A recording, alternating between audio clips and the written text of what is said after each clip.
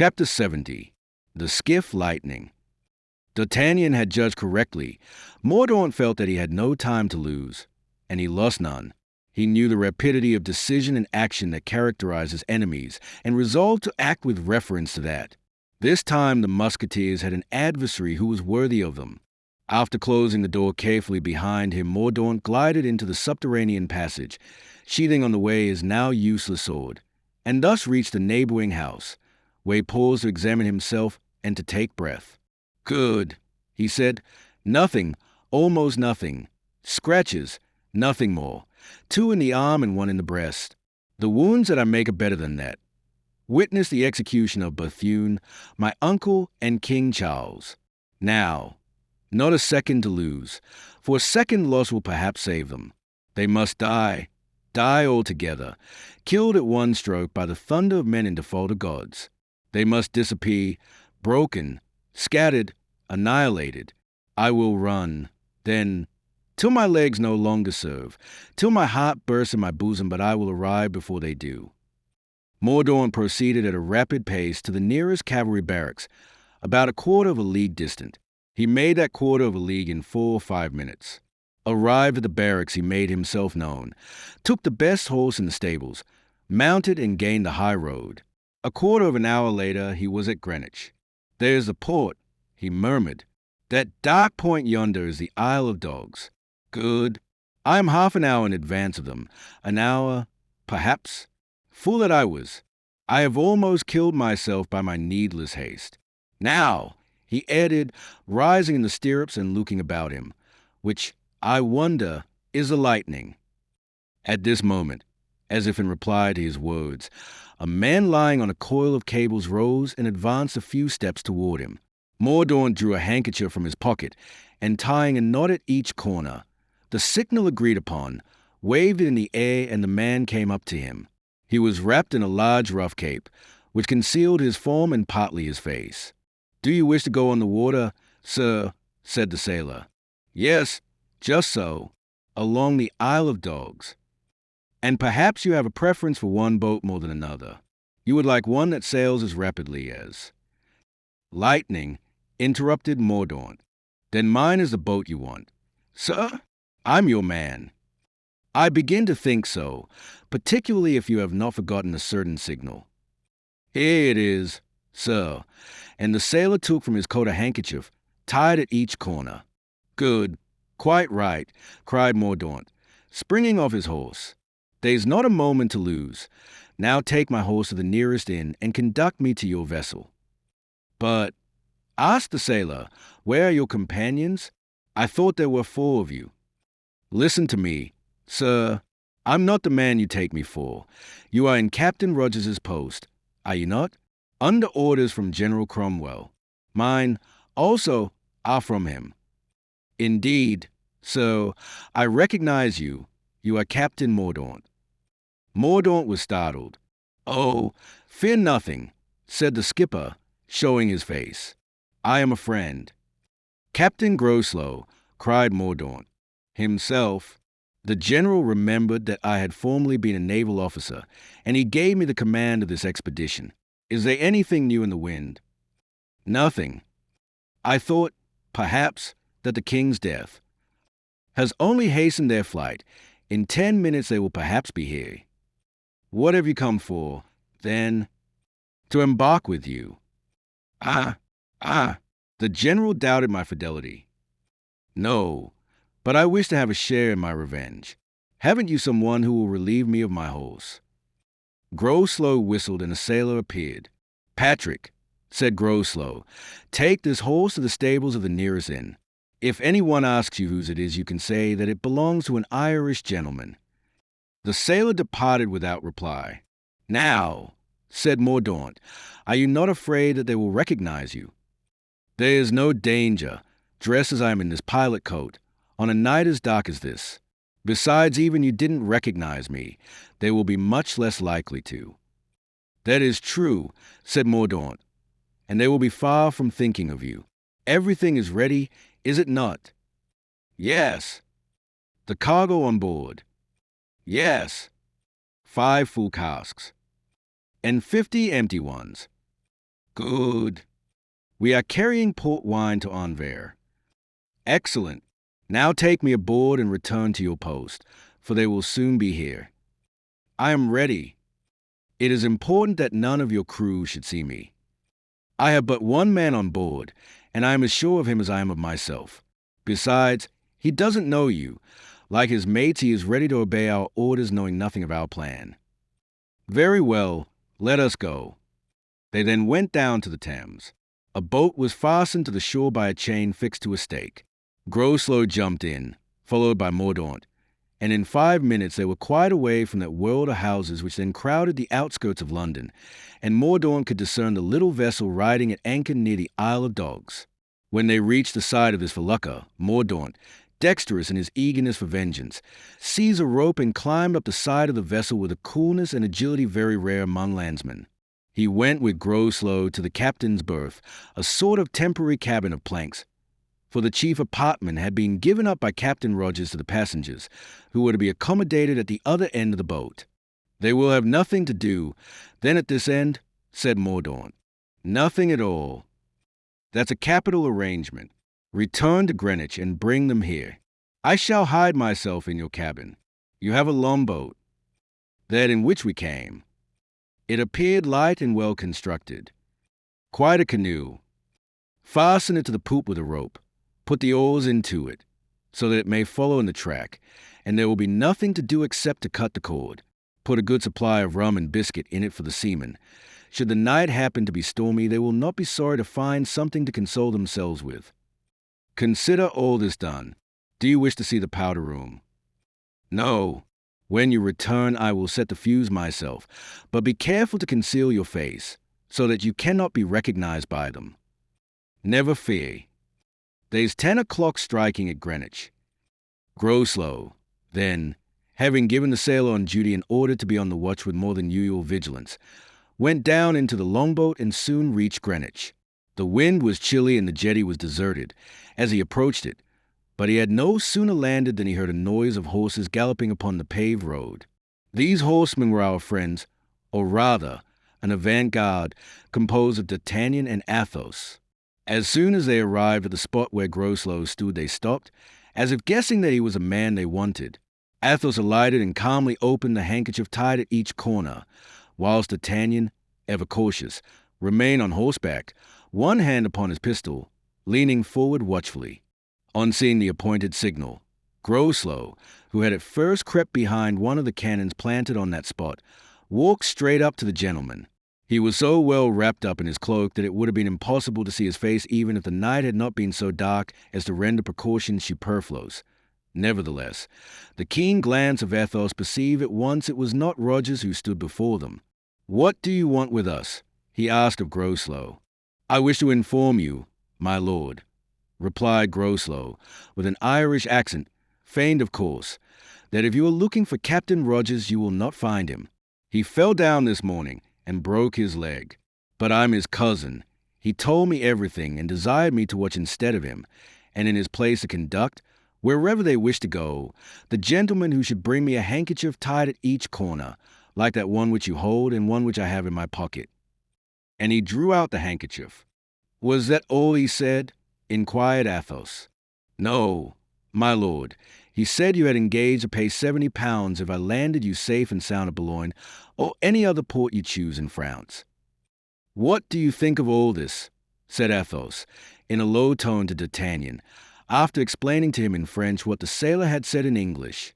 "It seems a likely story to me. And to me, too. Besides, we can but blow out his brains if he proves false," said the Gascon. "And you, Athos, you know something of everything and can be our captain. I dare say you know how to navigate, should he fail us. My dear friend, you guess well. My father meant me for the navy, and I have some vague notions about navigation." "You see," cried D'Artagnan.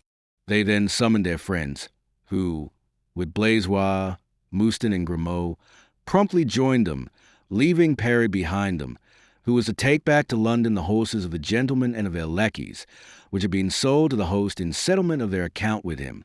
Thanks to this stroke of business, the four friends were able to take away with them a sum of money which, if not large, was sufficient as a provision against delays and accidents.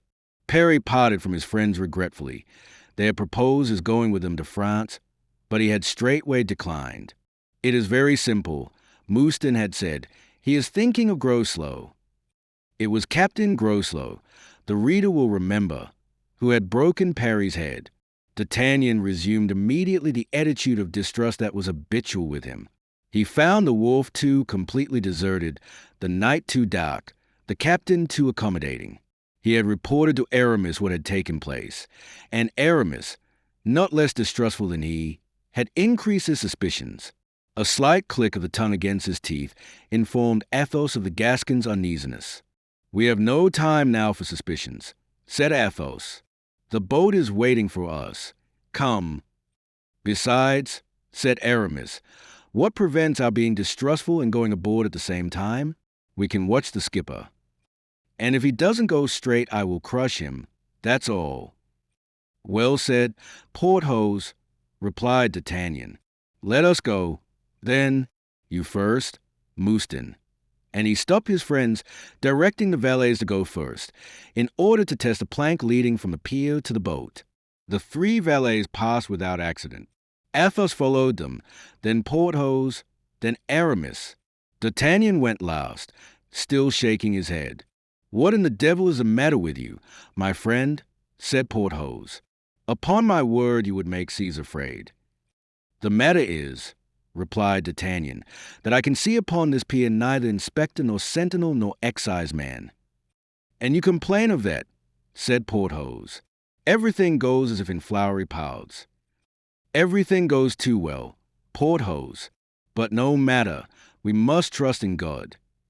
As soon as the plank was withdrawn, the captain took his place at the tiller and made a sign to one of the sailors, who, boat-hook in hand, began to push out from the labyrinth of boats in which they were involved. The other sailor had already seated himself on the port side and was ready to row. As soon as there was room for rowing, his companion rejoined him and the boat began to move more rapidly. "At last we are off!" exclaimed Porthos. "Alas," said Athos, "we depart alone." "Yes, but all four together and without a scratch, which is a consolation." "We are not yet at our destination," observed the prudent D'Artagnan. "Beware of misadventure." "Ah, my friend," cried Porthos, "like the crows, you always bring bad omens. Who could intercept us on such a night as this, pitch dark, when one does not see more than 20 yards before one?" "Yes, but tomorrow morning." "Tomorrow we shall be at Boulogne." "I hope so, with all my heart," said the Gascon, "and I confess my weakness. Yes, Athos, you may laugh, but as long as we were within gunshot of the pier or the vessels lying by it, I was looking for a frightful discharge of musketry which would crush us." "But," said Porthos with great wisdom, "that was impossible, for they would have killed the captain and the sailors." "Bah! Much Monsieur Mordaunt would care. You don't imagine he would consider a little thing like that." "At any rate," said Porthos, "I am glad to hear D'Artagnan admit that he is afraid." "I not only confess it, but am proud of it," returned the Gascon. "I'm not such a rhinoceros as you are." "Oh, what's that?" "The lightning," answered the captain. "Our felucca." "So far, so good," laughed Athos.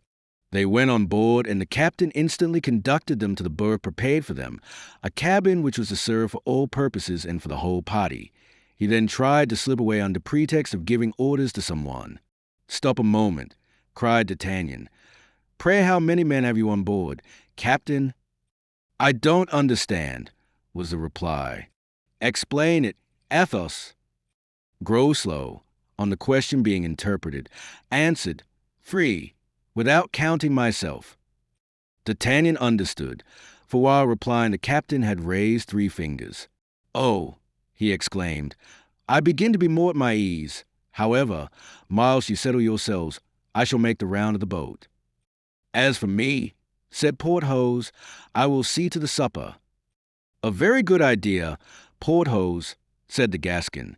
"Athos, lend me Grimaud, who in the society of his friend Perry has perhaps picked up a little English, and can act as my interpreter." "Go, Grimaud," said Athos. D'Artagnan, finding a lantern on the deck, took it up, and with a pistol in his hand, he said to the captain, in English, "Come," being, with the classic English oath, the only English word he knew, and so saying he descended to the lower deck. This was divided into 3 compartments, one which was covered by the floor of that room in which Athos, Porthos, and Aramis were to pass the night. The second was to serve as the sleeping room for the servants. The third, under the prow of the ship, was under the temporary cabin in which Mordaunt was concealed. "Aho!" cried D'Artagnan, as he went down the steps of the hatchway, preceded by the lantern. "What a number of barrels! One would think one was in the cave of Ali Baba. What is there in them?" he added, putting his lantern on one of the casks. The captain seemed inclined to go upon deck again, but controlling himself, he answered, "Port wine." "Ah, port wine. 'Tis a comfort," said the Gascon, "since we shall not die of thirst. Are they all full?" Grimaud translated the question, and Groslow, who was wiping the perspiration from off his forehead, answered, "Some full, others empty." D'Artagnan struck the barrels with his hand, and having ascertained that he spoke the truth, pushed his lantern, greatly to the captain's alarm, into the interstices between the barrels, and finding that there was nothing concealed in them. "Come along," he said, and he went toward the door of the second compartment. "Stop," said the Englishman.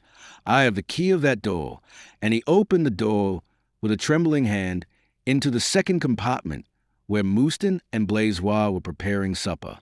Here there was evidently nothing to seek or to apprehend, and they passed rapidly to examine the third compartment. This was the room appropriated to the sailors. 2 or 3 hammocks hung upon the ceiling. A table and 2 benches composed the entire furniture. D'Artagnan picked up 2 or 3 old sails hung on the walls, and meeting nothing to suspect, regained by the hatchway the deck of the vessel. "And this room?" he asked, pointing to the captain's cabin. "That's my room," replied Groslow. "Open the door." The captain obeyed. D'Artagnan stretched out his arm in which he held the lantern, put his head in at the half-opened door, and seeing that the cabin was nothing better than a shed. "Good," he said. "If there is an army on board, it is not here that it is hidden. Let us see what Porthos has found for supper." And thanking the captain, he regained the state cabin where his friends were. Porthos had found nothing, and with him fatigue had prevailed over hunger. He had fallen asleep, and was in profound slumber when D'Artagnan returned. Athos and Aramis were beginning to close their eyes, which they half opened when their companion came in again. "Well," said Aramis, "all is well. We may sleep tranquilly." On this assurance, the 2 friends fell asleep, and D'Artagnan, who was very weary, bade good night to Grimaud and laid himself down in his cloak, with naked sword at his side, in such a manner that his body barricaded the passage, and it should be impossible to enter the room without upsetting him. Chapter 71. Port wine. In 10 minutes the master slept. Not so the servants, hungry and more thirsty than hungry. Blaisois and Mouston set themselves to preparing their bed, which consisted of a plank and a valise. On a hanging table, which swung to and fro with the rolling of the vessel, were a pot of beer and 3 glasses. "This cursed rolling," said Blaisois. "I know it will serve me as it did when we came over." "And to think," said Mouston, "that we have nothing to fight seasickness with but barley bread and hop beer. Pow! But where is your wicker flask, Monsieur Mouston? Have you lost it?" asked Blaisois. "No," replied Mouston. "Parry kept it. Those devilish Scotchmen are always thirsty. And you, Grimaud," he said to his companion, who had just come in after his round with D'Artagnan, "are you thirsty?" "As thirsty as a Scotchman," was Grimaud's laconic reply, and he sat down and began to cast up the accounts of his party, whose money he managed. "Oh, lackadaisy! I'm beginning to feel queer," cried Blaisois. "If that's the case," said Mouston, with a learned air, "take some nourishment." "Do you call that nourishment?" said Blaisois, pointing to the barley bread and pot of beer upon the table. "Blaisois," replied Mouston, "remember that bread is the true nourishment of a Frenchman, who is not always able to get bread. Ask Grimaud."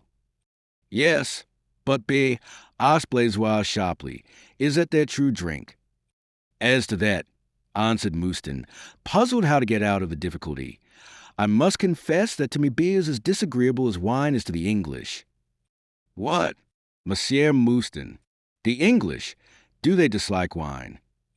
They hate it, but I have seen them drink it. As a punishment. For example, an English prince died one day because they had put him into a butt of Malmsey. I heard the Chevalier D'Herblay say so. The fool, cried Blaisois, I wish I had been in his place. Thou canst be, said Grimaud, writing down his figures. How? Asked Blaisois. I can. Explain yourself.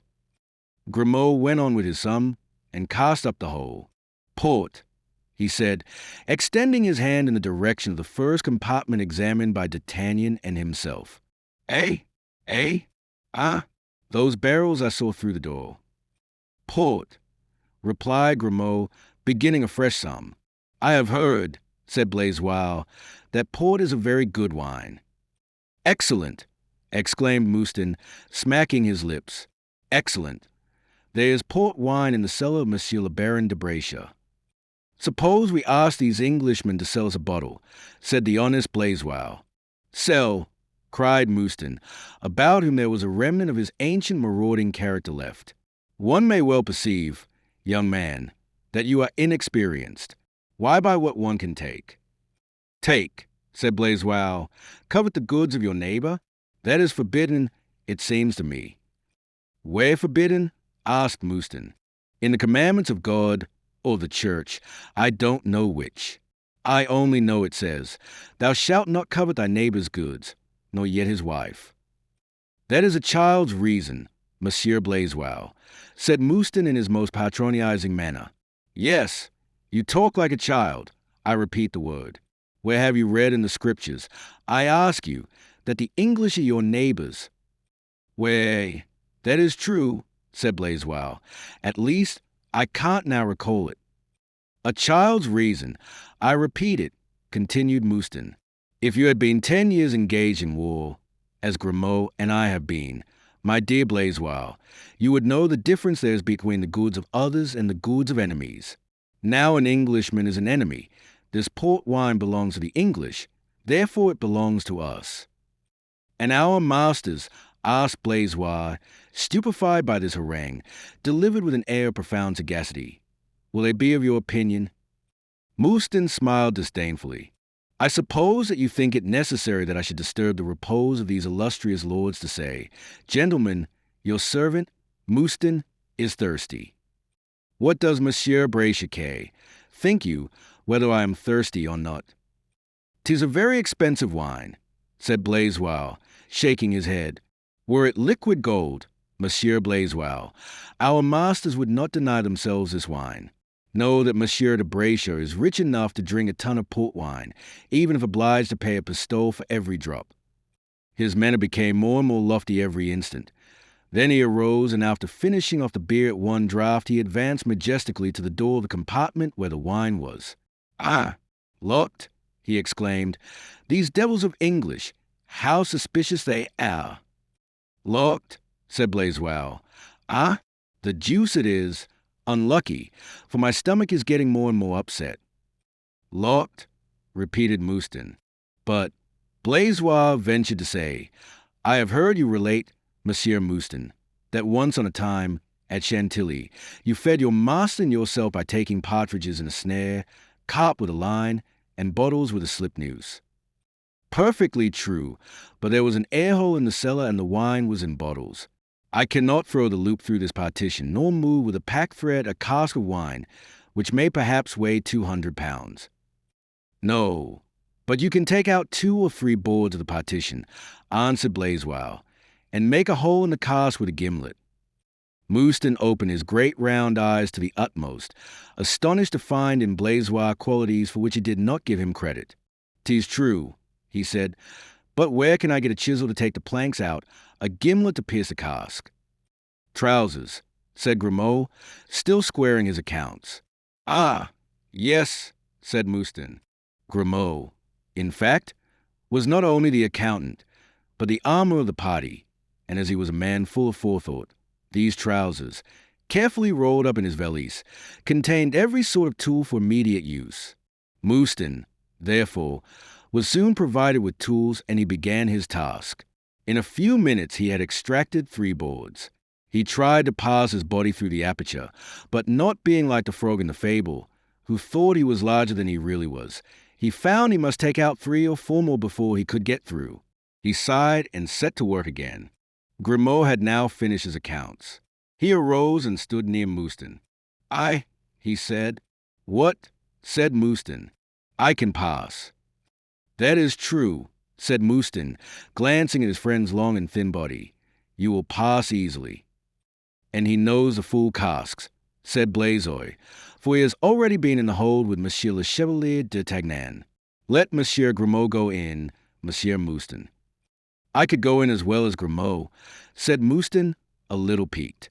Yes, but that would take too much time, and I am thirsty. I am getting more and more seasick. Go in, then, Grimaud, said Mouston, handing him the beer pot and gimlet. Rinse the glasses, said Grimaud. Then with a friendly gesture toward Mouston, that he might forgive him for finishing an enterprise so brilliantly begun by another, he glided like a serpent through the opening and disappeared. Blaisois was in a state of great excitement. He was in ecstasies. Of all the exploits performed since their arrival in England by the extraordinary men with whom he had the honor to be associated, this seemed without question to be the most wonderful. You are about to see, said Mouston, looking at Blaisois with an expression of superiority which the latter did not even think of questioning. You are about to see, Blaisois, how we old soldiers drink when we are thirsty. My cloak, said Grimaud, from the bottom of the hold. What do you want? Asked Blaisois. My cloak. Stop up the aperture with it. Why? Asked Blaisois. Simpleton, exclaimed Mouston. Suppose anyone came into the room. Ah, true, cried Blaisois, with evident admiration, but it will be dark in the cellar. Grimaud always sees, dark or light, night as well as day, answered Mouston. That is lucky, said Blaisois. As for me, when I have no candle, I can't take 2 steps without knocking against something. That's because you haven't served, said Mouston. Had you been in the army, you would have been able to pick up a needle on the floor of a closed oven. But hark, I think someone is coming. Mouston made, with a low whistling sound, the sign of alarm well known to the lackeys in the days of the youth, resumed his place at the table and made a sign to Blaisois to follow his example. Blaisois obeyed. The door of their cabin was opened. 2 men, wrapped in their cloaks, appeared. Aho, said they, not in bed at 11:15. That's against all rules. In 1/4 of an hour, let everyone be in bed and snoring.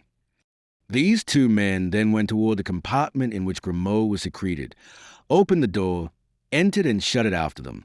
Ah, cried Blaisois, he is lost. Grimaud's a cunning fellow, murmured Mouston.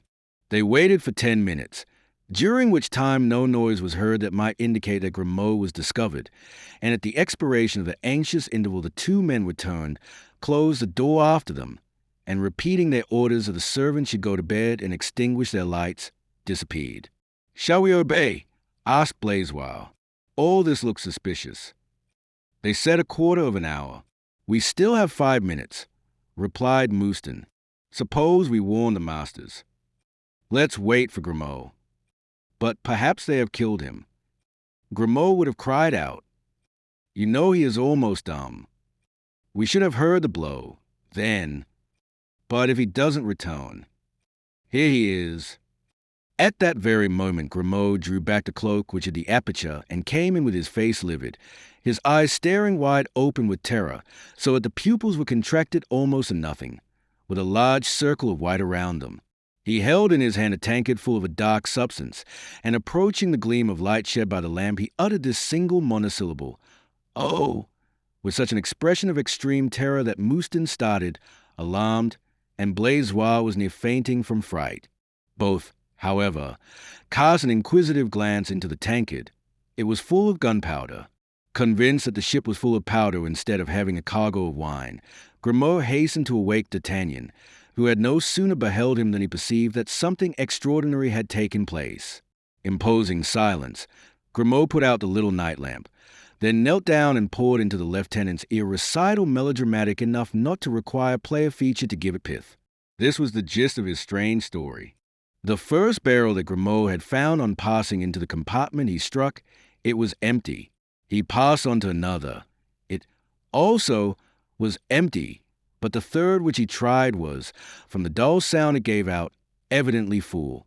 At this point Grimaud stopped and was preparing to make a hole with his gimlet, when he found a spigot. He therefore placed his tankard under it and turned the spout. Something, whatever it was a cask contained, fell silently into the tankard. Whilst he was thinking that he should first taste the liquor which the tankard contained before taking it to his companions, the door of the cellar opened, and a man with a lantern in his hands and enveloped in a cloak came and stood just before the hogshead, behind which Grimaud, on hearing him come in, instantly crept. This was Groslow. He was accompanied by another man, who carried in his hand something long and flexible rolled up, resembling a washing line. His face was hidden under the wide brim of his hat. Grimaud, thinking that they had come, as he had, to try the port wine, effaced himself behind his cask and consoled himself with the reflection that he would discover the crime was not a great one. "Have you the wick?" asked the one who carried the lantern. "Here it is," answered the other. At the voice of this last speaker, Grimaud started and felt a shudder creeping through his very marrow. He rose gently, so that his head was just above the round of the barrel, and under the large hat he recognized the pale face of Mordaunt. "How long will this fuse burn?" asked this person. "About 5 minutes," replied the captain. That voice also was known to Grimaud. He looked from one to the other, and after Mordaunt he recognized Groslow. "Then tell the men to be in readiness. Don't tell them why now. When the clock strikes midnight, collect your men. Get down into the longboat. That is, when I have lighted the match. I will undertake that. I wish to be sure of my revenge. Are the oars in the boat?" "Everything is ready." "'Tis well." Mordaunt knelt down and fastened one end of the train to the spigot, in order that he might have nothing to do but to set on fire at the opposite end with the match. He then arose. "You hear me, at midnight. In fact, in 20 minutes. "I understand all perfectly, sir," replied Groslow, "but allow me to say there is great danger in what you undertake. Would it not be better to entrust one of the men to set fire to the train?" "My dear Groslow," answered Mordaunt, "you know the French proverb, 'Nothing one does not do oneself is ever well done.' I shall abide by that rule."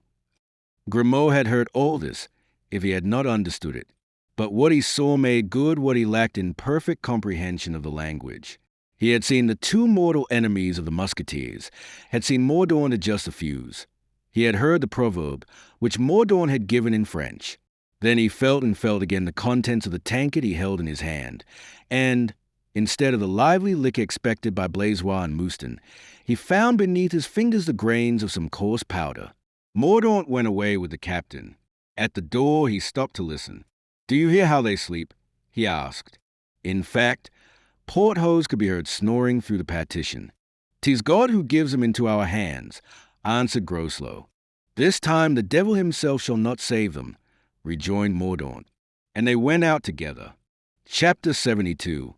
End of the port wine mystery. Grimaud waited till he heard the bolt grind in the lock, and when he was satisfied that he was alone, he slowly rose from his recumbent posture. "Ow!" he said, wiping with his sleeve large drops of sweat from his forehead. "How lucky it was that Mouston was thirsty." He made haste to pass out by the opening, still thinking himself in a dream, but the sight of the gunpowder in the tankard proved to him that his dream was a fatal nightmare. It may be imagined that D'Artagnan listened to these details with increasing interest. Before Grimaud had finished, he rose without noise and putting his mouth to Aramis's ear, and at the same time touching him on the shoulder to prevent a sudden movement. "Chevalier," he said, "get up and don't make the least noise." Aramis awoke. D'Artagnan, pressing his hand, repeated his call. Aramis obeyed. "Athos is near you," said D'Artagnan. "Warn him as I have warned you." Aramis easily aroused Athos, whose sleep was light, like that of all persons of a finely organized constitution. But there was more difficulty in arousing Porthos. He was beginning to ask for explanation of that breaking in on his sleep, which was very annoying to him, when D'Artagnan, instead of explaining, closed his mouth with his hand. Then our Gascon, extending his arms, drew to him the heads of his three friends till they almost touched one another. "Friends," he said, "we must leave this craft at once or we are dead men." "Bah!" said Athos, "are you still afraid? Do you know who is captain of this vessel?" "No, Captain Groslow." The shudder of the Three Musketeers showed to D'Artagnan that his words began to make some impression on them. "Groslow," said Aramis. "The devil! Who is this Groslow?" asked Porthos. "I don't remember him." "Groslow is the man who broke Perry's head, and is now getting ready to break ours." Oh! And do you know who is his lieutenant?" "His lieutenant? There is none," said Athos. "They don't have lieutenants in a felucca manned by a crew of 4. "Yes, but Monsieur Groslow is not a captain of the ordinary kind. He has a lieutenant, and that lieutenant is Monsieur Mordaunt." This time the Musketeers did more than shudder. They almost cried out. Those invincible men were subject to a mysterious and fatal influence which that name had over them. The mere sound of it filled them with terror. "What shall we do?" said Athos. "We must seize the felucca," said Aramis. "And kill him," said Porthos. "The felucca is mine," said D'Artagnan. "Those casks which I took for casks of port wine are filled with powder. When Mordaunt finds himself discovered, he will destroy all, friends and foes, and on my word he will be bad company in going either to heaven or to hell." "You have some plan, then?" asked Athos. "Yes." "What is it?" "Have you confidence in me?" "Give your orders," said the Three Musketeers. "Very well. Come this way." D'Artagnan went toward a very small, low window, just large enough to let a man through. He turned it gently on its hinges. "There," he said, "is our road." "The deuce? It is a very cold one, my dear friend," said Aramis. "Stay here, if you like, but I warn you 'twill be rather too warm presently. But we cannot swim to the shore. The longboat is yonder, lashed to the felucca. We will take possession of it, and cut the cable. Come, my friends."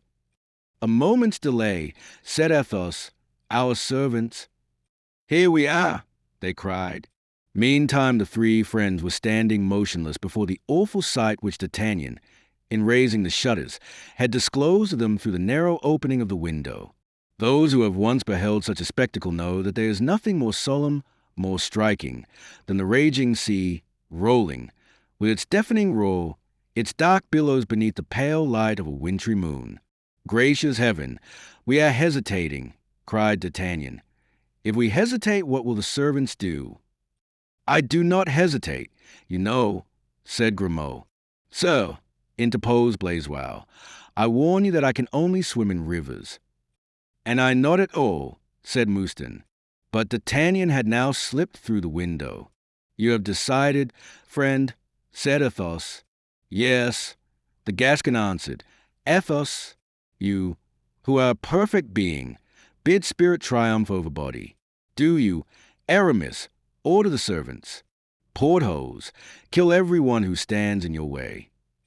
And after pressing the hand of Athos, D'Artagnan chose a moment when the ship rolled backward, so that he had only to plunge into the water, which was already up to his waist. Athos followed him before the felucca rose again on the waves. The cable which tied the boat to the vessel was then seen plainly rising out of the sea. D'Artagnan swam to it and held it, suspending himself by this rope, his head alone out of water. In 1 second Athos joined him. Then they saw, as the felucca turned, 2 other heads peeping, those of Aramis and Grimaud. "I am uneasy about Blaisois," said Athos. He says, only swim in rivers. When people can swim at all, they can swim anywhere. To the boat! To the boat!" "But Porthos, I do not see him." "Porthos is coming. He swims like Leviathan." In fact, Porthos did not appear. For a scene, half tragedy and half comedy, had been performed by him with Mouston and Blaisois, who, frightened by the noise of the sea, by the whistling of the wind, by the sight of that dark water yawning like a gulf beneath them, shrank back instead of going forward. "Come, come," said Porthos, "jump in." "But, monsieur," said Mouston, "I can't swim. Let me stay here." "And me, too, monsieur," said Blaisois. "I assure you, I shall be very much in the way in that little boat," said Mousqueton. "And I know I shall drown before reaching it," continued Blaisois. "Come along. I shall strangle you both if you don't get out," said Porthos at last, seizing Mouston by the throat. "Forward, Blaisois." A groan, stifled by the grasp of Porthos, was all the reply of poor Blaisois, for the giant, taking him neck and heels, plunged him into the water head foremost, pushing him out of the window as if he had been a plank. "Now, Mousqueton," he said, "I hope you don't mean to desert your master." "Ah, so," replied Mouston, his eyes filling with tears, "why did you re-enter the army? We were all so happy in the Chateau de Pierrefonds." And without any other complaint, passive and obedient, either from true devotion to his master or from the example set by Blaisois, Mouston leaped into the sea head foremost. A sublime action, at all events, for Mouston looked upon himself as dead. But Porthos was not a man to abandon an old servant, and when Mouston rose above the water, blind as a newborn puppy, he found he was supported by the large hand of Porthos and that he was thus enabled, without having occasion even to move, to advance toward the cable with the dignity of a very Triton. In a few minutes Porthos had rejoined his companions, who were already in the boat, but when, after they had all got in, it came to his tone, there was great danger that in putting his huge leg over the edge of the boat he would upset the little vessel. Athos was the last to enter. "Are you all here?" he asked. "Ah, have you your sword?" "Athos," cried D'Artagnan. "Yes." "Cut the cable." Then Athos drew a sharp poniard from his belt and cut the cord. The felucca went on. The boat continued stationary, rocked only by the swashing waves. "Come, Athos," said D'Artagnan, giving his hand to the Count. "You are going to see something curious," added the Gascon. Chapter 63. Fatality. Scarcely had D'Artagnan uttered these words when a ringing and sudden noise was heard resounding through the felucca, which had now become dim in the obscurity of the night. "That, you may be sure," said the Gascon, "means something." They then at the same instant perceived a large lantern carried on a pole appear on the deck, defining the forms of shadows behind it. Suddenly a terrible cry, a cry of despair, was wafted through space, and as if the shrieks of anguish had driven away the clouds, the veil which at the moon was cleated away, and the grey sails and dark shrouds of the felucca were plainly visible beneath the silvery light. Shadows ran, as if bewildered, to and fro on the vessel, and mournful cries accompanied these delirious walkers. In the midst of these screams they saw Mordaunt upon the poop with a torch in hand. The agitated figures, apparently wild with terror, consisted of Groslow, who at the hour fixed by Mordaunt had collected his men and the sailors. Mordaunt, after having listened at the door of the cabin to hear if the Musketeers were still asleep, had gone down into the cellar, convinced by their silence that they were all in a deep slumber. Then he had run to the train, impetuous as a man who is excited by revenge, and full of confidence, as of those whom God blinds. He had set fire to the wick of Niter. All this while Groslow and his men were assembled on deck. "Haul up the cable and draw the boat to us," said Groslow. One of the sailors got down the side of the ship, seized the cable, and drew it. It came without the least resistance. "The cable is cut," he cried. "No boat." "How? No boat?" exclaimed Groslow. "It is impossible." "'Tis true, however," answered the sailor. "There's nothing in the wake of the ship. Besides, here's the end of the cable." "What's the matter?" cried Mordaunt, who, coming up out of the hatchway, rushed to the stern, waving his torch. "Only that our enemies have escaped. They have cut the cord and gone off with the boat." Mordaunt bounded with one step to the cabin and kicked open the door. "Empty!" he exclaimed. "The infernal demons!" "We must pursue them," said Groslow. "They can't be gone far, and we will sink them passing over them." "Yes, but the fire," ejaculated Mordaunt. "I have lighted it." 10,000 devils!" cried Groslow, rushing to the hatchway. "Perhaps there is still time to save us." Mordaunt answered only by a terrible laugh, threw his torch into the sea, and plunged in after it. The instant Groslow put his foot upon the hatchway steps, the ship opened like the crater of a volcano.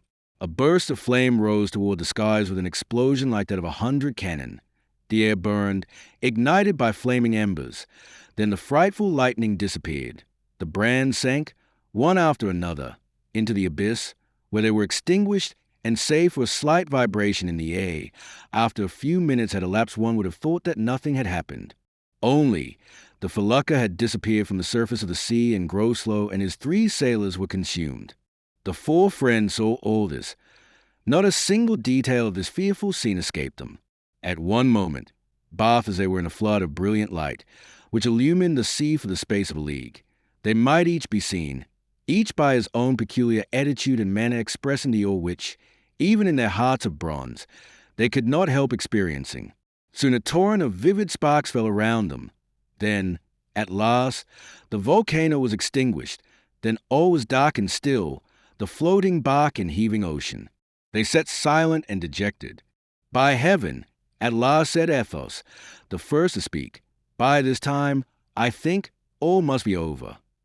"Here, my lords, save me, help," cried a voice, whose mournful accents, reaching the 4 friends, seemed to proceed from some phantom of the ocean. All looked around. Athos himself stayed. "Teasy," it is his voice.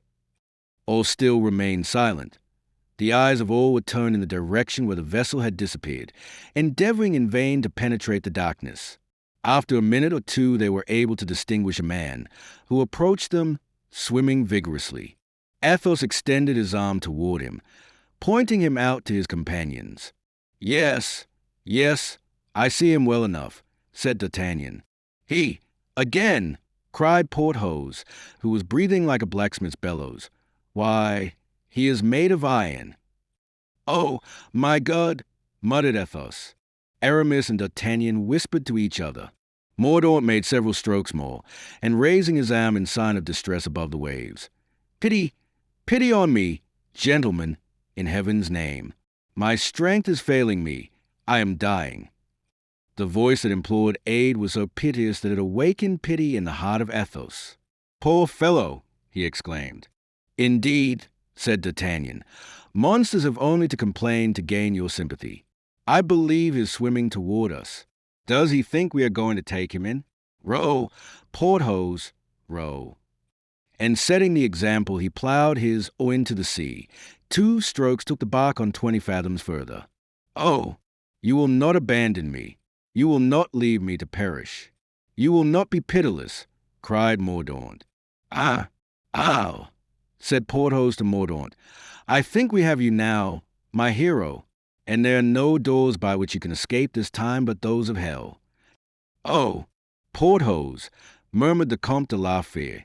"Oh, pray, for mercy's sake, don't fly from me.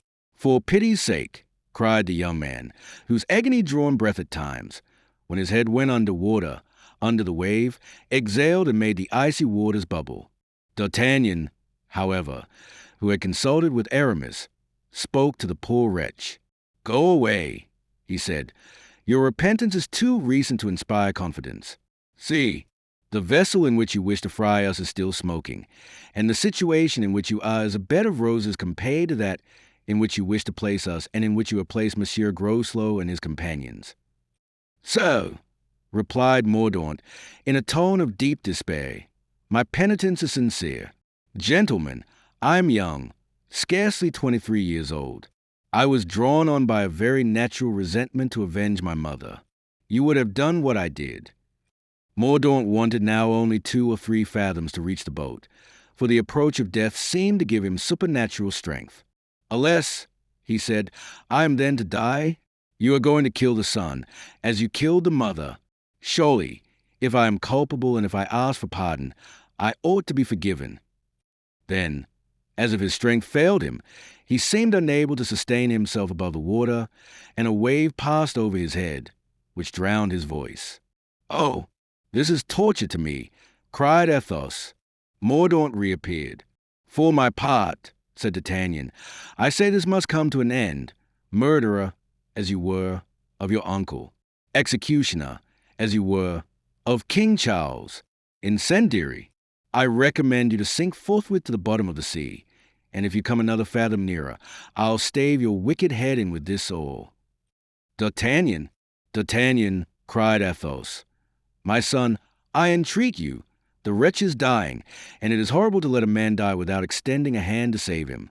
I cannot resist doing so. He must live." "Zounds," replied D'Artagnan, "why don't you give yourself up directly, feet and hands bound, to that wretch?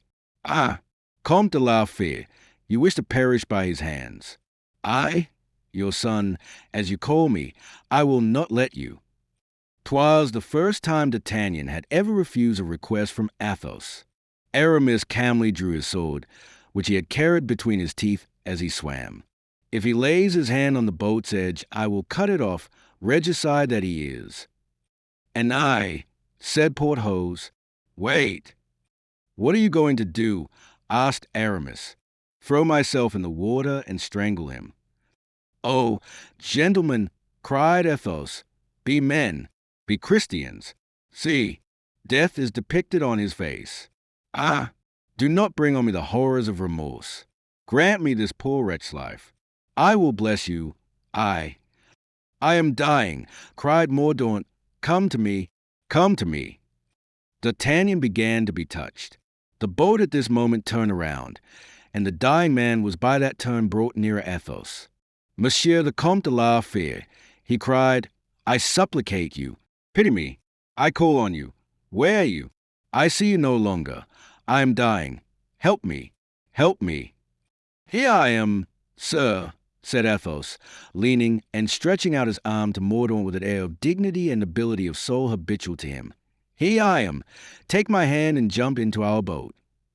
Mordaunt made a last effort, rose, seized the hand thus extended to him and grasped it with the vehemence of despair. "That's right," said Athos. "Put your other hand here." And he offered him his shoulder as another stay and support, so that his head almost touched that of Mordaunt, and these two mortal enemies were in as close an embrace as if they had been brothers. "Now, sir," said the Count, "you are safe. Calm yourself." "Ah, my mother," cried Mordaunt, with eyes on fire with a look of hate impossible to paint. "I can only offer thee one victim, but it shall at any rate be the one thou wouldst thyself have chosen." And whilst D'Artagnan uttered a cry, Porthos raised the oar, and Aramis sought a place to strike. A frightful shake given to the boat precipitated Athos into the sea, whilst Mordaunt, with a shout of triumph, grasped the neck of his victim, and in order to paralyze his movements, twined arms and legs around the musketeer. For an instant, without an exclamation, without a cry for help, Athos tried to sustain himself on the surface of the waters, but the weight dragged him down. He disappeared by degrees. Soon nothing was to be seen except his long, floating hair. Then both men disappeared in the bubbling of the water, which, in its turn, was soon effaced, alone indicated the spot where these two had sunk. Mute with horror, the three friends had remained open-mouthed, their eyes dilated, their arms extended like statues, and, motionless as they were, the beating of their hearts was audible. Porthos was the first who came to himself. He tore his hair. "Oh," he cried, "Athos, Athos, thou man of noble heart, woe is me, I have let thee perish." At this instant, in the midst of the silver circle illumined by the light of the moon, the same whirlpool which had been made by the sinking men was again obvious, and first was seen, rising above the waves, a wisp of hay, then a pale face with open eyes, yet, nevertheless, the eyes of death, then a body which, after rising of itself even to the waist above the sea, turned gently on its back, according to the caprice of the waves, and floated. In the bosom of this corpse was plunged a poniard, the gold hilt of which shone in the moonbeams.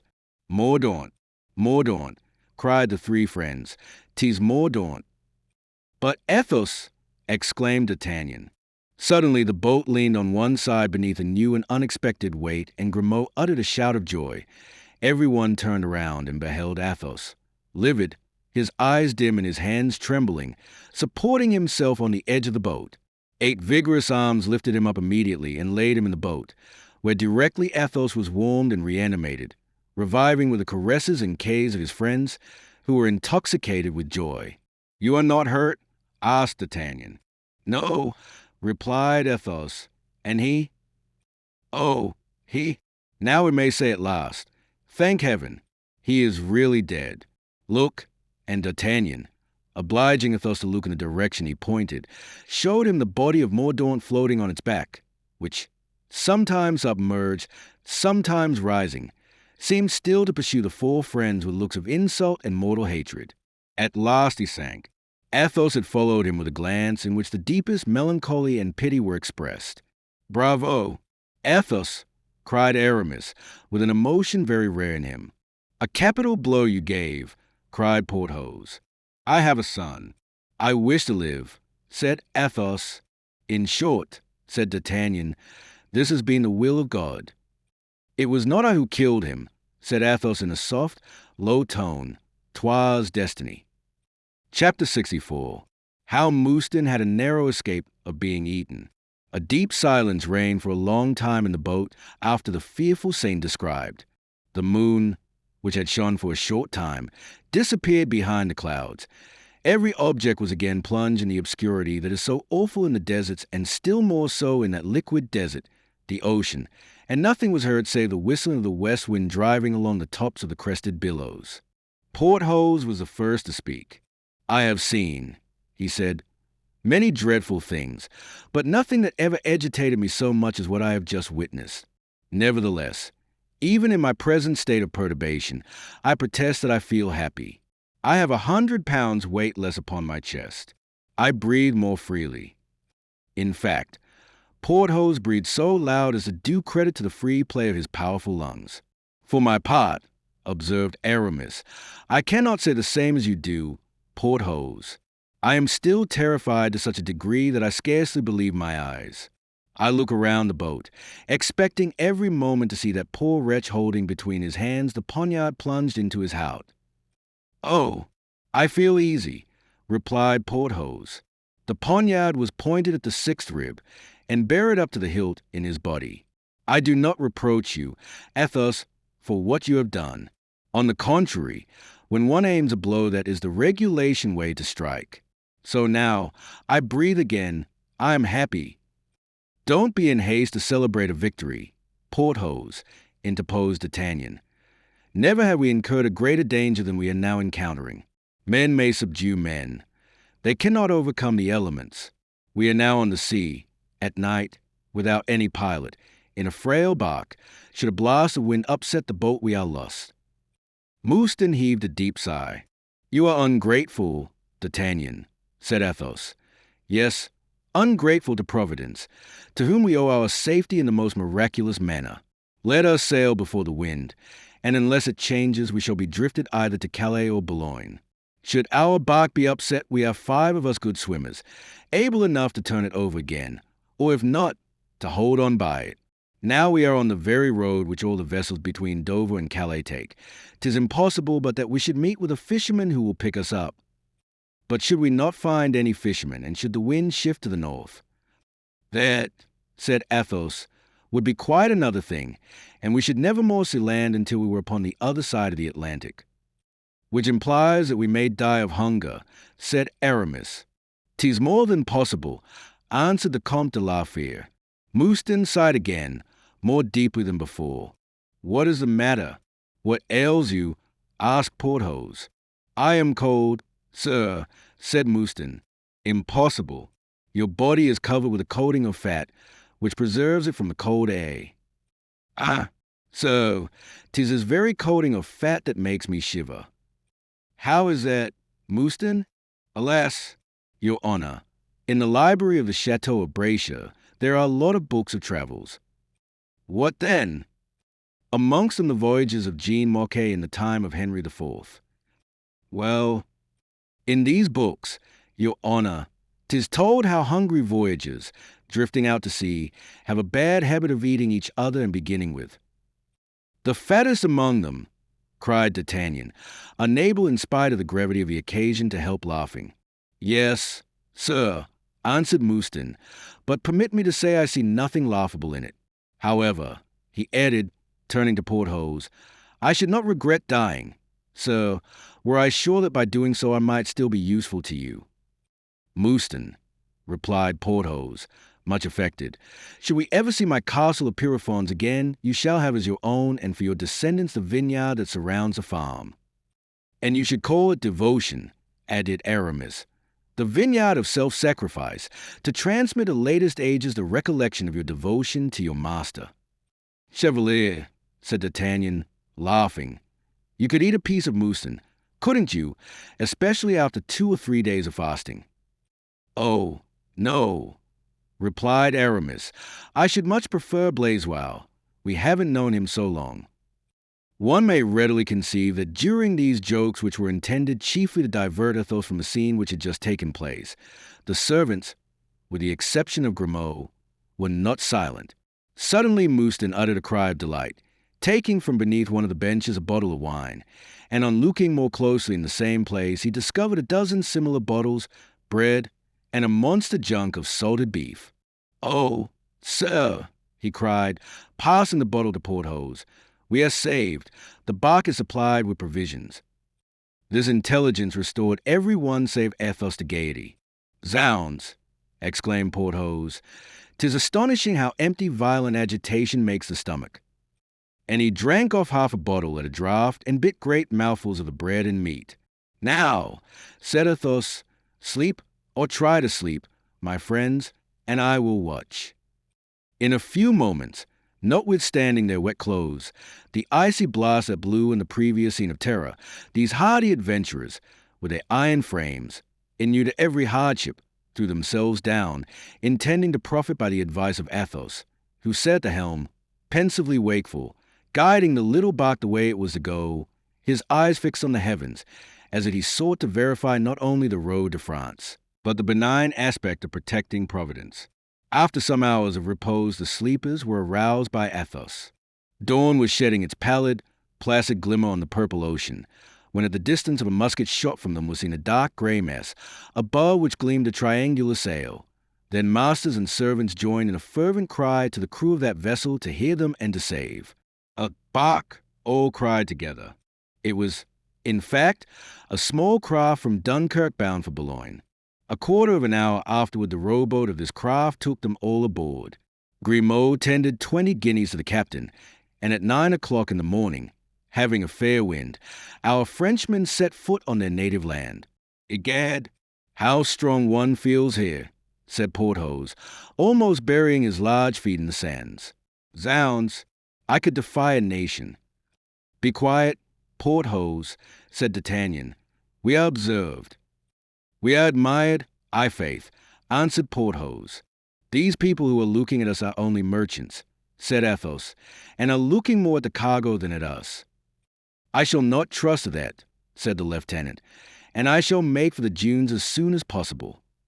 The party followed him and soon disappeared with him behind the hillocks of sand unobserved. Here, after a short conference, they proposed to separate. And why separate? Asked Athos.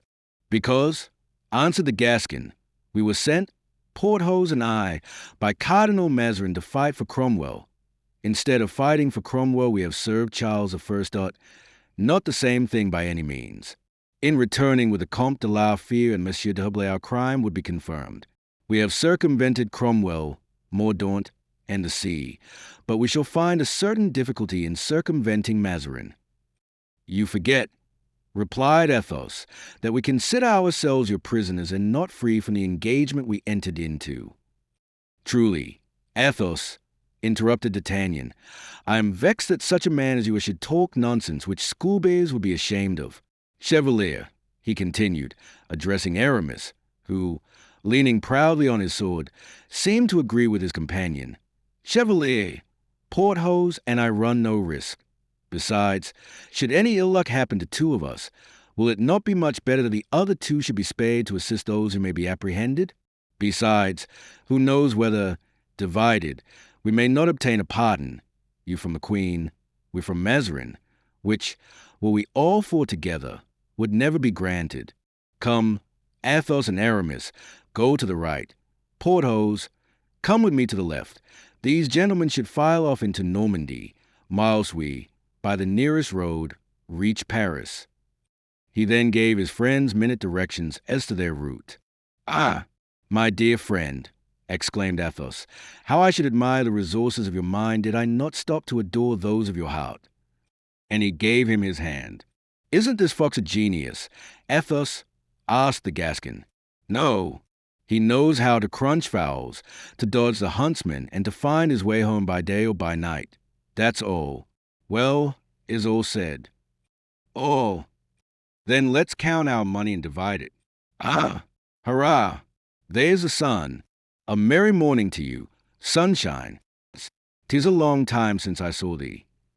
"Come, come, D'Artagnan," said Athos, "do not affect to be strong-minded. There are tears in your eyes. Let us be open with each other and sincere." "What?" cried the Gascon. "Do you think, Athos, we can take leave, calmly, of two friends at a time not free from danger to you and Aramis?" "No," answered Athos. "Embrace me, my son." "Zounds," said Porthos, sobbing. "I believe I'm crying, but how foolish all this is." Then they embraced. At that moment their fraternal bond of union was closer than ever, and when they parted, each to take the route agreed on, they turned back to utter affectionate expressions, which the echoes of the dunes repeated. At last they lost sight of each other. "Sacre bleu, D'Artagnan," said Porthos, "I must out with it at once, for I can't keep to myself anything I have against you.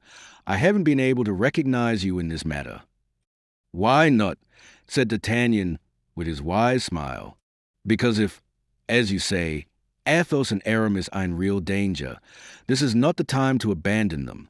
For my part, I confess to you that I was all ready to follow them and am still ready to rejoin them, in spite of all the Mazarins in the world." "You would be right, Porthos, but for one thing, which may change the current of your ideas, and that is, that it is not those gentlemen who are in the greatest danger, it is ourselves.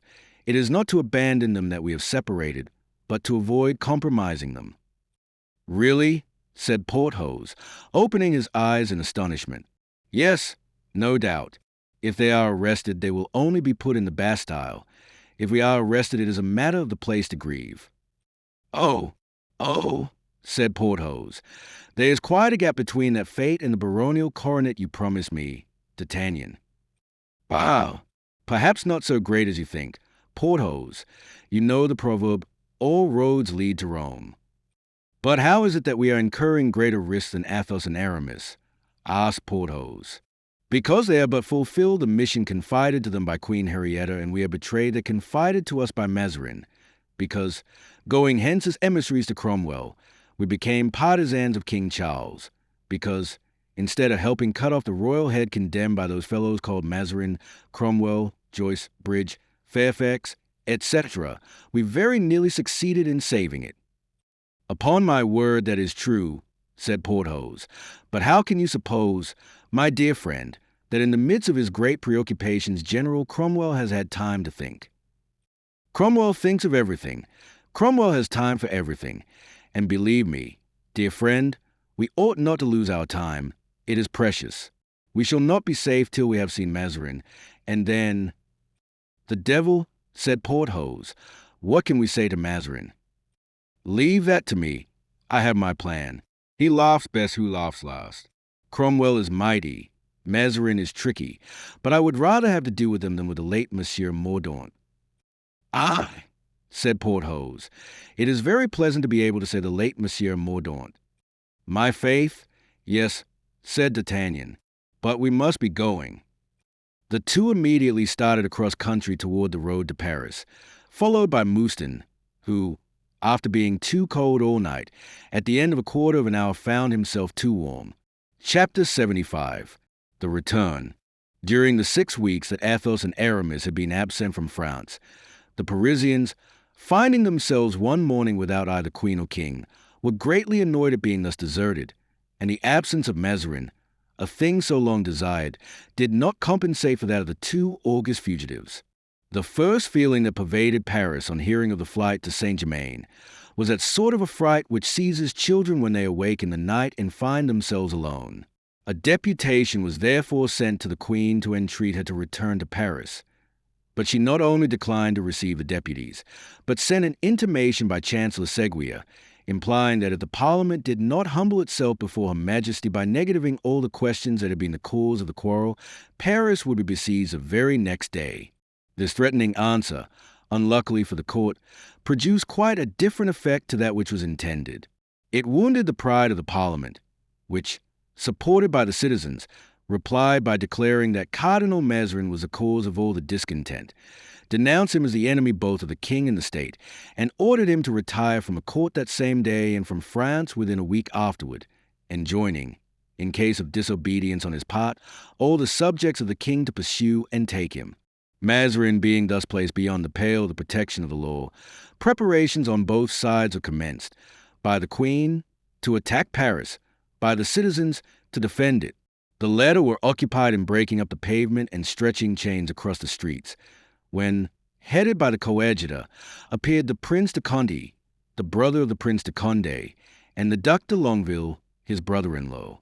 This unexpected band of auxiliaries arrived in Paris on the 10th of January, and the Prince of Conti was named, but not until after a stormy discussion, Generalissimo of the army of the king, out of Paris. As for the Duc de Beaufort, he arrived from Vendôme, according to the annals of the day, bringing with him his high bearing and his long and beautiful hay, qualifications which gained him a sovereignty of the marketplaces. The Parisian army had organized with a promptness characteristic of the bourgeois whenever they are moved by any sentiment whatever to disguise themselves as soldiers. On the 19th, the impromptu army had attempted a sortie, more to assure itself and others of its actual existence than with any more serious intention. They carried a banner on which could be read this strange device: "We are seeking our king." The next following days were occupied in trivial movements, which resulted only in the carrying off of a few herds of cattle and the burning of 2 or 3 houses. That was still the situation of affairs up to the early days of February. On the first day of that month our 4 companions had landed at Boulogne, and, in 2 parties, had set out for Paris.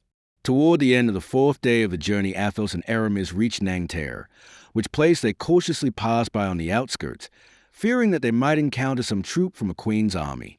It was against his will that Athos took these precautions, but Aramis had very judiciously reminded him that they had no right to be imprudent, that they had been charged by King Charles with a supreme and sacred mission, which, received at the foot of the scaffold, could be accomplished only at the feet of Queen Henrietta.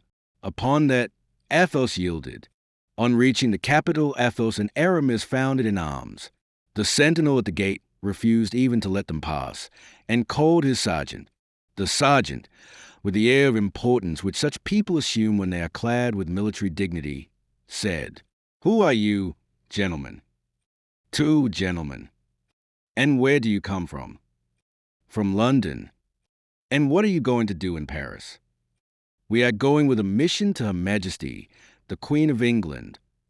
"Ah! Everyone seems to be going to see the Queen of England. We have already at the station 3 gentlemen whose passports are under examination, who are on their way to Her Majesty." "Where are your passports?" "We have none. We left England, ignorant of the state of politics here, having left Paris before the departure of the king." "Ah!"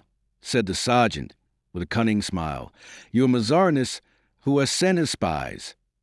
"My dear friend," here Athos spoke, "rest assured, if we were Mazarinists, we should come well prepared with every sort of passport. In your situation, distrust those who are well provided with every formality." "Enter the guardroom," said the sergeant. "We will lay your case before the commandant of the post." The guardroom was filled with citizens and common people, some playing, some drinking, some talking. In a corner, almost hidden from view, were 3 gentlemen who had preceded Athos and Aramis, and an officer was examining their passports. The first impulse of these 3, and of those who last entered, was to cast an inquiring glance at each other. The first arrivals wore long cloaks, in whose drapery they were carefully enveloped. One of them, shorter than the rest, remained pertinaciously in the background.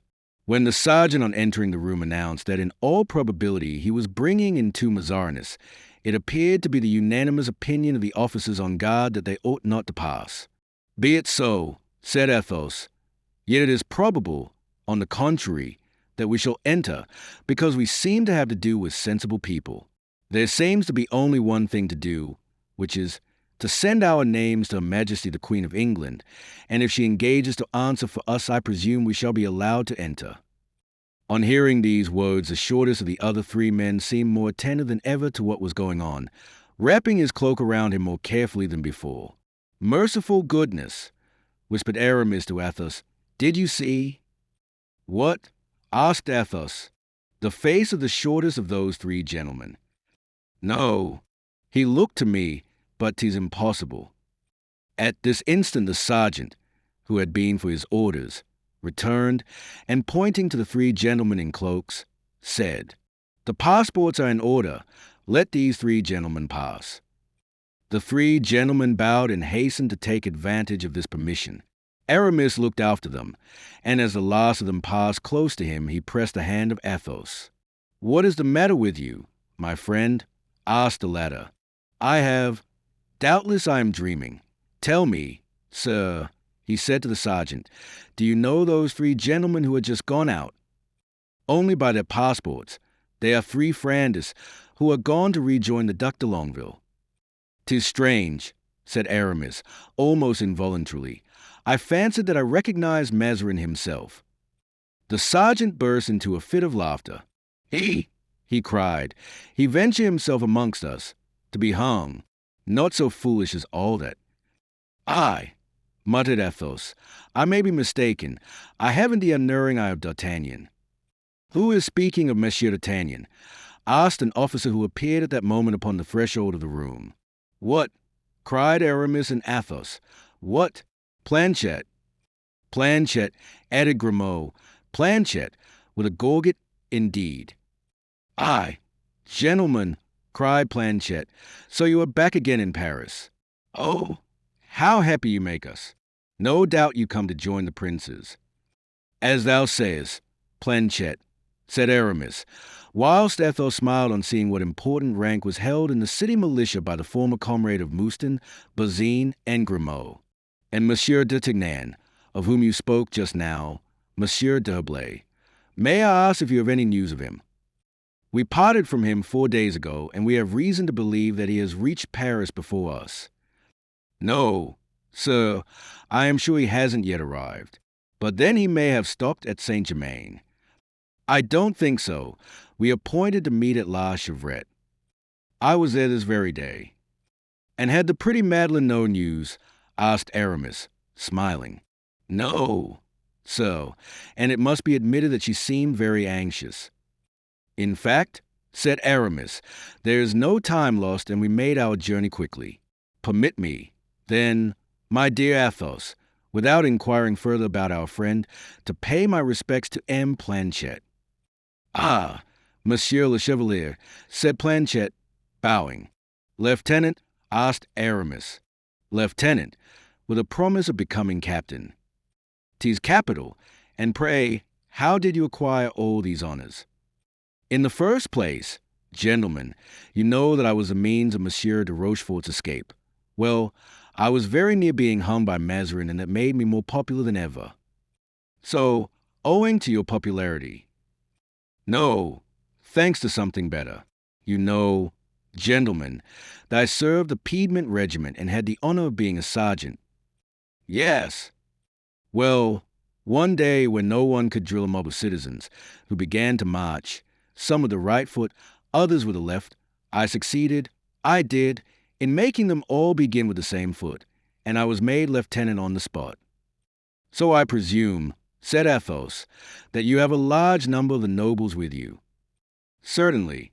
There are the Prince de Conde, the Duc de Longueville, the Duc de Beaufort, the Duc de Bouillon, the Marechal de Lamotte, the Marquis de Savine, and I don't know who, for my part. And the Vicomte Raoul de Bragelonne." inquired Athos, in a tremulous voice. D'Artagnan told me that he had recommended him to your care in parting. Yes, Count, nor have I lost sight of him for a single instant since. Then, said Athos in a tone of delight, he is well? No accident has happened to him? None, sir, and he lives still at the hotel of the great Charlemagne, and passes his time, sometimes with the Queen of England, sometimes with Madame de Chevreuse. He and the Count de Guiche are like each other's shadows. Thanks, Planchet, thanks, cried Athos, extending his hand to the lieutenant. Oh, sir. Planchet only touched the tips of the Count's fingers. Well, what are you doing, Count? To a former lackey. My friend, said Athos, he has given me news of Raoul. And now, gentlemen, said Planchet, who had not heard what they were saying, what do you intend to do? Re-enter Paris, if you will let us, my good Planchet. Let you, sir? Now, as ever, I'm nothing but your servant. Then turning to his men, allow these gentlemen to pass, he said. They are friends of the Duc de Beaufort. Long live the Duc de Beaufort, cried the sentinels. The sergeant drew near to Planchet. What? Without passports, he murmured. Without passports, said Planchet. Take notice, Captain, he continued, giving Planchet his expected title. Take notice that one of the three men who just now went out from here told me privately to distrust these gentlemen. And I, said Planchet, with dignity, I know them and I answer for them. As he said this, he pressed Grimaud's hand, who seemed honored by the distinction. Farewell till we meet again, said Aramis, as they took leave of Planchet. If anything happens to us, we shall blame you for it.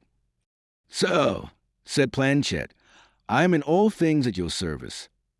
That fellow is no fool, said Aramis, as he got on his horse. How should he be?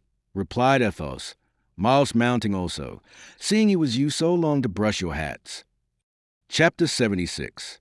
The Ambassadors. The two friends rode rapidly down the declivity of the Faubourg, but on arriving at the bottom were surprised to find that the streets of Paris had become rivers and the open places lakes. After the great rains which fell in January, the Seine had overflowed its banks and the river inundated half the capital. The two gentlemen were obliged, therefore, to get off their horses and take a boat, and in that strange manner they approached the Louvre.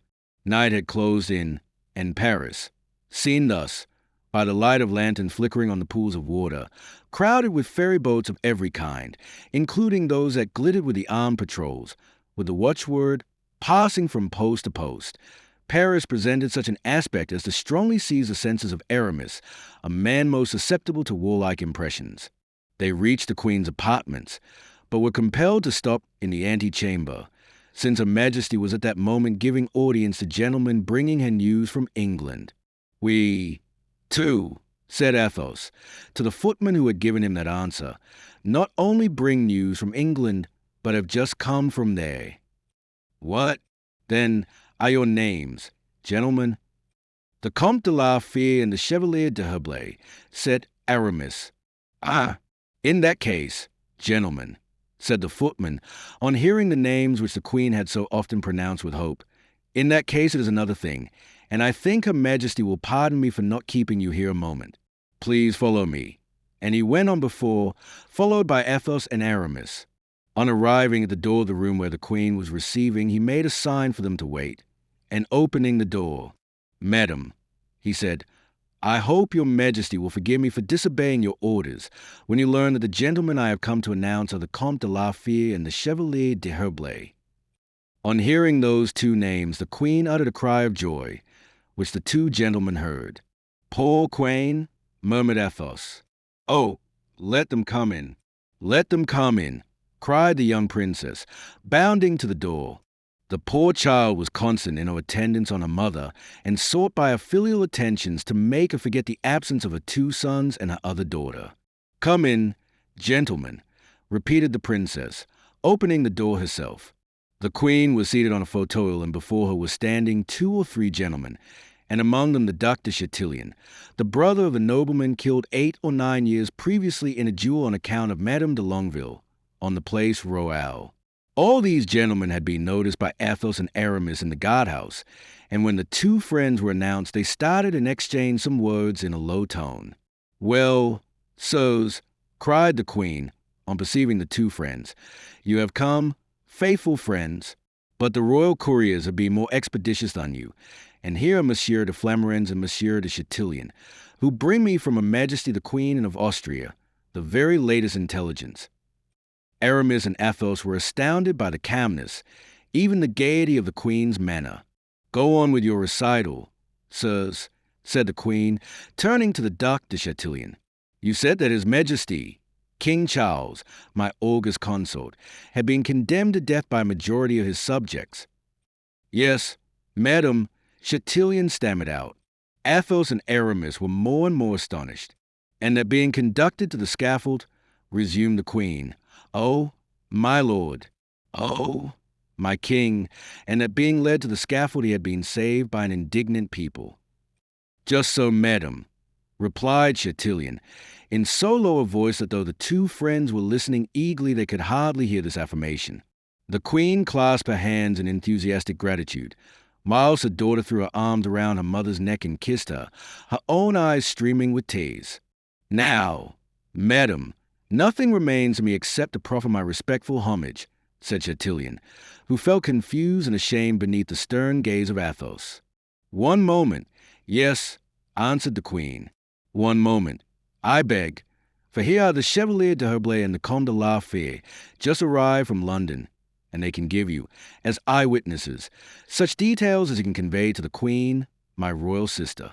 Speak, gentlemen, speak. I am listening. Conceal nothing, gloss over nothing. Since His Majesty still lives, since the honor of the throne is safe, everything else is a matter of indifference to me."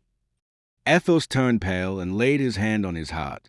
"Well," exclaimed the queen, who remarked this movement and his paleness. "Speak, sir." "I beg you to do so. I beg you to excuse me. Madam, I wish to add nothing to the recital of these gentlemen until they perceive themselves that they have perhaps been mistaken." "Mistaken?" cried the queen, almost suffocated by emotion. "Mistaken? What has happened, then?" "So," interposed Monsieur de Flamarens to Athos, "if we are mistaken, the error has originated with the queen. I do not suppose you will have the presumption to set it to rights. That would be to accuse Her Majesty, Queen Anne, of falsehood." "With the queen, so," replied Athos, in his calm, vibrating voice. "Yes," murmured Flamarens, lowering his eyes. Athos sighed deeply. "Or rather, sir," said Aramis, with his peculiar irritating politeness, "the error of the person who was with you when we met you in the guardroom. For if the Comte de la Fère and I are not mistaken, we saw you in the company of a third gentleman." Chatillon and Flamarens started. "Explain yourself, Count," cried the queen, whose anxiety grew greater every moment. On your brow I read despair. Your lips falter ere you announce some terrible tidings. Your hands tremble. "Oh, my God, what has happened?" "Lord," ejaculated the young princess, falling on her knees, "have mercy on us." "So," said Chatillon, "if you bring bad tidings, it will be cruel in you to announce them to the queen." Aramis went so close to Chatillon as almost to touch him. "So," said he, with compressed lips and flashing eyes, "you have not the presumption to instruct the Comte de la Fère and myself what we ought to say here." During this brief altercation, Athos, with his hands on his heart, his head bent low, approached the queen and in a voice of deepest sorrow said, "Madam, princes, who by nature are above other men, receive from heaven courage to support greater misfortunes than those of lower rank, for their hearts are elevated as their fortunes. We ought not, therefore, I think, to act toward a queen so illustrious as your Majesty as we should act toward a woman of our lowlier condition. Queen, destined as you are to endure every sorrow on this earth, hear the result of our unhappy mission." Athos, kneeling down before the queen, trembling and very cold, drew from his bosom enclosed in the same case, the order set in diamonds which the Queen had given to Lord de Winter, and the wedding ring which Charles I, before his death, had placed in the hands of Aramis. Since the moment he had first received these two mementos, Athos had never parted with them. He opened the case and offered them to the Queen with deep and silent anguish. The Queen stretched out her hand, seized the ring, pressed it convulsively to her lips, and without being able to breathe a sigh, to give vent to a sob, she extended her arms, became deadly pale, and fell senseless in the arms of her attendants and her daughter. Athos kissed the hem of the robe of the widowed queen in rising, with a dignity that made a deep impression on those around. I, the Comte de la Fère, a gentleman who has never deceived any human being, swear before God and before this unhappy queen that all that was possible to save the King of England was done whilst we were on English ground. Now, Chevalier, he added, turning to Aramis, let us go. Our duty is fulfilled. Not yet, said Aramis. We have still a word to say to these gentlemen. And turning to Chatillon, so, be so good as not to go away without giving me an opportunity to tell you something I cannot say before the Queen. Chatillon bowed in token of assent, and they all went out, stopping at the window of a gallery on the ground floor. Sir, said Aramis, you allowed yourself just now to treat us in a most extraordinary manner, that would not be endurable in any case, and is still less so on the part of those who came to bring the Queen the message of a liar. So, cried de Chatillon, what have you done with Monsieur de Bruy? Has he by any possibility gone to change his face, which was too like that of Monsieur de Mazarin? There is an abundance of Italian masks at the Palais Royal, from Harlequin even to Pantaloon. Chevalier, said Athos. Leave me alone, said Aramis impatiently. You know well that I don't like to leave things half-finished. Conclude, then, sir, answered de Chatillon, with as much hauteur as Aramis. Gentlemen, resumed Aramis, anyone but the Comte de la Fère and myself would have had you arrested, for we have friends in Paris, but we are contented with another course. Come and converse with us for just 5 minutes, sword in hand, upon this deserted terrace. One moment, gentlemen, cried Flamarens. I know well that the proposition is tempting, but at present it is impossible to accept it. And why not? Said Aramis, in his tone of raillery. Is it Mazarin's proximity that makes you so prudent? Oh, you hear that, Flamarens, said Chatillon. Not to reply would be a blot on my name and my honor. That is my opinion, said Aramis. You will not reply, however, and these gentlemen, I am sure, will presently be of my opinion. Aramis shook his head with a motion of indescribable insolence. Chatillon saw the motion and put his hand to his sword. Willingly, replied de Chatillon. Duke, said Flamarens, you forget that tomorrow you are to command an expedition of the greatest importance, projected by the prince, assented to by the queen. Until tomorrow evening you are not at your own disposal. Let it be then the day after tomorrow, said Aramis. Tomorrow, rather, said de Chatillon, if you will take the trouble of coming so far as the gates of Charenton. How can you doubt it, sir? For the pleasure of a meeting with you, I would go to the end of the world. Very well. Tomorrow, sir. I shall rely on it. Are you going to rejoin your cardinal? Swear first, on your honor, not to inform him of our return. Conditions? Why not? Because it is for victors to make conditions, and you are not yet victors, gentlemen. Then let us draw on the spot. It is all one to us who do not command tomorrow's expedition. Chatillon and Flamarens looked at each other. There was such irony in the words and in the bearing of Aramis that the Duke had great difficulty in bridling his anger, but at a word from Flamarens he restrained himself and contented himself with saying, You promise, sir, that's agreed, that I shall find you tomorrow at Charenton. Oh, don't be afraid, sir, replied Aramis, and the two gentlemen shortly afterward left the Louvre. For what reason is all this fume and fury? Asked Athos. What have they done to you? Did you not see what they did? No, they laughed when we swore that we had done our duty in England. Now, if they believed us. They laugh in order to insult us. If they did not believe it, they insulted us all the more.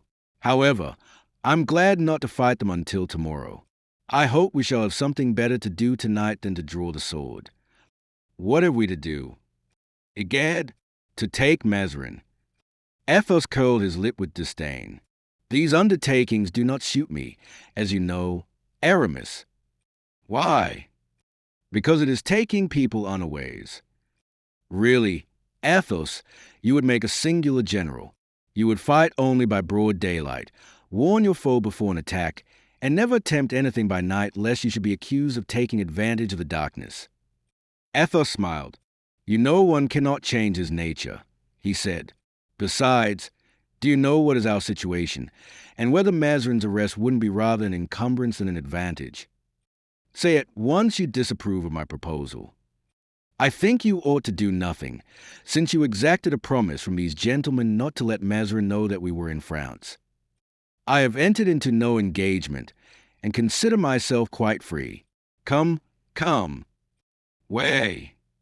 Either to seek the Duc de Beaufort or the Duc de Bouillon, and to tell them about this. Yes, but on one condition, that we begin by the coadjutor.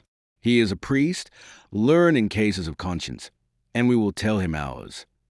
It was then agreed that they were to go first to Monsieur de Bouillon, as his house came first. But first of all, Athos begged that he might go to the Hôtel du Grand Charlemagne to see Raoul. They re-entered the boat which had brought them to the Louvre and thence proceeded to the Halles, and taking up Grimaud and Blaisois, they went on foot to the Rue Guénégaud. But Raoul was not at the Hôtel du Grand Charlemagne. He had received a message from the prince, to whom he had hastened with Olivain the instant he had received it. Chapter 77. The three lieutenants of the Generalissimo. The night was dark, but still the town resounded with those noises that disclose a city in a state of siege. Athos and Aramis did not proceed 100 steps without being stopped by sentinels placed before the barricades, who demanded the watchword, and on their saying that they were going to Monsieur de Bouillon on a mission of importance, a guide was given them under pretext of conducting them, but in fact as a spy over their movements. On arriving at the Hôtel de Bouillon, they came across a little troop of 3 cavaliers, who seemed to know every possible password, for they walked without either guide or escort, and on arriving at the barricades had nothing to do but to speak to those who guarded them, who instantly let them pass with evident deference, due probably to their high birth. On seeing them, Athos and Aramis stood still. "Oh," cried Aramis, "do you see Count?" "Yes," said Athos. "Who do these 3 cavaliers appear to you to be?" "What do you think, Aramis?" "Why, they are our men." "You are not mistaken. I recognize Monsieur de Flamarens." "And I, Monsieur de Chatillon. As to the cavalier in the brown cloak, it is the cardinal, in person. How the devil do they venture so near the Hôtel de Bouillon?" Athos smiled, but did not reply. 5 minutes afterward they knocked at the prince's door. This door was guarded by a sentinel, and there was also a guard placed in the courtyard, ready to obey the orders of the Prince de Conti's lieutenant. Monsieur de Bouillon had the gout, but notwithstanding his illness, which had prevented his mounting on horseback for the last month, that is, since Paris had been besieged, he was ready to receive the Comte de la Fère and the Chevalier d'Herblay. He was in bed, but surrounded with all the paraphernalia of war. Everywhere were swords, pistols, cuirasses, and arquebuses, and it was plain that as soon as his gout was better, Monsieur de Bouillon would give a pretty tangle to the enemies of the Parliament to unravel. Meanwhile, to his great regret, as he said, he was obliged to keep his bed. "Aye, gentlemen," he cried, as the 2 friends entered, "you are very happy. You can ride, you can go and come and fight for the cause of the people. But I, as you see, am nailed to my bed. Ah, this demon, gout, this demon, gout." "My lord," said Athos, "we had just arrived from England, and our first concern is to inquire after your health." "Thanks, gentlemen, thanks. As you see, my health is but indifferent. But you come from England, and King Charles is well, as I have just heard." "He is dead, my lord," said Aramis. "Pooh!" said the duke, too much astonished to believe it true. dead on the scaffold, condemned by Parliament. Impossible, and executed in our presence. What, then, has Monsieur de Flamarens been telling me? Monsieur de Flamarens? Yes, he has just gone out. Athos smiled. With 2 companions, he said. With 2 companions, yes, replied the Duke. Then he added with a certain uneasiness, Did you meet them? Why, yes, I think so, in the street, said Athos, and he looked smilingly at Aramis, who looked at him with an expression of surprise. The devil take this gout, cried Monsieur de Bouillon, evidently ill at ease. My lord, said Athos, we admire your devotion to the cause you have espoused in remaining at the head of the army while so ill, in so much pain. One must, replied Monsieur de Bouillon, sacrifice one's comfort to the public good, but I confess to you I am now almost exhausted. My spirit is willing, my head is clear, but this demon, the gout, o'ercrows me. I confess, if the court would do justice to my claims and give the head of my house the title of prince, and if my brother de Turin were reinstated in his command, I would return to my estates and leave the court and parliament to settle things between themselves as they might. You are perfectly right, my lord. You think so? At this very moment the court is making overtures to me. Hitherto I have repulsed them, but since such men as you assure me that I am wrong in doing so, I have a good mind to follow your advice and to accept a proposition made to me by the Duc de Chatillon just now. Accept it, my lord, accept it, said Aramis. Faith, yes, I am even sorry that this evening I almost repulsed, but there will be a conference tomorrow and we shall say. The 2 friends saluted the Duke. Go, gentlemen, he said, you must be much fatigued after your voyage. Poor King Charles. But, after all, he was somewhat to blame in all that business, and we may console ourselves with the reflection that France is no cause of reproach in the matter and did all she could to serve him. Oh, as to that, said Aramis, we are witnesses, Mazarin especially. Yes, do you know, I am very glad to hear you give the testimony. The cardinal has some good in him, and if he were not a foreigner, well, he would be more justly estimated. Oh, the devil take this gout. Athos and Aramis took their leave, but even in the antechamber they could still hear the Duke's cries. He was evidently suffering the tortures of the damned. When they reached the street, Aramis said, Well, Athos, what do you think? Of whom? Pardieu, of Monsieur de Bouillon. My friend, I think that he is much troubled with gout. You notice that I didn't breathe a word as to the purpose of our visit. You did well. You would have caused him an access of his disease. Let us go to Monsieur de Beaufort. The 2 friends went to the Hôtel de Vendôme. It was 10 o'clock when they arrived. The Hôtel de Vendôme was not less guarded than the Hôtel de Bouillon, and presented as warlike in appearance. There were sentinels, a guard in the court, stacks of arms, and horses saddled. 2 horsemen going out as Athos and Aramis entered were obliged to give place to them. Gentlemen, said Aramis, decidedly it is a night for meetings. We shall be very unfortunate if, after meeting so often this evening, we should not succeed in meeting tomorrow. Oh, as to that, sir, replied Chatillon, for it was he who, with Flamarens, was leaving the Duc de Beaufort. You may be assured, for if we meet by night without seeking each other, much more shall we meet by day when wishing it. I hope that is true, said Aramis. As for me, I am sure of it, said the Duke. De Flamarens and de Chatillon continued on their way, and Athos and Aramis dismounted. Hardly had they given the bridles of their horses to their lackeys and rid themselves of their cloaks when a man approached them, and after looking at them for an instant by the doubtful light of the lantern hung in the center of the courtyard, he uttered an exclamation of joy and ran to embrace them.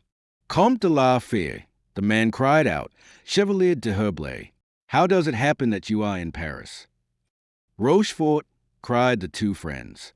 Yes, we arrived 4 or 5 days ago from the Vendômes, as you know, and we are going to give Mazarin something to do. You are still with us, I presume. More than ever. And the Duke?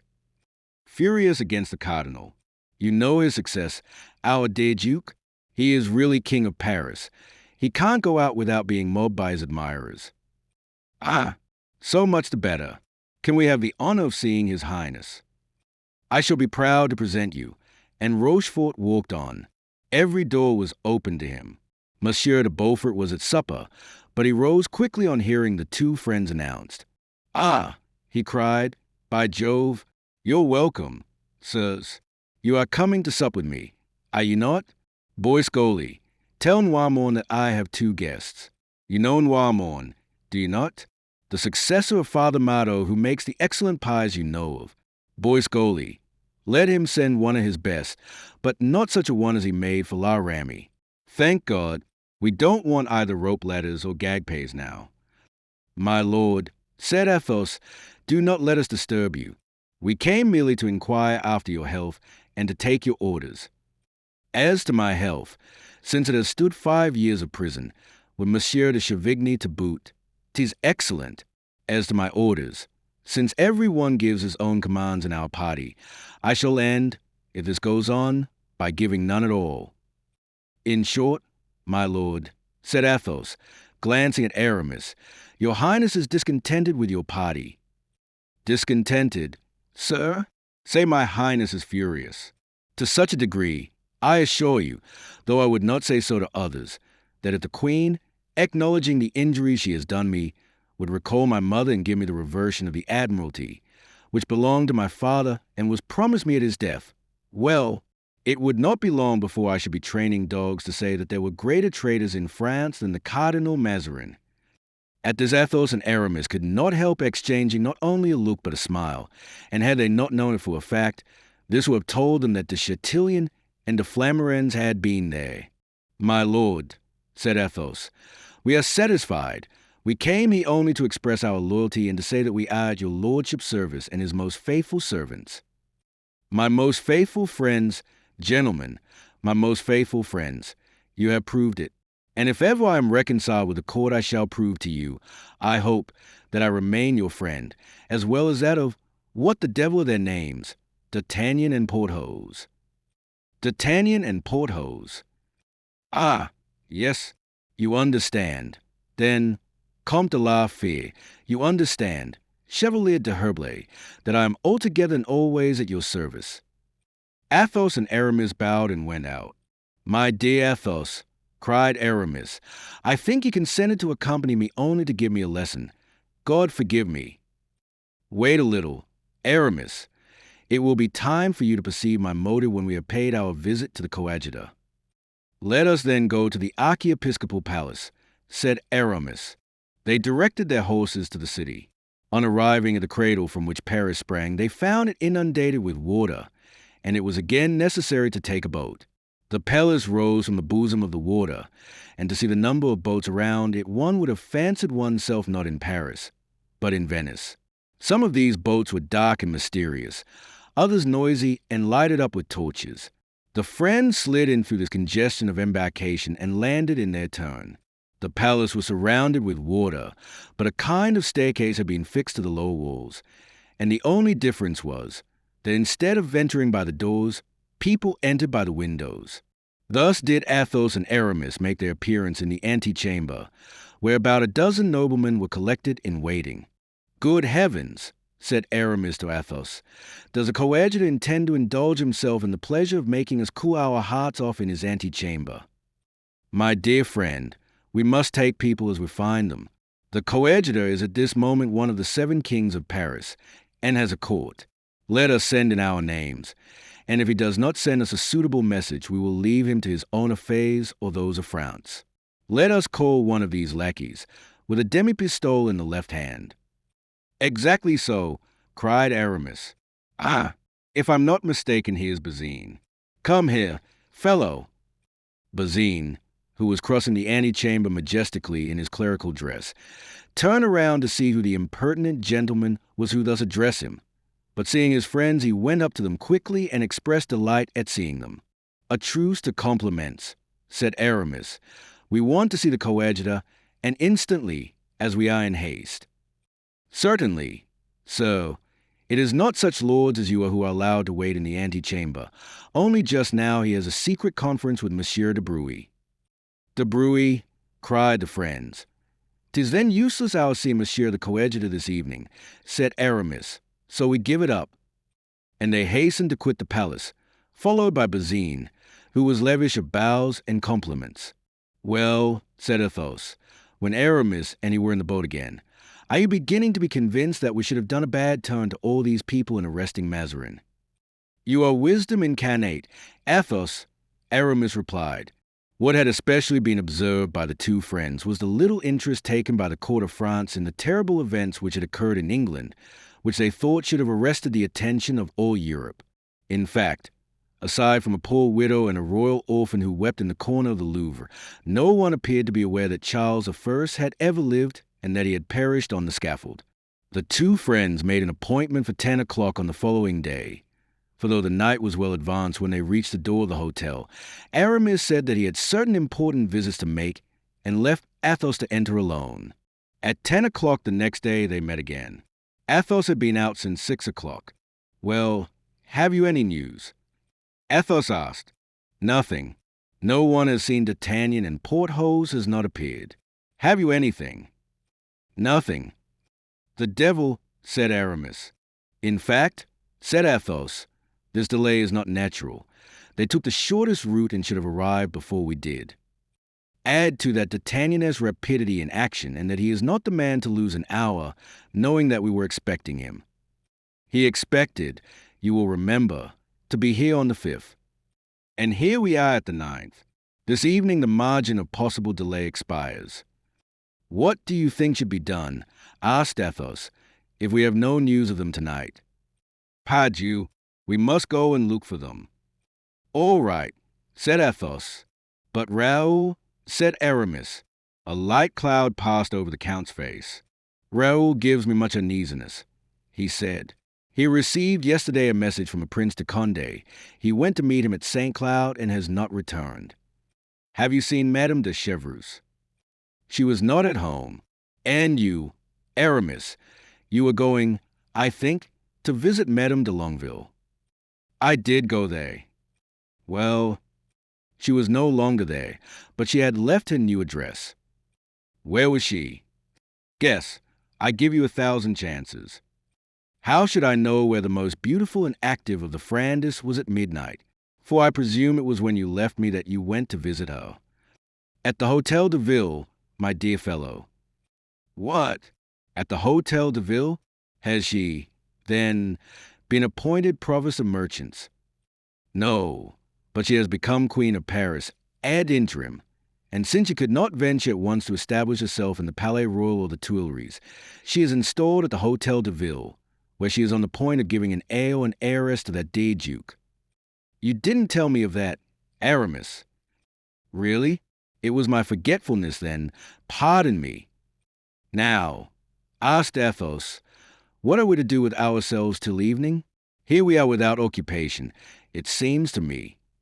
"You forget, my friend, that we have work cut out for us in the direction of Charenton. I hope to see Monsieur de Chatillon, whom I've hated for a long time, there." "Why have you hated him?" "Because he is the brother of Coligny." "Ah, true, he who presumed to be a rival of yours, for which he was severely punished. That ought to satisfy you." "Yes, but it does not. I am rancorous, the only stigma that proves me to be a churchman. Do you understand? You understand that you are in no way obliged to go with me." "Come, now," said Athos, "you are joking." "In that case, my dear friend, if you are resolved to accompany me, there is no time to lose. The drum beats. I observe cannon on the road. I saw the citizens in order of battle on the place of the Hotel de Ville. Certainly the fight will be in the direction of Charenton, as the Duc de Chatillon said." "I supposed," said Athos, "that last night's conferences would modify those warlike arrangements." "No doubt, but they will fight none the less, if only to mask the conferences." "Poor creatures," said Athos, "who are going to be killed, in order that Monsieur de Bouillon may have his estate at Sedan restored to him, that the reversion of the Admiralty may be given to the Duc de Beaufort, and that the coadjutor may be made a cardinal." Come, come, dear Athos, confess that you would not be so philosophical if your Raoul were to be involved in this affair. Perhaps you speak the truth, Aramis. Well, let us go, then, where the fighting is, for that is the most likely place to meet with D'Artagnan, Porthos, and possibly even Raoul. Stop, there are a fine body of citizens passing, quite attractive, by Jupiter, and their captain, see, he has a true military style. What? Ho, said Grimaud. What? Asked Athos. Planchet? Sir. Lieutenant yesterday, said Aramis. Captain today, Colonel, doubtless. Tomorrow, in a fortnight the fellow will be Marshal of France. Question him about the fight, said Athos. Planchet, prouder than ever of his new duties, deigned to explain to the two gentlemen that he was ordered to take up his position on the Place Royal with 200 men, forming the rear of the army of Paris, and to march on Charenton when necessary. This day will be a warm one, said Planchet, in a warlike tone. No doubt, said Aramis, but it is far from here to the enemy. So, the distance will be diminished, said a subordinate. Aramis saluted, then turning toward Athos. I don't care to camp on the Place Royal with all these people, he said. Shall we go forward? We shall see better what is going on. And then Monsieur de Chatillon will not come to the Place Royal to look for you. Come, then, my friend, we will go forward. Haven't you something to say to Monsieur de Flamarens on your own account? My friend, said Athos, I have made a resolution never to draw my sword save when it is absolutely necessary. And how long ago was that? When I last drew my poniard. Ah, good. Another souvenir of Monsieur Mordaunt. Well, my friend, nothing now is lacking except that you should feel remorse for having killed that fellow. Hush, said Athos, putting a finger on his lips with the sad smile peculiar to him. Let us talk no more of Mordaunt. It will bring bad luck. And Athos set forward toward Charenton, followed closely by Aramis. Chapter 78. The Battle of Charenton. As Athos and Aramis proceeded, and passed different companies on the road, they became aware that they were arriving near the field of battle. Ah, my friend, cried Athos, suddenly, where have you brought us? I fancy I perceive around us faces of different officers in the royal army. Is not that the Duc de Chatillon himself coming toward us with his brigadiers? Good day, sirs, said the Duke, advancing. You are puzzled by what you see here, but one word will explain everything. There is now a truce and a conference. The Prince, Monsieur de Retz, the Duc de Beaufort, the Duc de Bouillon are talking over public affairs. Now one of two things must happen. Either matters will not be arranged, or they will be arranged, in which last case I shall be relieved of my command, and we shall still meet again. So, said Aramis, you speak to the point. Allow me to ask you a question. Where are the plenipotentiaries? At Charenton, in the second house on the right on entering from the direction of Paris. And was this conference arranged beforehand? No. Gentlemen, it seems to be the result of certain propositions which Mazarin made last night to the Parisians. Athos and Aramis exchanged smiles, for they well knew what those propositions were, to whom they had been made and who had made them. And the house in which the plenipotentiaries asked Athos belongs to Monsieur de Chanleu, who commands your troops at Charenton. I say your troops, for I presume that you gentlemen are Frondeurs.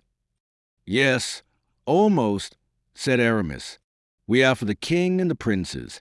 Edit Athos. We must understand each other, said the Duke. The king is with us, and his generals are the Duke of Orleans and the Prince de Condé, although I must add 'tis almost impossible now to know to which party anyone belongs.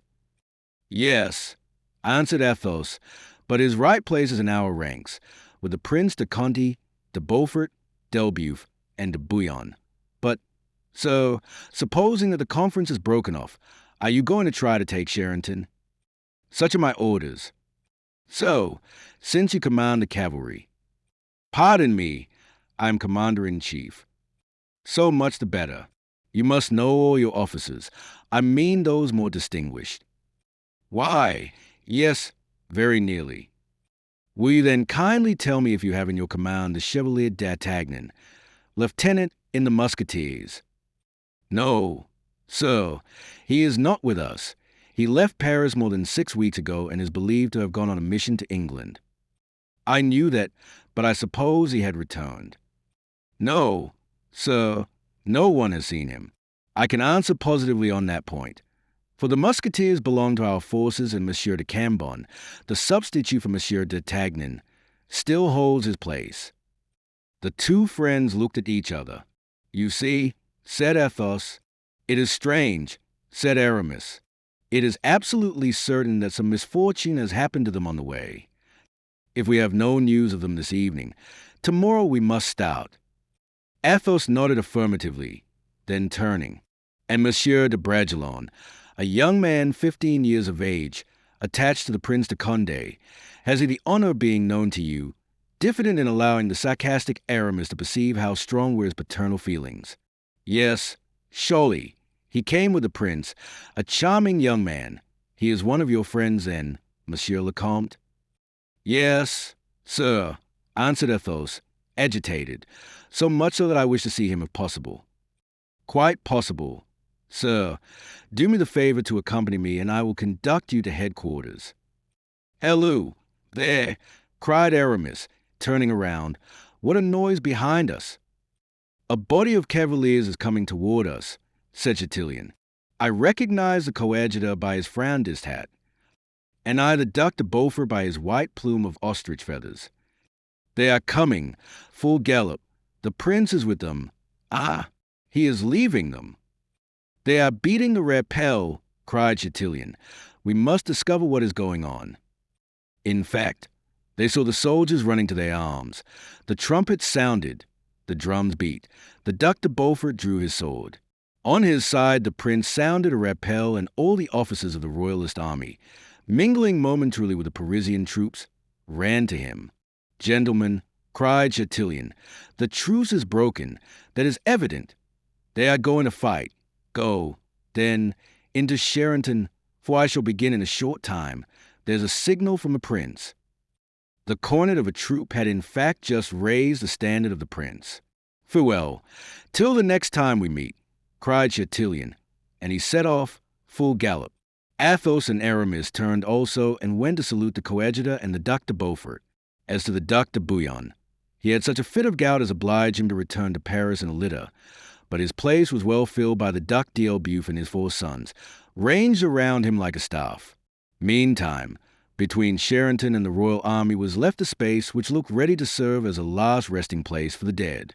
Gentlemen, cried the coadjutor, tightening his sash, which he wore, after the fashion of the ancient military prelates, over his archiepiscopal simile, there is the enemy approaching.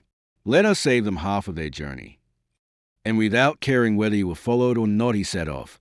His regiment, which bore the name of the Regiment of Corinth, from the name of his archbishopric, darted after him and began the fight.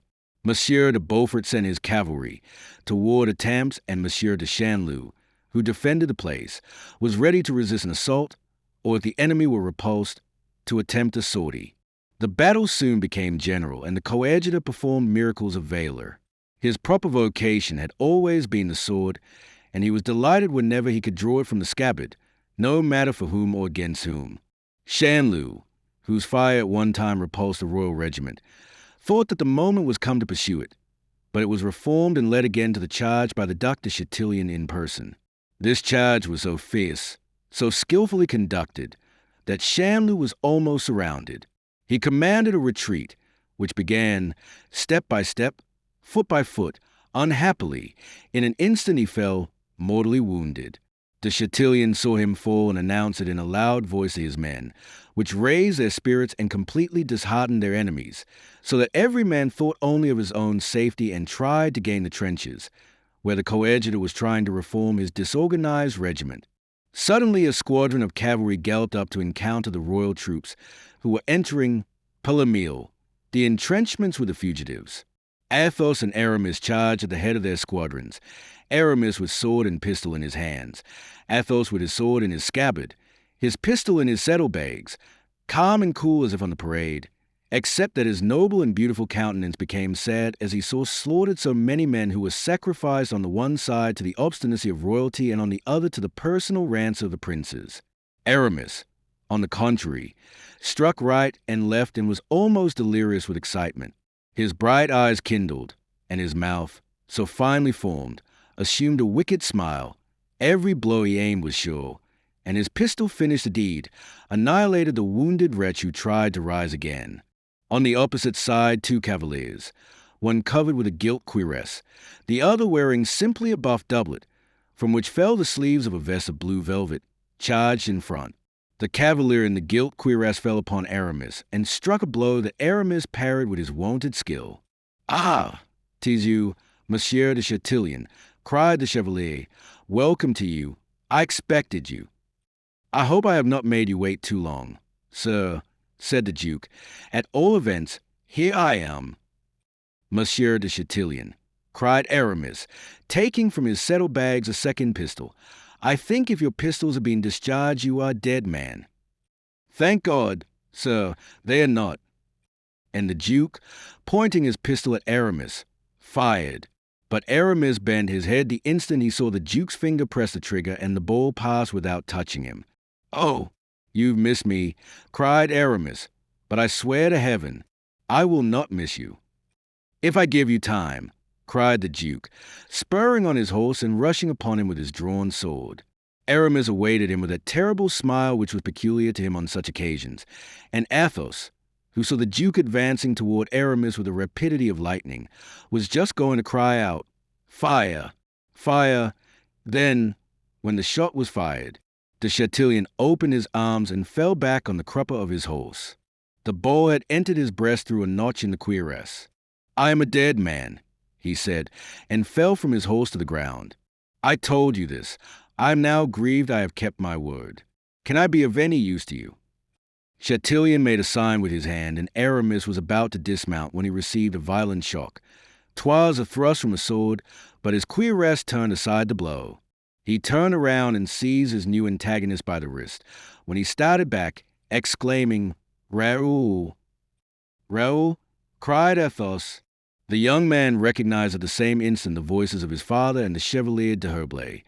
2 officers in the Parisian forces rushed at the instant on Raoul, but Aramis protected him with his sword. "My prisoner!" he cried. Athos took his son's horse by the bridle and led him forth out of the melee. At this crisis of the battle, the prince, who had been seconding de Chatillon in the second line, appeared in the midst of the fight. His eagle eye made him known, and his blows proclaimed the hero. On seeing him, the regiment of Corinth, which the coadjutor had not been able to reorganize in spite of all his efforts, threw itself into the midst of the Parisian forces, put them into confusion, and re-entered Charenton flying. The coadjutor, dragged along with his fugitive forces, passed near the group formed by Athos, Raoul, and Aramis. Aramis could not in his jealousy avoid being pleased with the coadjutor's misfortune, and was about to utter some bon mot more witty than correct, when Athos stopped him. On, he cried. "This is no moment for compliments. Or rather, back, for the battle seems to be lost by the Frondeurs." "It is a matter of indifference to me," said Aramis. "I came here only to meet de Chatillon. I have met him. I am contented. 'Tis something to have met de Chatillon in a duel." "And besides, we have a prisoner," said Athos, pointing to Raoul. The 3 cavaliers continued their road on full gallop. "What were you doing in the battle, my friend?" inquired Athos of the youth. "'Twas not your right place, I think, as you were not equipped for an engagement." "I had no intention of fighting today, sir. I was charged, indeed, with a mission to the cardinal, and had set out for Rouen, when, seeing Monsieur de Chatillon charge, an invincible desire possessed me to charge at his side. It was then that he told me 2 cavaliers of the Parisian army were seeking me and named the Comte de la Fère." "What? You knew we were there, and yet wished to kill your friend the Chevalier." "I did not recognize the Chevalier in armor, sir," said Raoul, blushing, "though I might have known him by his skill and coolness in danger." "Thank you for the compliment, my young friend," replied Aramis. "We can see from whom you learned courtesy. Then you were going to Rouen?" Yes, I have a despatch from the prince to his eminence. You must still deliver it, said Athos. No false generosity. Count, the fate of our friends, to say nothing of our own, is perhaps in that very despatch. This young man must not, however, fail in his duty, said Athos. In the first place, Count, this youth is our prisoner. You seem to forget that. What I propose to do is fair in war. The vanquished must not be dainty in the choice of means. Give me the despatch, Raoul. The young man hesitated and looked at Athos as if seeking to read in his eyes a rule of conduct. Give him the despatch, Raoul. You are the chevalier's prisoner. Raoul gave it up reluctantly. Aramis instantly seized and read it. You, he said, you, who are so trusting, read and reflect that there is something in this letter important for us to see. Athos took the letter, frowning, but an idea that he should find something in this letter about D'Artagnan conquered his unwillingness to read it. My lord, I shall send this evening to your eminence in order to reinforce the troop of Monsieur de Comminges, the 10 men you demand. They are good soldiers, fit to confront the 2 violent adversaries whose address and resolution your eminence is fearful of. Oh, cried Athos. Well, said Aramis, what think you about these 2 enemies whom it requires, beside Comminges' troop, 10 good soldiers to confront? Are they not as like as 2 drops of water to D'Artagnan and Porthos? We'll search Paris all day long, said Athos, and if we have no news this evening, we will return to the road to Picardy, and I feel no doubt that, thanks to D'Artagnan's ready invention, we shall then find some clue which will solve our doubts. Yes, let us search Paris, and especially inquire of Planchet, if he has yet heard from his former master. That poor Planchet, you speak of him very much at your ease. Aramis, he has probably been killed. All those fighting citizens went out to battle and they have been massacred. It was, then, with a sentiment of uneasiness whether Planchet, who alone could give them information, was alive or dead, that the friends returned to the Place Royale. To their great surprise, they found the citizens still encamped there, drinking and bantering each other, although, doubtless, mourned by their families, who thought they were at Charenton in the thickest of the fighting. Athos and Aramis again questioned Planchet, but he had seen nothing of D'Artagnan. They wished to take Planchet with them, but he could not leave his troop, who at 5 o'clock returned home, saying that they were returning from the battle, whereas they had never lost sight of the bronze equestrian statue of Louis XIII. Chapter 79. The Road to Picardy. On leaving Paris, Athos and Aramis well knew that they would be encountering great danger, but we know that for men like these there could be no question of danger. Besides, they felt that the denouement of the second Odyssey was at hand, and that there remained but a single effort to make. Besides, there was no tranquility in Paris itself. Provisions began to fail, and whenever one of the Prince de Conde's generals wished to gain more influence, he got up a little popular tumult, which he put down again, and thus for the moment gained a superiority over his colleagues. In one of these risings, the Duc de Beaufort pillaged the house and library of Mazarin, in order to give the populace, as he put it, something to gnaw at. Athos and Aramis left Paris after this coup d'etat, which took place on the very evening of the day in which the Parisians had been beaten at Charenton. They quitted Paris, beholding it abandoned to extreme want, bordering on famine, agitated by fear, torn by faction. Parisians and Frondeurs as they were, the 2 friends expected to find the same misery, the same fears, the same intrigue in the enemy's camp. But what was their surprise, after passing St. Denis, to hear that at Saint-Germain people were singing and laughing, and leading generally cheerful lives. The 2 gentlemen traveled by byways in order not to encounter the Mazarinists scattered about the Isle of France, and also to escape the Frondeurs, who were in possession of Normandy and who never failed to conduct captives to the Duc de Longueville, in order that he might ascertain whether they were friends or foes. Having escaped these dangers, they returned by the main road to Boulogne, at Abbeville, and followed it step by step, examining every track. Nevertheless, they were still in a state of uncertainty. Several inns were visited by them. Several innkeepers questioned, without a single clue being given to guide their inquiries, when at Montreal Athos felt upon the table that something rough was touching his delicate fingers. He turned up the cloth and found these hieroglyphics carved upon the wood with a knife. Port, thou, 2d February. This is capital, said Athos to Aramis. We were to have slept here, but we cannot. We must push on. They rode forward and reached Abbeville. There the great number of inns puzzled them. They could not go to all. How could they guess in which those whom they were seeking had stayed? Trust me, said Aramis. Do not expect to find anything in Abbeville. If we had only been looking for Porthos, Porthos would have stationed himself in one of the finest hotels, and we could easily have traced him. But D'Artagnan is devoid of such weaknesses. Porthos would have found it very difficult even to make him see that he was dying of hunger. He has gone on his road as inexorable as fate, and we must seek him somewhere else.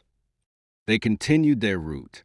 It had now become a weary and almost hopeless task, and had it not been for the threefold motives of honor, friendship, and gratitude implanted in their hearts, our two travelers would have given up many a time their rides over the sand, their interrogatories of the peasantry, and their close inspection of faces. They proceeded thus to Peronne. Athos began to despair. His noble nature felt that their ignorance was a sort of reflection upon them. They had not looked carefully enough for their lost friends. They had not shown sufficient pertinacity in their inquiries. They were willing and ready to retrace their steps, when, in crossing the suburb which leads to the gates of the town, upon a white wall which was at the corner of a street turning around the rampart, Athos cast his eyes upon a drawing in black chalk, which represented, with the awkwardness of a first attempt, two cavaliers riding furiously.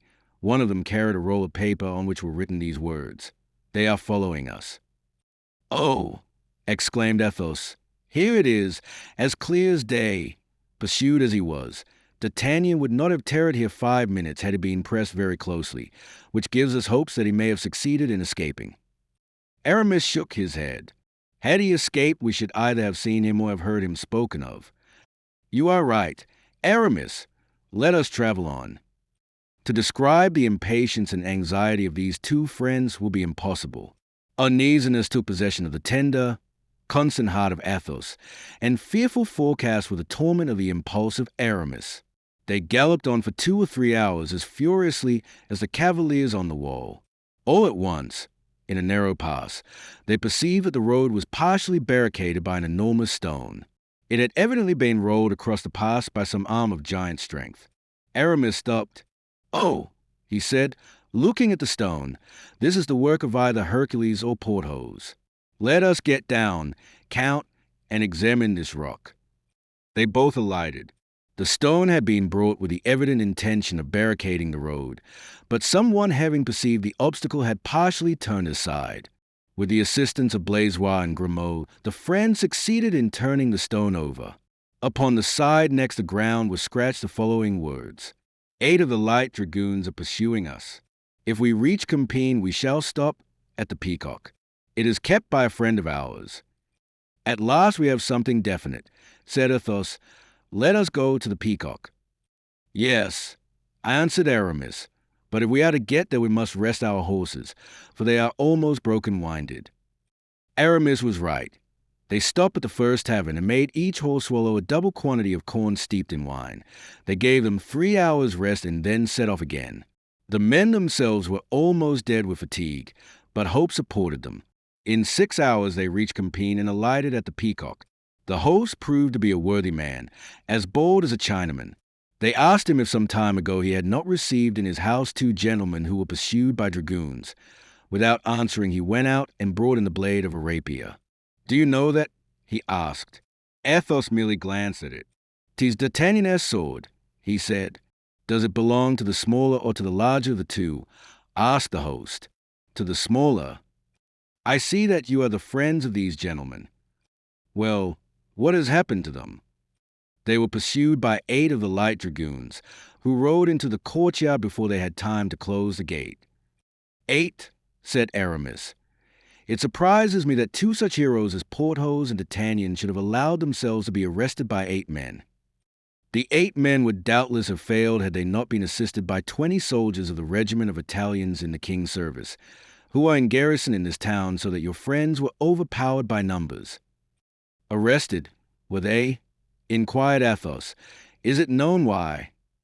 "No," Sir, they were carried off instantly, and had not even time to tell me why. But as soon as they were gone, I found this broken sword blade, as I was helping to raise 2 dead men and 5 or 6 wounded ones. 'Tis still a consolation that they were not wounded, said Aramis. Where were they taken? Asked Athos. Toward the town of Louvres, was the reply. The two friends, having agreed to leave Blaisois and Grimaud at Compiègne with the horses, resolved to take post horses, and having snatched a hasty dinner, they continued their journey to Louvres. Here they found only one inn, in which was consumed a liqueur which preserves its reputation to our time, and which is still made in that town. Let us alight here, said Athos. D'Artagnan will not have let slip an opportunity of drinking a glass of this liqueur, and at the same time leaving some trace of himself. They went into the town and asked for 2 glasses of liqueur, at the counter, as their friends must have done before them. The counter was covered with a plate of pewter. Upon this plate was written with the point of a large pen, Rueil D. They went to Rueil, cried Aramis. Let us go to Rueil, said Athos. It is to throw ourselves into the wolf's jaws, said Aramis. Had I been as great a friend of Jonah as I am of D'Artagnan, I should have followed him even into the inside of the whale itself, and you would have done the same, Aramis. Certainly, but you make me out better than I am, dear Count. Had I been alone, I should scarcely have gone to Rueil without great caution. But where you go, I go. They then set off for Rueil. Here the deputies of the Parliament had just arrived, in order to enter upon those famous conferences which were to last 3 weeks, and produce eventually that shameful peace, at the conclusion of which the prince was arrested. Rueil was crowded with advocates, presidents, and councillors, who came from Parisians, and, on the side of the court, with officers and guards. It was therefore easy, in the midst of this confusion, to remain as unobserved as anyone might wish. Besides, the conferences implied a truce, and to arrest 2 gentlemen, even Frondeurs, at this time, would have been an attack on the rights of the people. The 2 friends mingled with the crowd, and fancied that everyone was occupied with the same thought that tormented them. They expected to hear some mention made of D'Artagnan or Porthos, but everyone was engrossed by articles and reforms. It was the advice of Athos to go straight to the minister. My friend, said Aramis, take care. Our safety lies in our obscurity. If we were to make ourselves known, we should be sent to rejoin our friends in some deep ditch, from which the devil himself could not take us out. Let us try not to find them out by accident, but from our notions. Arrested at Compiègne, they are being carried to Rueil. At Rueil they are being questioned by the cardinal, who has either kept them near him or sent them to Saint-Germain. As to the Bastille, they are not there, though the Bastille is especially for the Frondeurs. They are not dead, for the death of D'Artagnan would make sensation. As for Porthos, I believe him to be eternal, like God, although less patient. Do not let us despond, but wait at Rueil, for my conviction is that they are at Rueil. But what ails you? You are pale. It is this, answered Athos, with a trembling voice. I remember that at the castle of Rueil the Cardinal Richelieu had some horrible oubliettes constructed. Oh, never fear, said Aramis. Richelieu was a gentleman, our equal in birth, our superior in position. He could, like the king, touch the greatest of us on the head, and touching them make such heads shake on their shoulders. But Mazarin is a low-born rogue, who can at the most take us by the collar, like an archer. Be calm, for I am sure that D'Artagnan and Porthos at Rueil, alive and well. But, resumed Athos, I recur to my first proposal. I know no better means than to act with candor. I shall seek, not Mazarin, but the queen, and say to her, Madam, restore to us your 2 servants and our 2 friends. Aramis shook his head. 'Tis a last resource, but let us not employ it till it is imperatively called for. Let us rather persevere in our researches. They continued their inquiries, and at last met with a light dragoon who had formed one of the guard which had escorted D'Artagnan to Rueil. Athos, however, perpetually recurred to his proposed interview with the queen. In order to see the queen, said Aramis, we must first see the cardinal, and when we have seen the cardinal, remember what I tell you, Athos, we shall be reunited to our friends, but not in the way you wish. Now, that way of joining them is not very attractive to me, I confess. Let us act in freedom, that we may act well and quickly." "I shall go," he said to the queen. "Well, then," answered Aramis, "pray tell me a day or two beforehand, that I may take that opportunity of going to Paris." "To whom?" "Zounds, how do I know? Perhaps to Madame de Longueville. She is all-powerful yonder. She will help me. But send me word should you be arrested, for then I will return directly." "Why do you not take your chance and be arrested with me?" "No, I thank you. Should we, by being arrested, be all four together again, we should not, I am not sure, be 24 hours in prison without getting free. My friend, since I killed Chatillon, adored of the ladies of Saint-Germain, I am too great a celebrity not to fear prison doubly. The queen is likely to follow Mazarin's counsels and to have me tried. Do you think she loves this Italian so much as they say she does? Did she not love an Englishman? My friend, she is a woman. No, no, you are deceived. She is a queen. Dear friend, I shall sacrifice myself and go and see Anne of Austria. Adieu. Athos, I'm going to raise an army. For what purpose? To come back and besiege Rouen. Where shall we meet again? At the foot of the cardinal's gallows. The two friends departed, Aramis to return to Paris, Athos to take measures preparatory to an interview with the queen. Chapter 80. The gratitude of Anne of Austria. Athos found much less difficulty than he had expected in obtaining an audience of Anne of Austria. It was granted, and was to take place after her morning's levee, at which, in accordance with his rights of birth, he was entitled to be present. A vast crowd filled the apartments of Saint-Germain, and had never at the Louvre had so large a court. But this crowd represented chiefly the second class of nobility, while the Prince de Conde, the Duc de Beaufort, and the Coadjutor assembled around them the first nobility of France. The greatest possible gaiety prevailed at court. The particular characteristic of this was that more songs were made than cannons fired during its continuance. The court made songs on the Parisians, and the Parisians on the court, and the casualties, though not mortal, were painful, as are all wounds inflicted by the weapon of ridicule. In the midst of the seeming hilarity, nevertheless, people's minds were uneasy. Was Mazarin to remain the favorite and minister of the queen? Was he to be carried back by the wind which had blown him there? Everyone hoped so that the minister felt that all around him, beneath the homage of the courtiers, lay a fund of hatred, ill disguised by fear and interest. He felt ill at ease and at a loss what to do. Conde himself, whilst fighting for him, lost no opportunity of ridiculing, of humbling him. The queen, on whom he threw himself as sole support, seemed to him now not much to be relied upon. When the hour appointed for the audience arrived, Athos was obliged to stay until the queen, who was waited upon by a new deputation from Paris, had consulted with the minister as to the propriety and manner of receiving them. All were fully engrossed with the affairs of the day.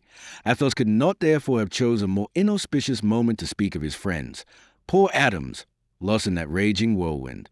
But Athos was a man of inflexible determination.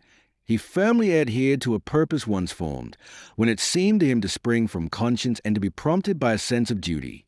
He insisted on being introduced, saying that although he was not a deputy from Monsieur de Conti, or Monsieur de Beaufort, or Monsieur de Bouillon, or Monsieur d'Elbeuf, or the Coadjutor, or Madame de Longueville, or Broussel, or the Parliament, and although he had come on his own private account, he nevertheless had things to say to Her Majesty of the utmost importance. The conference being finished, the Queen summoned him to her cabinet. Athos was introduced and announced by name. It was a name that too often resounded in Her Majesty's ears and too often vibrated in a heart full and of Austria not to recognize it. Yet she remained impassive, looking at him with that fixed stare which is tolerated only in women who are queens, either by the power of beauty or by the right of birth. It is then a service which you propose to render us, Count, asked Anne of Austria, after a moment's silence. Yes, madam, another service, said Athos, shocked that the queen did not seem to recognize him. Athos had a noble heart, and made, therefore, but a poor courtier, and frowned. Mazarin, who was sitting at a table folding up papers, as if he had only been a Secretary of State, looked up. "Speak," said the Queen. Mazarin turned again to his papers. "Madame," resumed Athos, "two of my friends, named D'Artagnan and Monsieur de Vallon, sent to England by the cardinal, suddenly disappeared when they set foot on the shores of France. No one knows what has become of them." "Well," said the Queen, "I address myself, therefore, first to the benevolence of your Majesty, that I may know what has become of my friends, reserving to myself, if necessary, the right of appealing hereafter to your justice." "Sir," replied Anne, with a degree of haughtiness which to certain persons became impertinence, "this is the reason that you trouble me in the midst of so many absorbing concerns. An affair for the police. Well, so you ought to know that we no longer have a police, since we are no longer at Paris. I think your Majesty will have no need to apply to the police to know where my friends are, but that if you will deign to interrogate the cardinal, he can reply without any further inquiry than into his own recollections." "But, God forgive me," cried Anne, with that disdainful curl of the lips peculiar to her, "I believe that you are yourself interrogating." "Yes, madam, here I have a right to do so, for it concerns Monsieur d'Artagnan, he repeated, in such a manner as to bow the regal brow with recollections of the weak and erring woman. The cardinal, so that it was now high time to come to the assistance of Anne. "So," he said, "I can tell you what is at present unknown to Her Majesty. These individuals are under arrest. They disobeyed orders." "I beg of your Majesty, then," said Athos, calmly and not replying to Mazarin, "to quash these arrests of Messrs. d'Artagnan and du Vallon." "What you ask is merely an affair of discipline, and does not concern me," said the Queen. "Monsieur d'Artagnan never made such an answer as that when the service of your Majesty was concerned," said Athos, bowing with great dignity. He was going toward the door when Mazarin stopped him.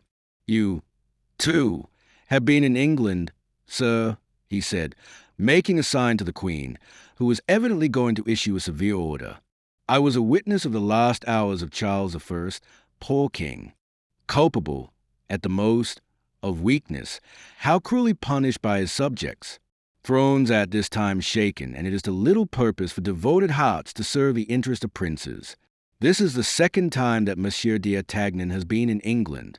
He went the first time to save the honor of a great queen, the second to avert the death of a great king." "Sir," said into Mazarin, with an accent from which daily habits of dissimulation could not entirely chase the real expression, "see if we can do something for these gentlemen." "I wish to do, madam, all that your Majesty pleases." "Do what Monsieur de la Fère requests. That is your name, is it not, sir?" "I have another name. Madam, I am called Athos." "Madam," said Mazarin, with a smile, "you may rest easy. Your wishes shall be fulfilled." "You hear, sir?" said the Queen. "Yes, madam, I expected nothing less from the justice of your Majesty. May I not go and see my friends?" "Yes, sir, you shall see them. But, apropos, you belong to the Fronde, do you not?" "Madam, I serve the king." "Yes, in your own way." "My way is the way of all gentlemen, and I know only one way," answered Athos, haughtily. "Go, sir, then," said the Queen. "You have obtained what you wish, and we know what we desire to know." Scarcely, however, had the tapestry closed behind Athos when she said to Mazarin, "Cardinal, desire them to arrest that insolent fellow before he leaves the court." "Your Majesty," answered Mazarin, "desires me to do only what I was going to ask you to let me do. These bravos who resuscitate in our epoch the traditions of another reign are troublesome. Since there are two of them already there, let us add a third." Athos was not altogether the Queen's dupe, but he was not a man to run away on suspicion. Above all, when distinctly told that he should see his friends again, he waited, then, in the antechamber with impatience, till he should be conducted to them. He walked to the window and looked into the court. He saw the deputation from the Parisians enter it. They were coming to assign the definitive place for the conference and to make their bow to the Queen. A very imposing escort awaited them without the gates. Athos was looking on attentively when someone touched him softly on the shoulder. "Ah, Monsieur de Comminges," he said. "Yes, Count, and charged with commission for which I beg of you to accept my excuses." "What is it?" "Be so good as to give me up your sword, Count." Athos smiled and opened the window. "Aramis!" he cried. A gentleman turned around. Athos fancied he had seen him among the crowd. It was Aramis. He bowed with great friendship to the Count. "Aramis!" cried Athos. "I am arrested." "Good," replied Aramis, calmly. "So," said Athos, turning to Comminges and giving him politely his sword by the hilt. "Here is my sword. Have the kindness to keep it safely for me until I quit my prison. I prize it. It was given to my ancestor by King Francis I. In his time they armed gentlemen, not disarmed them. Now, whither do you conduct me?" "Into my room first," replied Comminges. "The Queen will ultimately decide your place of domicile." Athos followed Comminges without saying a single word. Chapter 81. Cardinal Mazarin as king. The arrest produced no sensation. Indeed, was almost unknown, and scarcely interrupted the course of events. To the deputation, it was formally announced that the Queen would receive it. Accordingly, it was admitted to the presence of Anne, who, silent and lofty as ever, listened to the speeches and complaints of the deputies. But when they had finished their harangues, not one of them could say, so calm remained her face, whether or no she had heard them. On the other hand, Mazarin, present at that audience, heard very well what those deputies demanded.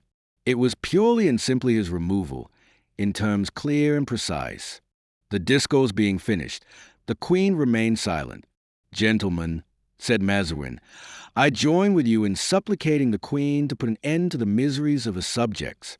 I have done all in my power to ameliorate them, and yet the belief of the public, you say, is that they proceed from me, an unhappy foreigner, who has been unable to please the French.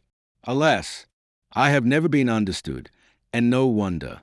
I succeeded a man of the most sublime genius that ever upheld the scepter of France. The memory of Richelieu annihilates me. In vain, were I an ambitious man, should I struggle against such remembrances as he has left. But that I am not ambitious, I am going to prove to you. I own myself conquered. I shall obey the wishes of the people. If Paris has injuries to complain of, who has not some wrongs to be redressed? Paris has been sufficiently punished. Enough blood has flowed, enough misery has humbled a town deprived of its king and of justice. 'Tis not for me, a private individual, to disunite a queen from her kingdom. Since you demand my resignation, I retire." "Then," said Aramis, in his neighbor's ear, "the conferences are over. There is nothing to do but to send Monsieur Mazarin to the most distant frontier and to take care that he does not return even by that, nor any other entrance into France." "One instant, sir," said the man in the gown, whom he addressed. "A plague on't. How fast you go. One may soon see that you're a soldier. There is the article of remunerations and indemnifications to be discussed and set to rights." "Chancellor," said the Queen, turning to Seguier, our old acquaintance, "you will open the conferences. They can take place at Rueil. The Cardinal has said several things which have agitated me. Therefore I will not speak more fully now. As to his going or staying, I feel too much gratitude to the Cardinal not to leave him free in all his actions. He shall do what he wishes to do." A transient pallor overspread the speaking countenance of the Prime Minister. He looked at the Queen with anxiety. Her face was so passionless that he, as everyone else present, was incapable of reading her thoughts. "But," added the Queen, "in awaiting the Cardinal's decision, let there be, if you please, a reference to the King only." The deputies bowed and left the room. "What?" exclaimed the Queen, when the last of them had quitted the apartment. "You would yield to these limbs of the law, these advocates?" "To promote your Majesty's welfare, madam," replied Mazarin, fixing his penetrating eyes on the Queen. "There is no sacrifice that I would not make," and dropped her head and fell into one of those reveries so habitual with her. A recollection of Athos came into her mind. His fearless deportment, his words, so firm yet dignified, The shades which by one word he had evoked recalled to the past in all its intoxication of poetry and romance, youth, beauty, the éclat of love at 20 years of age, the bloody death of Buckingham, the only man whom she had ever really loved, and the heroism of those obscure champions who had saved her from the double hatred of Richelieu and the king.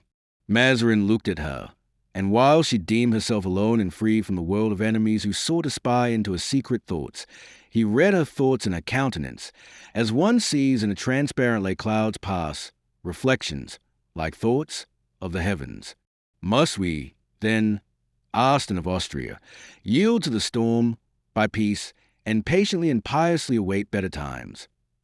Mazarin smiled sarcastically at this speech, which showed that she had taken the minister's proposal seriously. Anne's head was bent down. She had not seen the Italian smile, but finding that her question elicited no reply, she looked up. "Well, you do not answer. Cardinal, what do you think about it?" "I am thinking, madam, of the allusion made by the insolent gentleman whom you have caused to be arrested, to the Duke of Buckingham, to him whom you allowed to be assassinated, to the Duchess de Chevreuse, whom you suffered to be exiled, to the Duc de Beaufort, whom you imprisoned. But if he made allusion to me, it was because he is ignorant of the relation in which I stand to you," and drew up, as she always did, when anything touched her pride. She blushed, and that she might not answer, clasped her beautiful hands till her sharp nails almost pierced them. "That man has sagacity, honor, and wit, not to mention likewise that he is a man of undoubted resolution. You know something about him, do you not, madam? I shall tell him, therefore, and in doing so I shall confer a personal favor on him, how he is mistaken in regard to me. What is proposed to me would be, in fact, almost an abdication, and an abdication requires reflection." "An abdication," repeated Anne. "I thought, sir, that it was kings alone who abdicated." "Well," replied Mazarin, "and am I not almost a king, indeed, of France? Thrown over the foot of the royal bed, my samar, madam, looks not unlike the mantle worn by kings."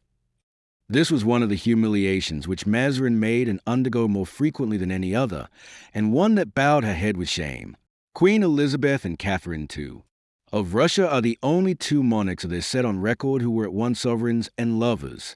Anne of Austria looked with a sort of terror at the threatening aspect of the cardinal. His physiognomy in such moments was not destitute of a certain grandeur. "So," she replied, "did I not say, and did you not hear me say to those people, that you should do as you pleased?" "In that case," said Mazarin, "I think it must please me best to remain, not only on account of my own interest, but for your safety." "Remain, then, sir. Nothing can be more agreeable to me. Only do not allow me to be insulted." "You are referring to the demands of the rebels and to the tone in which they stated them? Patience. They have selected a field of battle on which I am an abler general than they, that of a conference. No, we shall beat them by merely temporizing. They want food already. They will be 10 times worse off in a week." "Ah, yes. Good heavens. I know it will end in that way, but it is not they who taunt me with the most wounding reproaches, but—" "I understand. You mean to allude to the recollections perpetually revived by these 3 gentlemen. However, we have them safe in prison, and they are just sufficiently culpable for us to keep them in prison, as long as we find it convenient. One only is still not in our power and braves us. But, devil take him, we shall soon succeed in sending him to join his boon companions. We have accomplished more difficult things than that. In the first place, I have as a precaution shut up at Rouen, near me, under my own eyes, within reach of my hand, the 2 most intractable ones. Today the 3rd will be there also. As long as they are in prison, all will be well," said Anne, "but one of these days they will get out." "Yes, if your majesty releases them." "Ow!" exclaimed Anne, following the train of her own thoughts on such occasions. "One regrets Paris." "Why so?" "On account of the Bastille, sir, which is so strong and so secure." "Madam, these conferences will bring us peace. When we have peace, we shall regain Paris. With Paris, the Bastille, and our bullies shall rut therein." and frowned slightly when Mazarin, in taking leave, kissed her hand. Mazarin, after this half-humble, half-gallant attention, went away, and followed him with her eyes, and as he withdrew, at every step he took, a disdainful smile was seen playing, then gradually burst upon her lips. "I once," she said, "despised the love of a cardinal who never said I shall do, but I have done so and so." That man knew of retreats more secure than Rouen, darker and more silent even than the Bastille. Degenerate world. Chapter 82. Precautions. After quitting inn, Mazarin took the road to Rouen, where he usually resided. In those times of disturbance he went about with numerous followers and often disguised himself. In military dress he was, indeed, as we have stated, a very handsome man. In the court of the old chateau of Saint-Germain he entered his coach and reached the Seine at Chateau. The prince had supplied him with 50 light horse, not so much by way of guard as to show the deputies how readily the queen's generals dispersed their troops and to prove that they might be safely scattered at pleasure.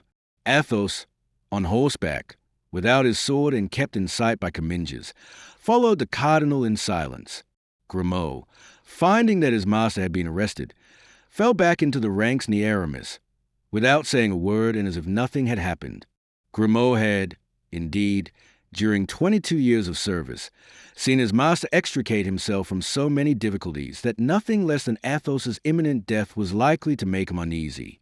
At the branching off of the road toward Paris, Aramis, who had followed in the cardinal's suite, turned back. Mazarin went to the right hand, and Aramis could see the prisoner disappear at the turning of the avenue. Athos, at the same moment, moved by a similar impulse, looked back also. The two friends exchanged a simple inclination of the head, and Aramis put his finger to his hat, as if to bow, Athos alone comprehending by that signal that he had some project in his head. 10 minutes afterward Mazarin entered the court of that chateau which his predecessor had built for him at Rouen. As he alighted, Comminges approached him. "My lord," he asked, "where does your eminence wish Monsieur Comte de la Fere to be lodged?" "In the pavilion of the Orangery, of course, in front of the pavilion where the guard is. I wish every respect to be shown the Count, although he is the prisoner of Her Majesty the Queen." "My lord," answered Comminges, "he begs to be taken to the place where Monsieur d'Artagnan is confined, that is, in the hunting lodge opposite the Orangery." Mazarin thought for an instant. Comminges saw that he was undecided. "'Tis a very strong post," he resumed, "and we have 40 good men, tried soldiers, having no connection with Frondeurs nor any interest in the Fronde." "If we put these 3 men together, Monsieur Comminges," said Mazarin, "we must double the gaude, and we are not rich enough in fighting men to commit such acts of prodigality." Comminges smiled. Mazarin read and construed that smile. "You do not know these men, Monsieur Comminges, but I know them, first personally, also by hearsay. I sent them to carry aid to King Charles, and they performed prodigies to save him. Had it not been for an adverse destiny, that beloved monarch would this day have been among us.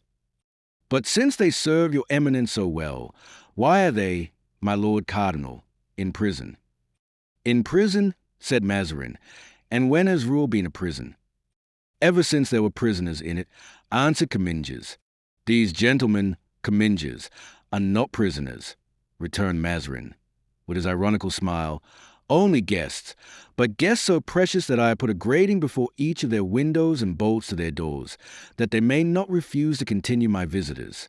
So much do I esteem them that I am going to make the Comte de la Fere a visit, that I may converse with him tete-a-tete, and that we may not be disturbed at our interview, you must conduct him, as I said before, to the pavilion of the Orangery. That, you know, is my daily promenade. Well, while taking my walk, I will call on him and we will talk. Although he professes to be my enemy, I have sympathy for him, and if he is reasonable, perhaps we shall arrange matters." Comminges bowed and returned to Athos, who was awaiting with apparent calmness, but with real anxiety, the result of the interview. "Well?" he said to the lieutenant. "Sir," replied Comminges, "it seems that it is impossible." "Monsieur de Comminges," said Athos, "I have been a soldier all my life and I know the force of orders, but outside your orders there is a service you can render me." I will do it with all my heart, said Comminges, for I know who you are and what service you once performed for Her Majesty. I know, too, how dear to you is the young man who came so valiantly to my aid when the old rogue of a Bruxelles was arrested. I am entirely at your service, except only for my orders. Thank you. So, what I'm about to ask will not compromise you in any degree. If it should even compromise me a little, said Monsieur de Comminges, with a smile, still make your demand. I don't like Mazarin any better than you do. I serve the Queen, and that draws me naturally into the service of the Cardinal, but I serve the one with joy and the other against my will. Speak, then, I beg of you, I wait and listen. Since there is no harm, said Athos, in my knowing that D'Artagnan is here, I presume there will be none in his knowing that I am here. I have received no orders on that point. Well, then, do me the kindness to give him my regards and tell him that I am his neighbor. Tell him also what you have just told me, that Mazarin has placed me in the pavilion of the Orangery in order to make me a visit, and assure him that I shall take advantage of this honor he proposes to accord to me to obtain from him some amelioration of our captivity. Which cannot last, interrupted Comminges. The Cardinal said so. There is no prison here. But there are oubliettes, replied Athos, smiling. Oh, that's a different thing. Yes, I know there are traditions of that sort, said Comminges. It was in the time of the other cardinal, who was a great nobleman. But our Mazarin, impossible. An Italian adventurer would not dare to go such lengths with such men as ourselves. Oubliettes are employed as a means of kingly vengeance, and a low-born fellow such as he is would not have recourse to them. Your arrest is known. That of your friends will soon be known, and all the nobility of France would demand an explanation of your disappearance. No, be easy on that score. I will, however, inform Monsieur d'Artagnan of your arrival here. Comminges then led the Count to a room on the ground floor of a pavilion at the end of the Orangery. They passed through a courtyard as they went, full of soldiers and courtiers. In the center of this court, in the form of a horseshoe, were the buildings occupied by Mazarin, and at each wing the pavilion, or smaller building, where D'Artagnan was confined, and that, level with the Orangery, where Athos was to be. From the ends of these two wings extended the park. Athos, when he reached his appointed room, observed through the gratings of his window, walls, and roofs, and was told, on inquiry, by Comminges, that he was looking on the back of the pavilion where D'Artagnan was confined. Yes, 'tis too true, said Comminges. 'Tis almost a prison, but what a singular fancy this is of yours, Count, you, who are the very flower of our nobility, to squander your valor and loyalty amongst these upstarts, the Frondists. Really, Count, if ever I thought that I had a friend in the ranks of the royal army, it was you, a Frondeur, you, the Comte de la Fere, on the side of Bruxelles, Blancmesnil, and Viole. For shame, you, a Frondeur. On my word of honor, said Athos, one must be either a Mazarinist or a Frondeur. For a long time I had these words whispered in my ears, and I chose the latter. At any rate, it is a French word. And now, I am a Frondeur, not a Bruxelles party, nor a Blancmesnil's, nor am I with Viole, but with the Duc de Beaufort, the Ducs de Bouillon and d'Elbeuf, with princes, not with presidents, councillors, and low-born lawyers. Besides, what a charming outlook it would have been to serve the cardinal. Look at that wall, without a single window, which tells you fine things about Mazarin's gratitude. Yes, replied de Comminges, more especially if it could reveal how Monsieur d'Artagnan for this last week has been anathematizing him. Poor D'Artagnan, said Athos, with the charming melancholy that was one of the traits of his character, so brave, so good, so terrible to the enemies of those he loves. You have two unruly prisoners there, sir. Unruly, Comminges smiled. You wish to terrify me, I suppose. When he came here, Monsieur d'Artagnan provoked and braved the soldiers and inferior officers, in order, I suppose, to have his sword back. That mood lasted some time, but now is as gentle as a lamb and sings Gascon songs, which make one die of laughing. And Du Vallon asked Athos, Aye, He is quite another sort of person, a formidable gentleman, indeed. The first day he broke all the doors in with a single push of his shoulder, and I expected to see him leave Rouen in the same way as Samson left Gaza. But his temper cooled down, like his friends. He not only gets used to his captivity, but jokes about it. So much the better, said Athos. Do you think anything else was to be expected of them? Asked Comminges, who, putting together what Mazarin had said of his prisoners and what the Comte de la Fere had said, began to feel a degree of uneasiness. Athos, on the other hand, reflected that this recent gentleness of his friends most certainly arose from some plan formed by D'Artagnan. Unwilling to injure them by praising them too highly, he replied, They are two hotheads, the one a Gascon, the other from Picardy. Both are easily excited, but they quiet down immediately. You have had a proof of that in what you have just related to me. This, too, was the opinion of Comminges, who withdrew somewhat reassured. Athos remained alone in the vast chamber, where, according to the cardinal's directions, he was treated with all the courtesy due to a nobleman. He awaited Mazarin's promised visit, to get some light on his present situation. Chapter 83. Strength and Sagacity. Now let us pass the orangery to the hunting lodge. At the extremity of the courtyard, where, close to a portico formed of Ionic columns, were the dog kennels, rose an oblong building, the pavilion of the orangery, a half-circle, including the court of honor. It was in this pavilion, on the ground floor, that D'Artagnan and Porthos were confined, suffering interminable hours of imprisonment in a manner suitable to each different temperament. D'Artagnan was pacing to and fro like a caged tiger, with dilated eyes, growling as he paced along by the bars of a window looking upon the yard of servants' offices. Porthos was ruminating over an excellent dinner he had just demolished. The one seemed to be deprived of reason, yet he was meditating. The other seemed to meditate, yet he was more than half asleep. But his sleep was a nightmare, which might be guessed by the incoherent manner in which he sometimes snored and sometimes snorted. Look, said D'Artagnan, day is declining. It must be nearly 4 o'clock. We have been in this place nearly 83 hours. Muttered Porthos, with a kind of pretense of answering. Did you hear, eternal sleeper? Cried D'Artagnan, irritated that anyone could doze during the day, when he had the greatest difficulty in sleeping during the night. What? Said Porthos. I say we have been here 83 hours. 'Tis your fault, answered Porthos. How? My fault? Yes, I offered you escape. By pulling out a bar and pushing down a door. Certainly. Porthos, men like us can't go out from here purely and simply. Faith, said Porthos. As for me, I could go out with that purity and that simplicity which it seems to me you despise too much. D'Artagnan shrugged his shoulders. And besides, he said, going out of this chamber isn't all. Dear friend, said Porthos, you appear to be in a somewhat better humor today than you were yesterday. Explain to me why going out of this chamber isn't everything. Because, having neither arms nor password, we shouldn't take 50 steps in the court without knocking against the sentinel. Very well, said Porthos. We will kill the sentinel and we shall have his arms.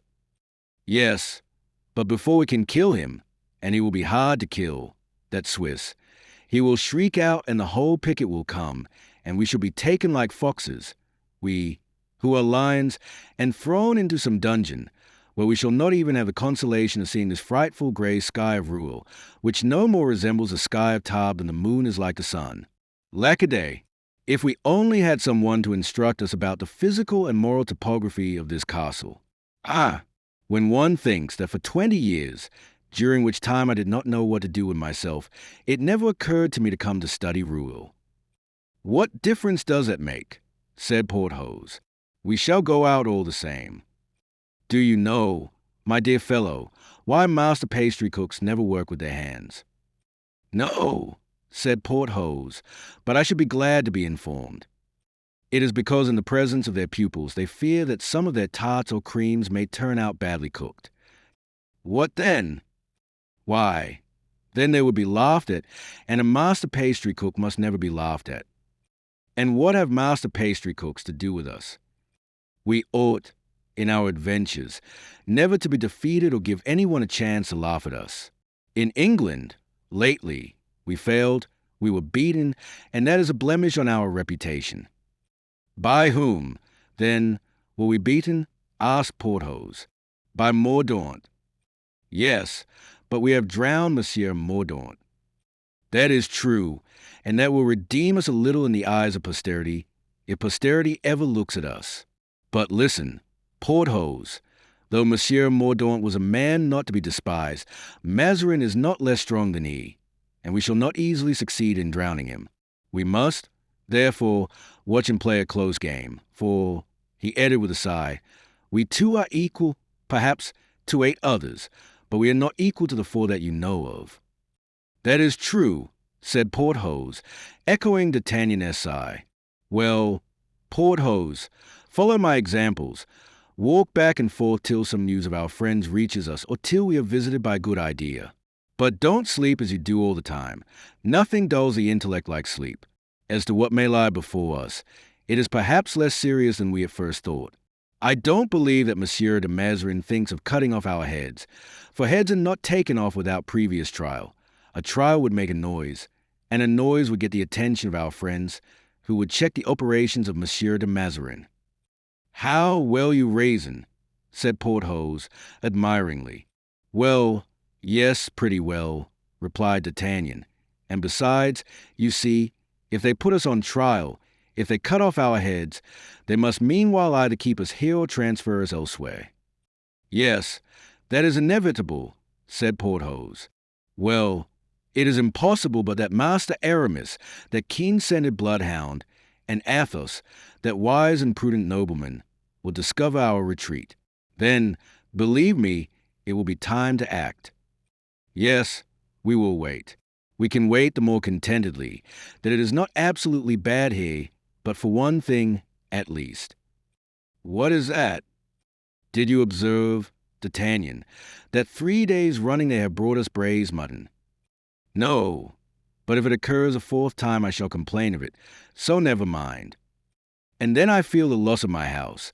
'Tis a long time since I visited my castles. Forget them for a time. We shall return to them, unless Mazarin razes them to the ground. Do you think that likely? No, the other cardinal would have done so, but this one is too mean a fellow to risk it. You reconcile me, D'Artagnan. Well, then, assume a cheerful manner, as I do. We must joke with the gods. We must gain the goodwill of the soldiers, since we can't corrupt them. Try, Porthos, to please them more than you are wont to do when they are under our windows. Thus far you have done nothing but show them your fist. And the more respectable your fist is, Porthos, the less attractive it is. I would give much to have 500 louis, only. So would I, said Porthos, unwilling to be behind D'Artagnan in generosity. I would give as much as 100 pistoles. The 2 prisoners were at this point of their conversation when Comminges entered, preceded by a sergeant and 2 men, who brought supper in a basket with 2 handles, filled with basins and plates. What? Exclaimed Porthos. Mutton again.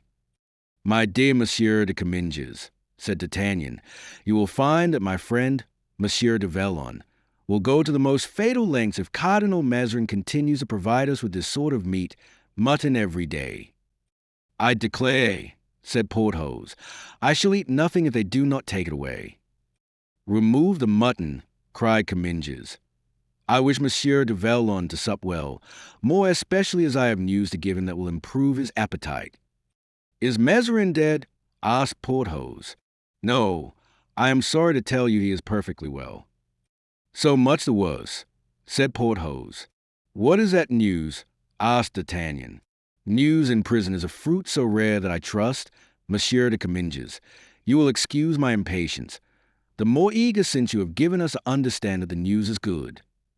Should you be glad to hear that the Comte de la Fere is well? Asked de Comminges. D'Artagnan's penetrating grey eyes were open to the utmost. Glad, he cried. I should be more than glad. Happy beyond measure.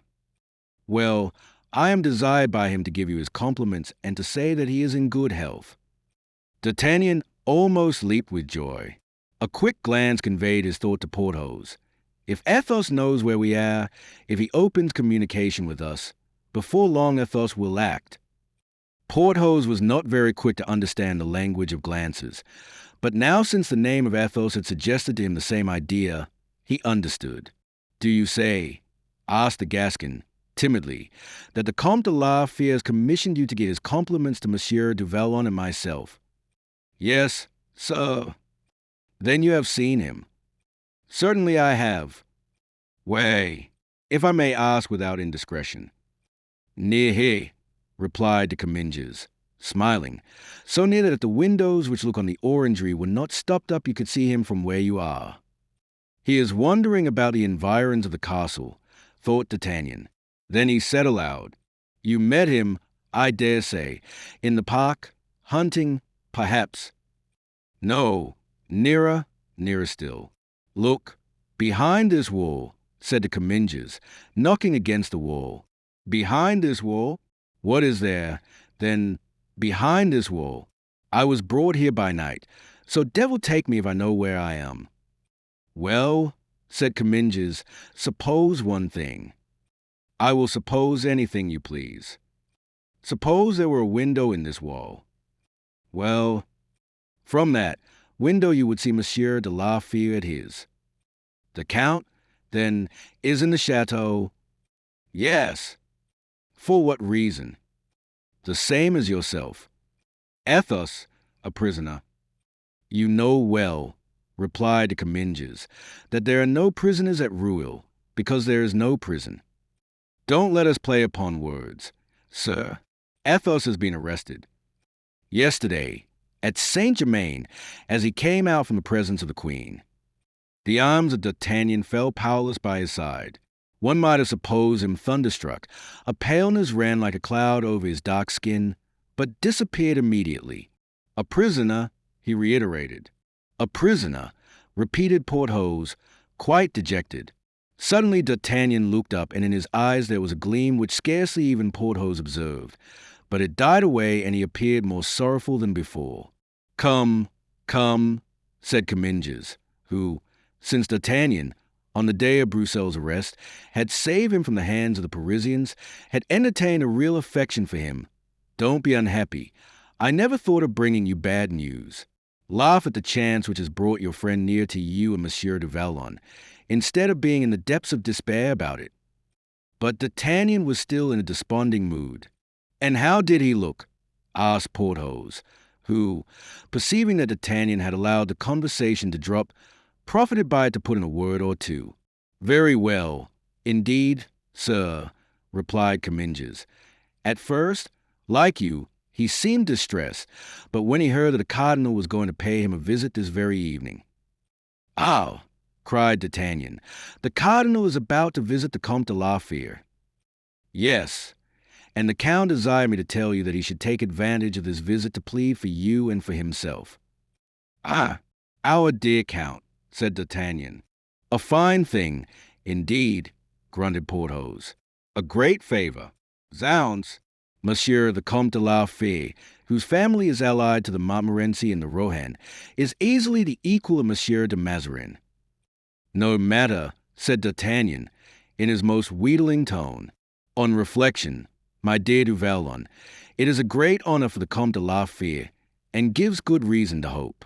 In fact, it seems to me so great an honor for a prisoner that I think Monsieur de Comminges must be mistaken." "What? I am mistaken?" "Monsieur de Mazarin will not come to visit the Comte de la Fère, but the Comte de la Fère will be sent for to visit him." No, said Comminges, who made a point of having the facts appear exactly as they were. "I clearly understood what the cardinal said to me. He will come and visit the Comte de la Fère." D'Artagnan tried to gather from the expression of his eyes whether Porthos understood the importance of that visit, but Porthos did not even look toward him. "It is, then, the cardinal's custom to walk in his orangery?" asked D'Artagnan. "Every evening he shuts himself in there. That, it seems, is where he meditates on state affairs." "In that case," said D'Artagnan.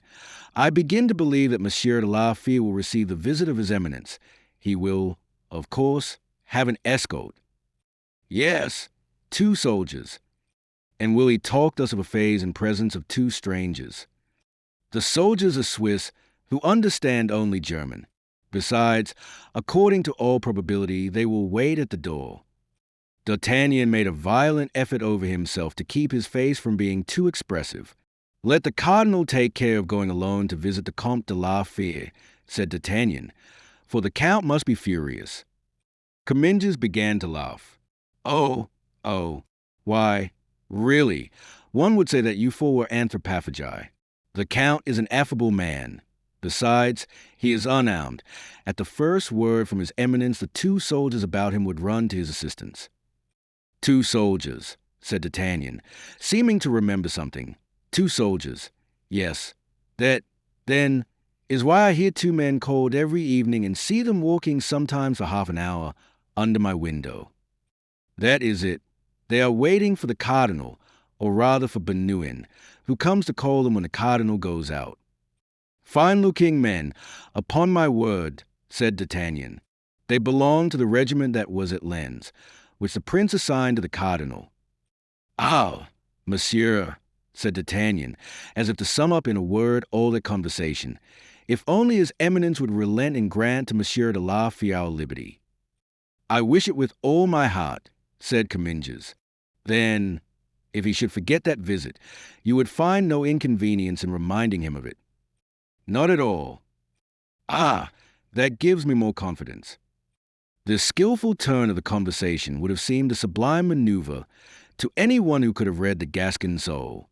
"Now," said D'Artagnan, "I've one last favor to ask of you, Monsieur de Comminges."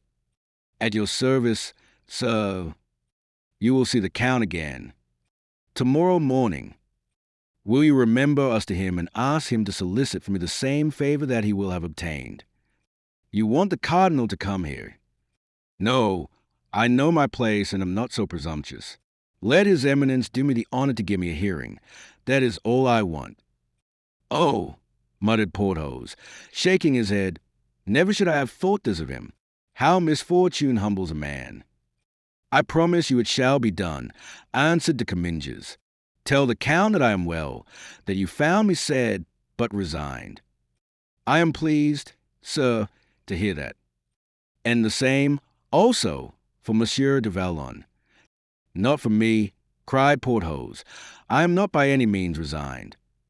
"But you will be resigned, my friend." "Never." "He will become so, monsieur. I know him better than he knows himself. Be silent, dear du Vallon, and resign yourself." "Adieu, gentlemen," said de Comminges. "Sleep well." "We will try." De Comminges went away, D'Artagnan remaining apparently in the same attitude of humble resignation. But scarcely had he departed when he turned and clasped Porthos in his arms with an expression not to be doubted. "Oh," cried Porthos, "what's the matter now? Have you gone mad, my dear friend?" "What is the matter?" returned D'Artagnan. "We are saved." "I don't see that at all," answered Porthos.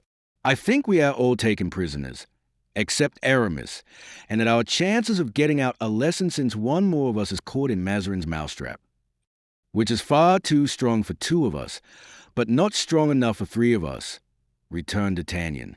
"I don't understand," said Porthos. "Never mind. Let's sit down to table and take something to strengthen us for the night." "What are we to do, then, tonight?" "To travel, perhaps. But—" "Sit down, dear friend, to table. When one is eating, ideas flow easily. After supper, when they are perfected, I will communicate my plans to you." So Porthos sat down to table without another word, and ate with an appetite that did honor to the confidence that was ever inspired in him by D'Artagnan's inventive imagination. Chapter 84. Strength and Sagacity continued.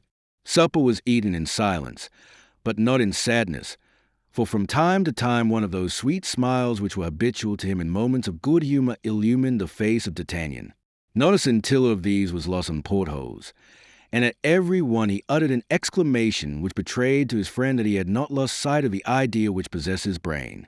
At dessert, D'Artagnan reposed in his chair, crossed one leg over the other, and lounged about like a man perfectly at his ease. Porthos rested his chin on his hands, placed his elbows on the table, and looked at D'Artagnan with an expression of confidence which imparted to that colossus an admirable appearance of good fellowship. "Well?" said D'Artagnan, at last. "Well?" repeated Porthos. "You were saying, my dear friend." "No, I said nothing." "Yes, you were saying you wished to leave this place."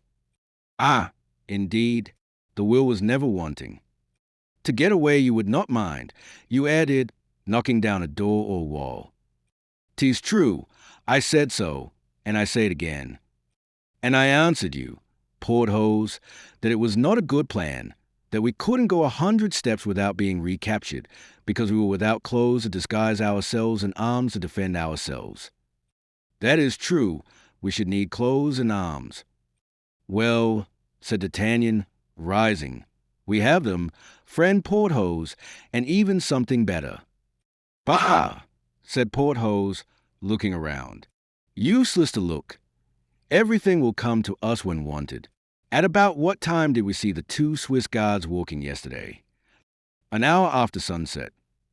"If they go out today as they did yesterday, we shall have the honor, then, of seeing them in half an hour, in a quarter of an hour at most. Your arm is still strong enough, is it not, Porthos?" Porthos unbuttoned his sleeve, raised his shirt, and looked complacently on his strong arm, as large as the leg of any ordinary man.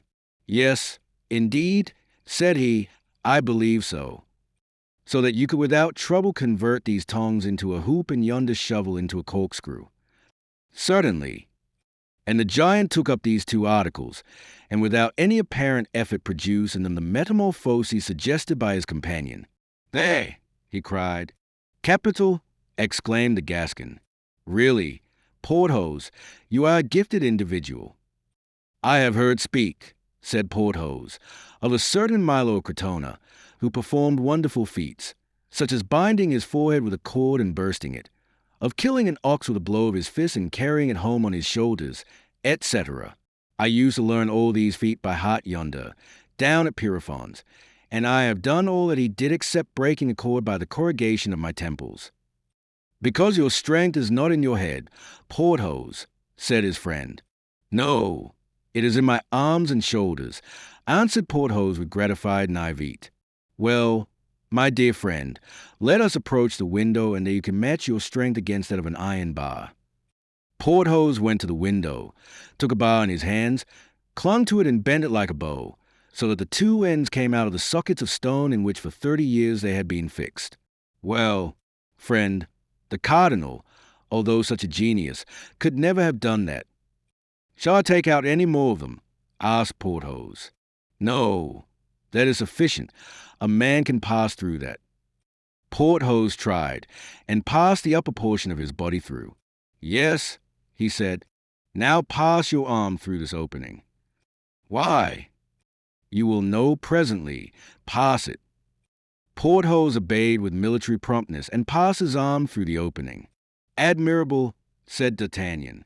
"The scheme goes forward, it seems." "On wheels, dear friend." "Good. What shall I do now?" "Nothing." "It is finished, then?" "No, not yet." "I should like to understand," said Porthos. "Listen, my dear friend. In 2 words you will know all. The door of the guardhouse opens, as you see." "Yes, I see." "They are about to send into our court, which Monsieur de Mazarin crosses on his way to the orangery, the 2 guards who attend him. There they are, coming out. If only they close the guardhouse door." "Good.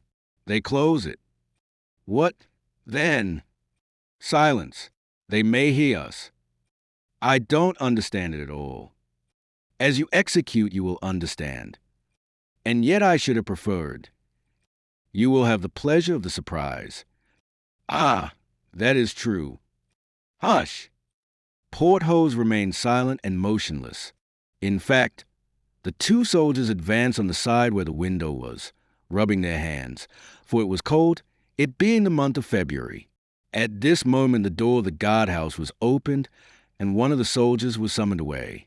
"Now," said D'Artagnan, "I am going to call this soldier and talk to him. Don't lose a word of what I'm going to say to you.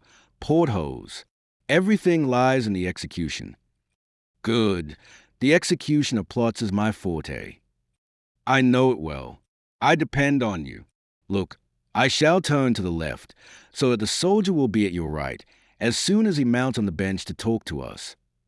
But supposing he doesn't mount, he will, rely upon it. As soon as you see him get up, stretch out your arm and seize him by the neck. Then, raising him up as Tobit raised a fish by the gills, you must pull him into the room, taking care to squeeze him so tight that he can't cry out." "Oh," said Porthos, "suppose I happen to strangle him." "To be sure there would only be a Swiss the less in the world, but you will not do so, I hope. Lay him down here. We'll gag him and tie him, no matter where, somewhere, so we shall get from him one uniform and a sword." "Marvelous!"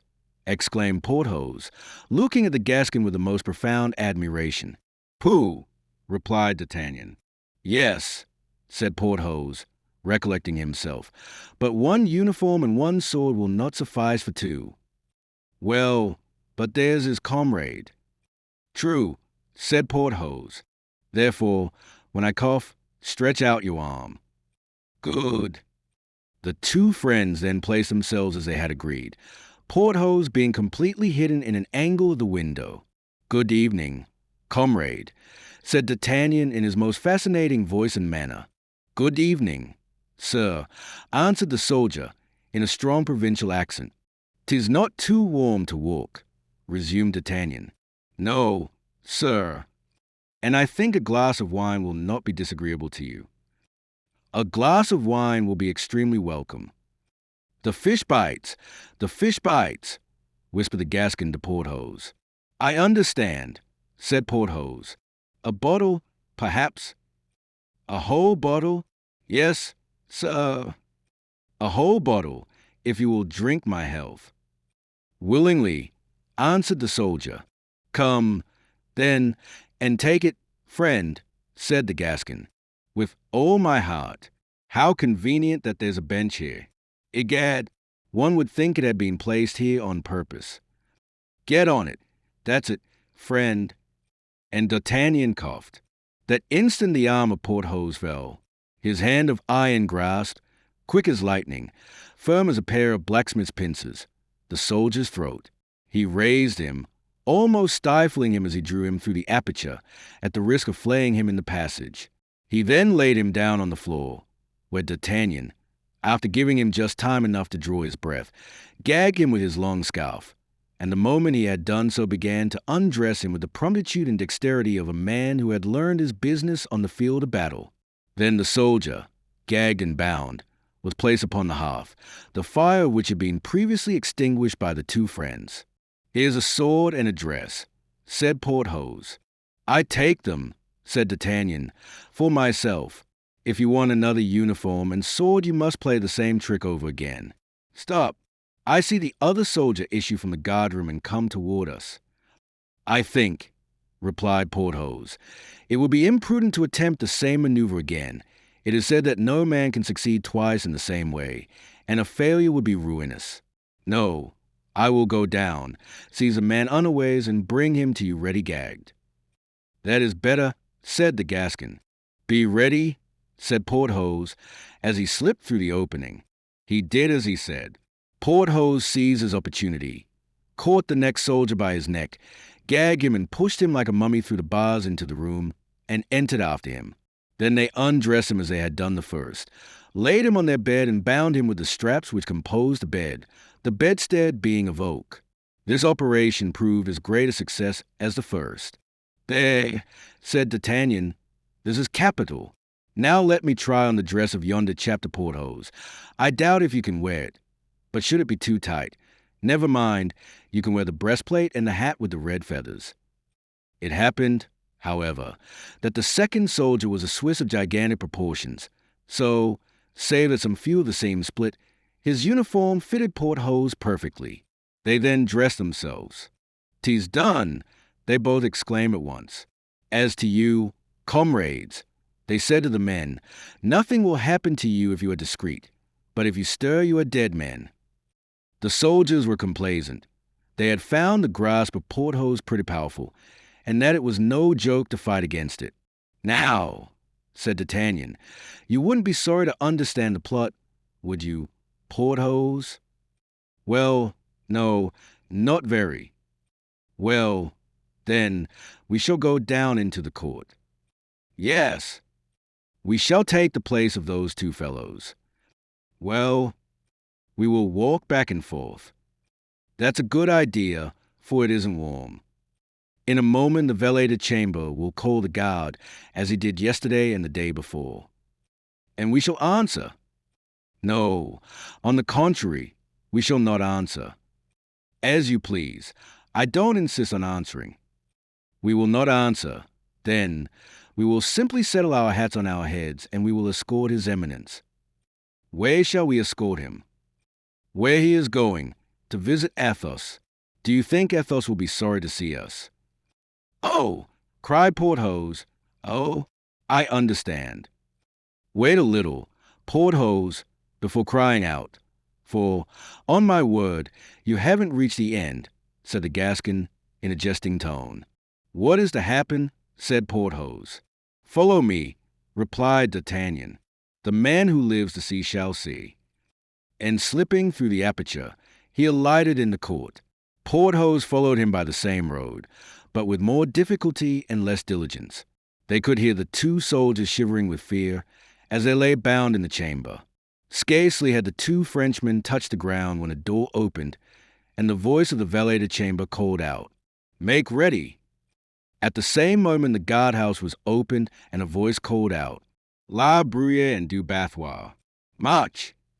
"It seems that I am named La Bruyere," remarked D'Artagnan. "And I, du Bathois," added Porthos. "Where are you?" asked the valet de chambre, whose eyes, dazzled by the light, could not clearly distinguish our heroes in the gloom. "Here we are," said the Gascon. "What say you to that, Monsieur de Vallon?" he added in a low tone to Porthos. "If it but lasts, most capital," responded Porthos. These two newly enlisted soldiers marched gravely after the valet de chambre, who opened the door of the vestibule, then another which seemed to be that of a waiting room, and showing them two stools. "Your orders are very simple," he said. "Don't allow anybody, except one person, to enter here. Do you hear? Not a single creature. Obey that person implicitly. On your return you cannot make a mistake. You have only to wait here till I release you." D'Artagnan was known to this valet de chambre, who was no other than Bernouin, and he had during the last 6 or 8 months introduced the Gascon a dozen times to the cardinal. The Gascon, therefore, instead of answering, growled out J.A., J.A., in the most German and the least Gascon accent possible.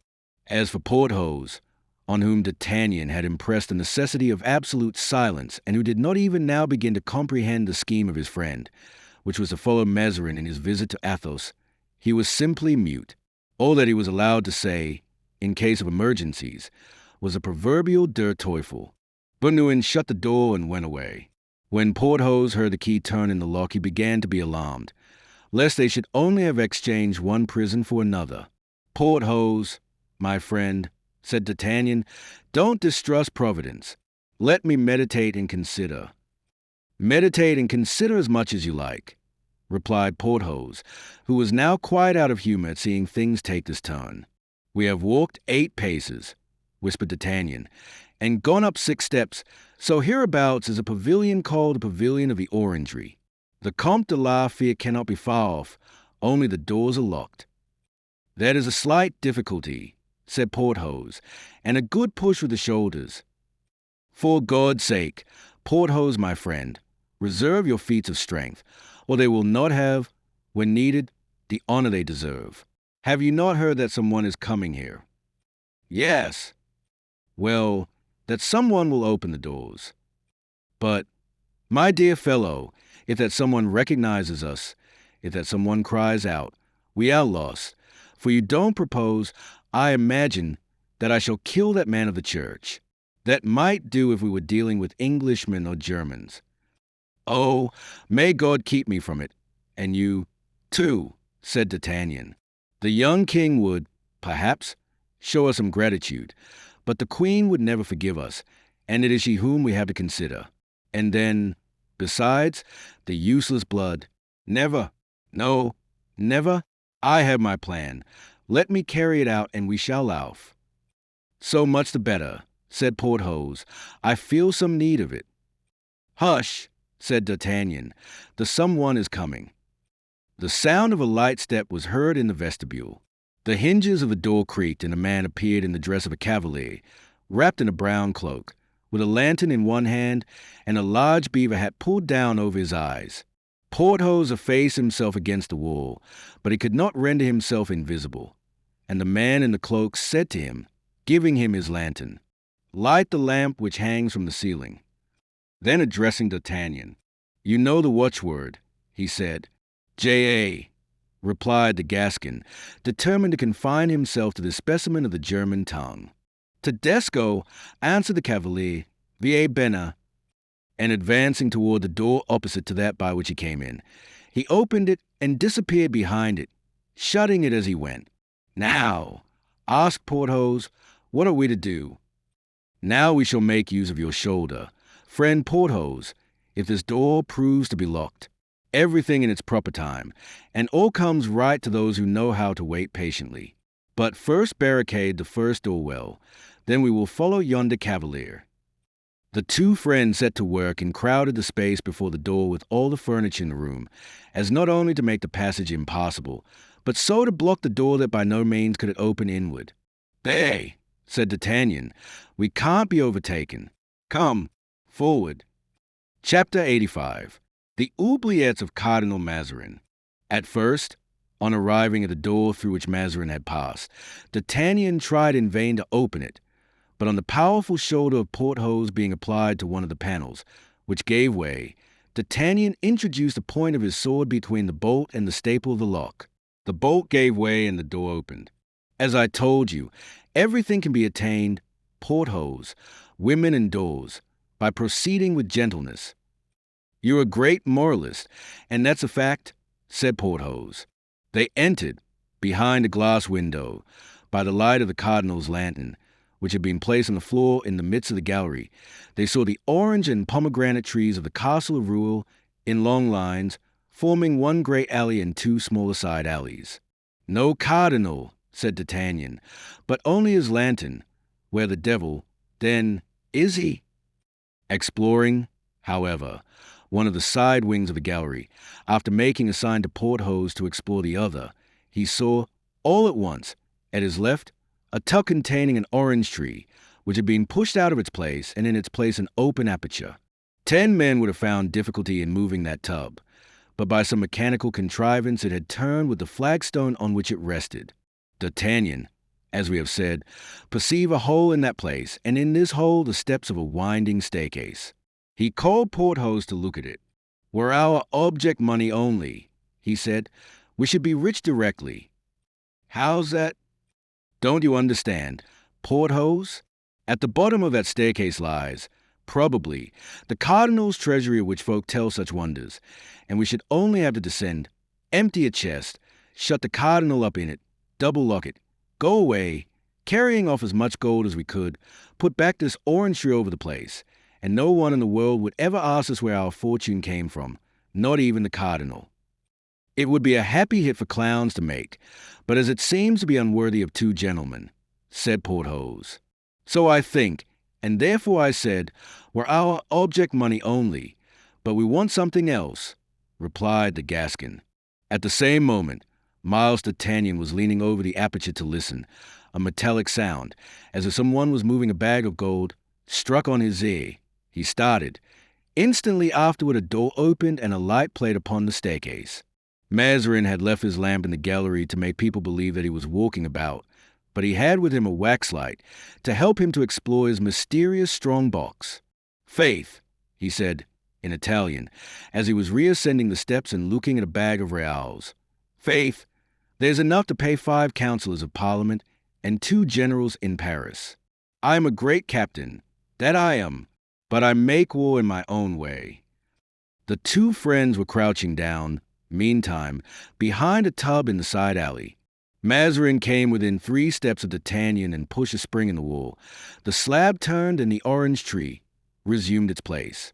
Then the cardinal put out the waxlight, slipped it into his pocket, and taking up the lantern, "Now," he said, "for Monsieur de la Fère." "Very good," thought D'Artagnan. "'Tis our road likewise.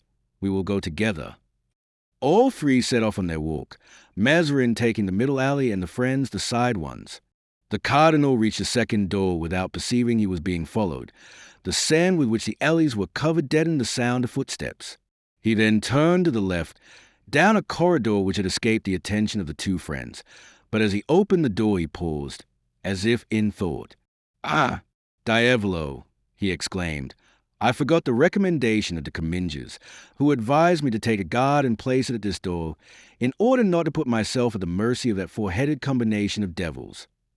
And with a movement of impatience he turned to retrace his steps. "Do not give yourself the trouble, my lord," said D'Artagnan, with his right foot forward, his beaver in his hand, a smile on his face. "We have followed your eminence step by step, and here we are."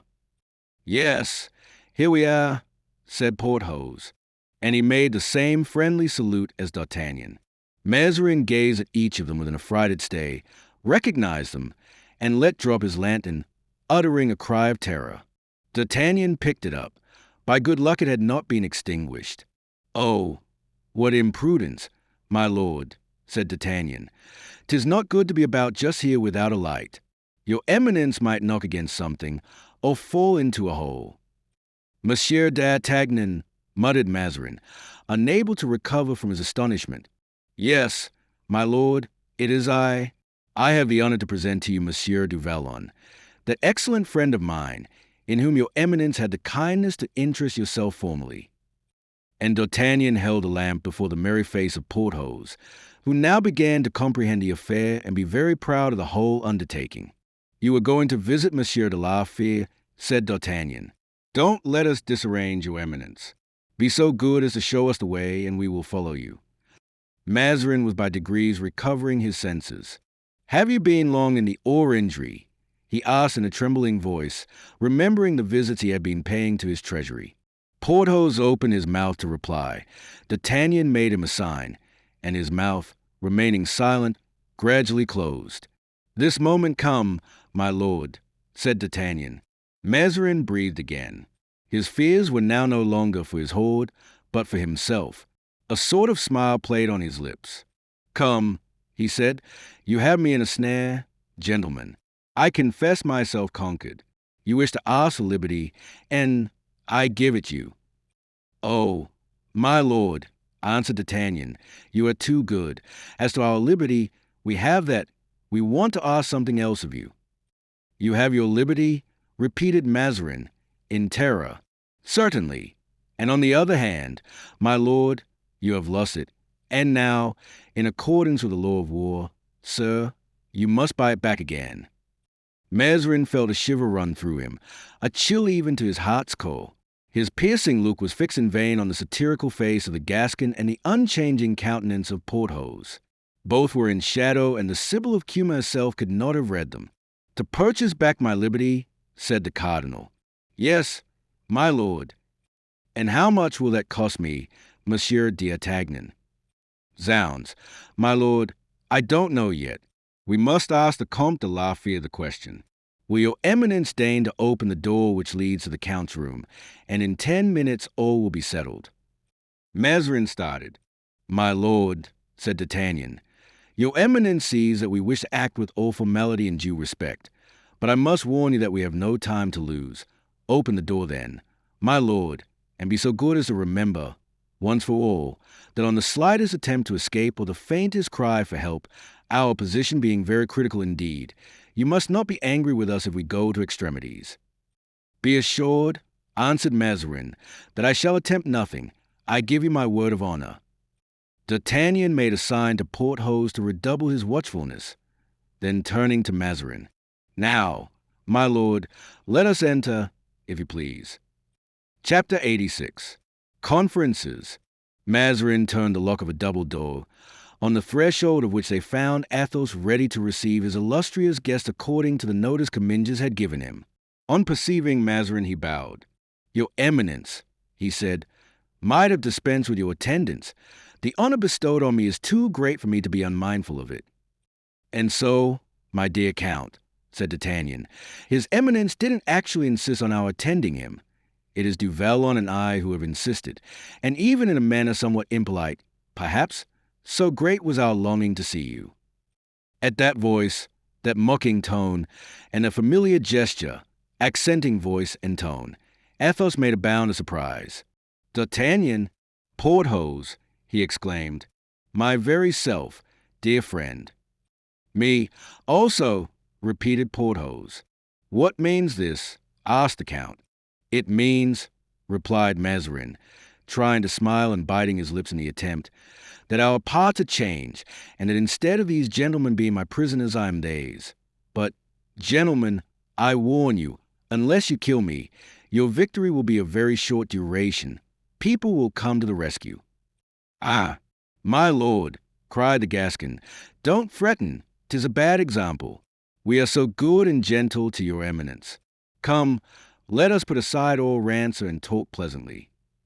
"There's nothing I wish more," replied Mazarin. "But don't think yourselves in a better position than you are. In ensnaring me, you have fallen into the trap yourselves. How are you to get away from here?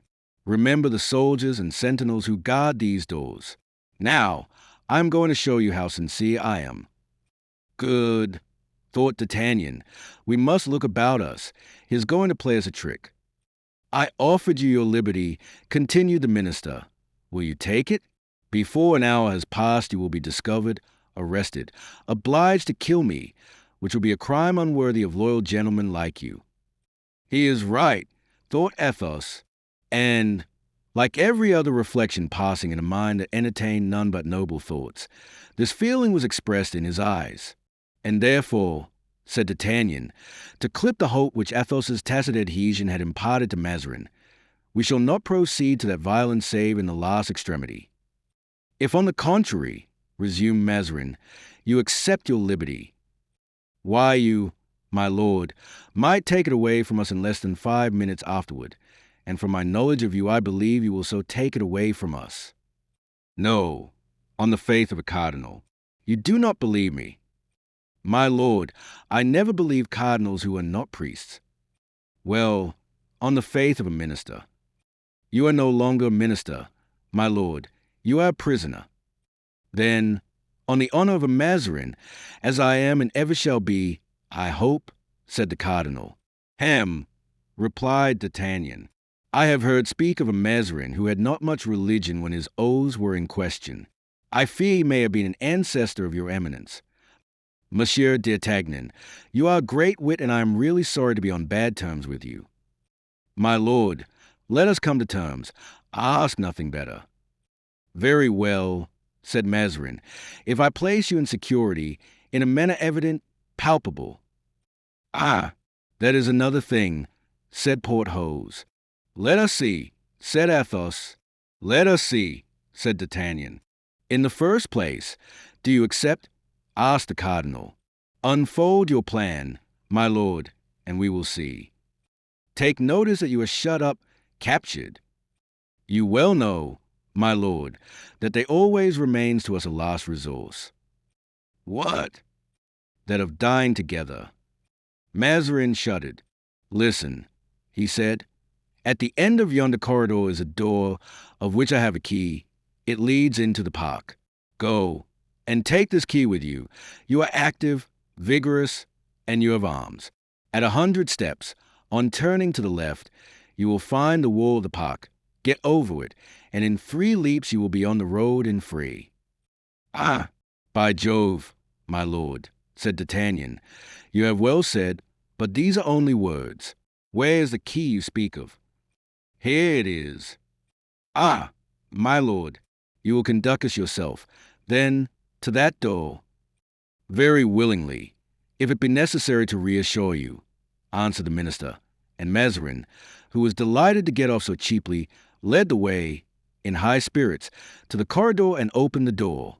It led into the park, as the three fugitives perceived by the night breeze which rushed into the corridor and blew the wind into their faces. "The devil!" exclaimed the Gascon. "'Tis a dreadful night, my lord. We don't know the locality, and shall never find the wall. Since your eminence has come so far, come a few steps further. Conduct us, my lord, to the wall." "Be it so," replied the cardinal, and walking in a straight line he went to the wall, at the foot of which they all four arrived at the same instant. "Are you satisfied, gentlemen?" asked Mazarin. "I think so. Indeed, we should be hard to please if we were not. Deuce take it. Three poor gentlemen, escorted by a prince of the church. Ah, apropos, my lord, you remarked that we were all active, vigorous, and armed." "Yes, you are mistaken. Monsieur du Vallon and I are the only two who are armed. The Count is not, and should we meet with one of your patrol, we must defend ourselves." "'Tis true. Where can we find another sword?" asked Porthos. "My lord," said D'Artagnan, "will lend his, which is of no use to him, to the Comte de la Fère." "Willingly," said the cardinal. "I will even ask the Count to keep it for my sake." "I promise you, my lord, never to part with it," replied Athos. "Well, well," cried D'Artagnan, "this reconciliation is truly touching. Have you not tears in your eyes, Porthos?" "Yes," said Porthos, "but I do not know if it is feeling or the wind that makes me weep. I think it is the wind." "Now climb up, Athos, quickly," said D'Artagnan. Athos, assisted by Porthos, who lifted him up like a feather, arrived at the top. "Now, jump down, Athos." Athos jumped and disappeared on the other side of the wall. "Are you on the ground?" asked D'Artagnan. "Yes." "Without accident?" "Perfectly safe and sound." "Porthos, whilst I get up—" "What's the cardinal?" "No, I don't want your help." "What's the cardinal?" "I am watching," said Porthos. "Well, you are right. It is more difficult than I thought. Lend me your back, but don't let the cardinal go." Porthos lent him his back, and D'Artagnan was soon on the summit of the wall, where he seated himself. Mazarin pretended to laugh. "Are you there?" asked Porthos. "Yes, my friend. And now—" "Now, what?" asked Porthos. "Now give me the cardinal up here. If he makes any noise, stifle him." Mazarin wished to call out, but Porthos held him tight and passed him to D'Artagnan, who seized him by the neck and made him sit down by him. Then in a menacing tone, he said, "Sir, jump directly down, close to Monsieur de la Fère, or, on the honor of a gentleman, I'll kill you." "Monsieur, monsieur," cried Mazarin, "you are breaking your word to me." Did I promise you anything, my lord?" Mazarin groaned. "You are free," he said. "Through me, your liberty was my ransom." "Agreed. But the ransom of that immense treasure buried under the gallery, to which one descends on pushing a spring hidden in the wall, which causes a tub to turn, revealing a staircase. Must not one speak of that a little, my lord?" "Diavolo!" cried Mazarin, almost choked, and clasping his hands. "I am a lost and ruined man." But without listening to his protestations of alarm, D'Artagnan slipped him gently down into the arms of Athos, who stood immovable at the bottom of the wall. Porthos next made an effort which shook the solid wall, and by the aid of his friend's hand gained the summit. "I didn't understand it all," he said, "but I understand now. How droll it is." "You think so? So much the better. But that it may prove laughter-worthy even to the end, let us not lose time." And he jumped off the wall. Porthos did the same. "Attend to Monsieur le Cardinal, gentlemen," said D'Artagnan. "For myself, I will reconnoiter." The Gascon then drew his sword and marched as avant-garde. "My lord," he said, "which way do we go? Think well of your reply, for should your eminence be mistaken, there might ensue most grave result for all of us." "Along the wall, sir," said Mazarin. "There will be no danger of losing yourselves." The three friends hastened on, but in a short time were obliged to slacken the pace. The cardinal could not keep up with them, though with every wish to do so. Suddenly D'Artagnan touched something warm, which moved. "Stop! A horse!" he cried. "I have found a horse." "And I, likewise," said Athos. "I, too," said Porthos, who, faithful to the instructions, still held the cardinal's arm. "There's luck, my lord, just as you were complaining of being tired and obliged to walk." But as he spoke, the barrel of a pistol was presented at his breast, and these words were pronounced: "Touch it not." "Grimaud," he cried, "Grimaud, what art thou about? Why, thou art posted here by heaven." "No, sir," said the honest servant. "It was Monsieur Aramis who posted me here to take care of the horses." "Is Aramis here?" "Yes, sir, he has been here since yesterday." "What are you doing?" "On the watch." "What? Aramis here?" cried Athos. "At the lesser gate of the castle, his posted day." "Are you a large party?" 60. "Let him know." "This moment, sir."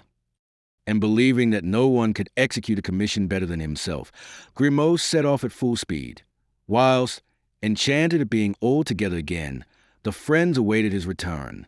There was no one in the whole group in a bad humor except Cardinal Mazarin. Chapter 87. Thinking that Porthos will be at last a baron, and D'Artagnan a captain. At the expiration of 10 minutes, Aramis arrived, accompanied by Grimaud and 8 or 10 followers. He was excessively delighted, and threw himself into his friend's arms. "You are free, my brothers, free without my aid, and I shall have succeeded in doing nothing for you in spite of all my efforts. Do not be unhappy, dear friend, on that account. If you have done nothing as yet, you will do something soon," replied Athos. "I had well concerted my plans," pursued Aramis. "The coadjutor gave me 60 men, 20 guard the walls of the park, 20 the road from Rouen to Saint-Germain, 20 are dispersed in the woods. Thus I was able, thanks to the strategic disposition of my forces, to intercept 2 couriers from Mazarin to the queen." Mazarin listened intently. "But," said D'Artagnan, "I trust that you honorably sent them back to Monsieur le Cardinal." "Ah, yes," said Aramis. "Toward him I should be very likely to practice such delicacy of sentiment. In one of the despatches, the cardinal declares to the queen that the treasury is empty and that her majesty has no more money. In the other, he announces that he is about to transport his prisoners to Melun, since Rouen seemed to him not sufficiently secure. You can understand, dear friend, with what hope I was inspired by that last letter. I placed myself in ambuscade with my 60 men. I encircled the castle. The riding horses I entrusted to Grimaud, and I awaited your coming out, which I did not expect till tomorrow, and I didn't hope to free you without a skirmish. You are free tonight, without fighting, so much the better. How did you manage to escape that scoundrel Mazarin? You must have much reason to complain of him." "Not very much," said D'Artagnan. "Really? I might even say that we have some reason to praise him." "Impossible." "Yes, really, it is owing to him that we are free." "Owing to him?" "Yes. He had us conducted into the orangery by Monsieur Bernouin, his valet de chambre, and from there we followed him to visit the Comte de la Fere. Then he offered us our liberty, and we accepted it. He even went so far as to show us the way out. He led us to the park wall, which we climbed over without accident, and then we fell in with Grimaud."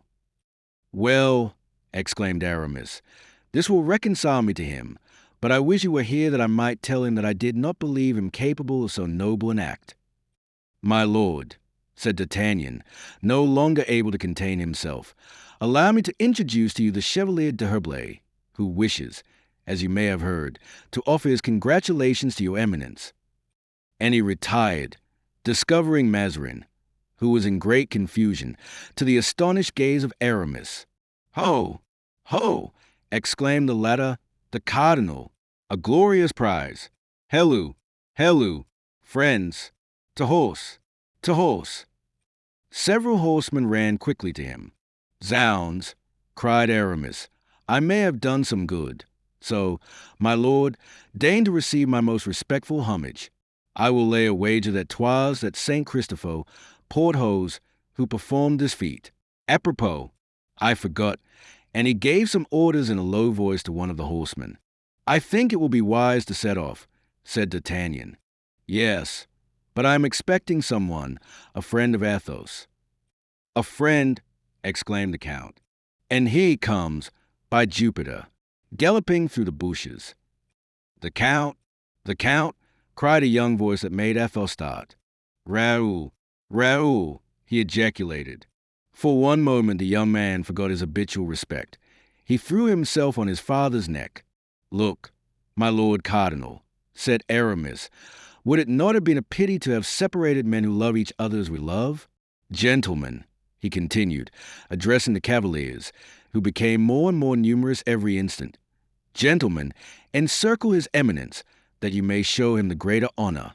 He will, indeed, give us a favor of his company. You will, I hope, be grateful for it. Porthos, do not lose sight of his eminence. Aramis then joined Athos and D'Artagnan, who were consulting together.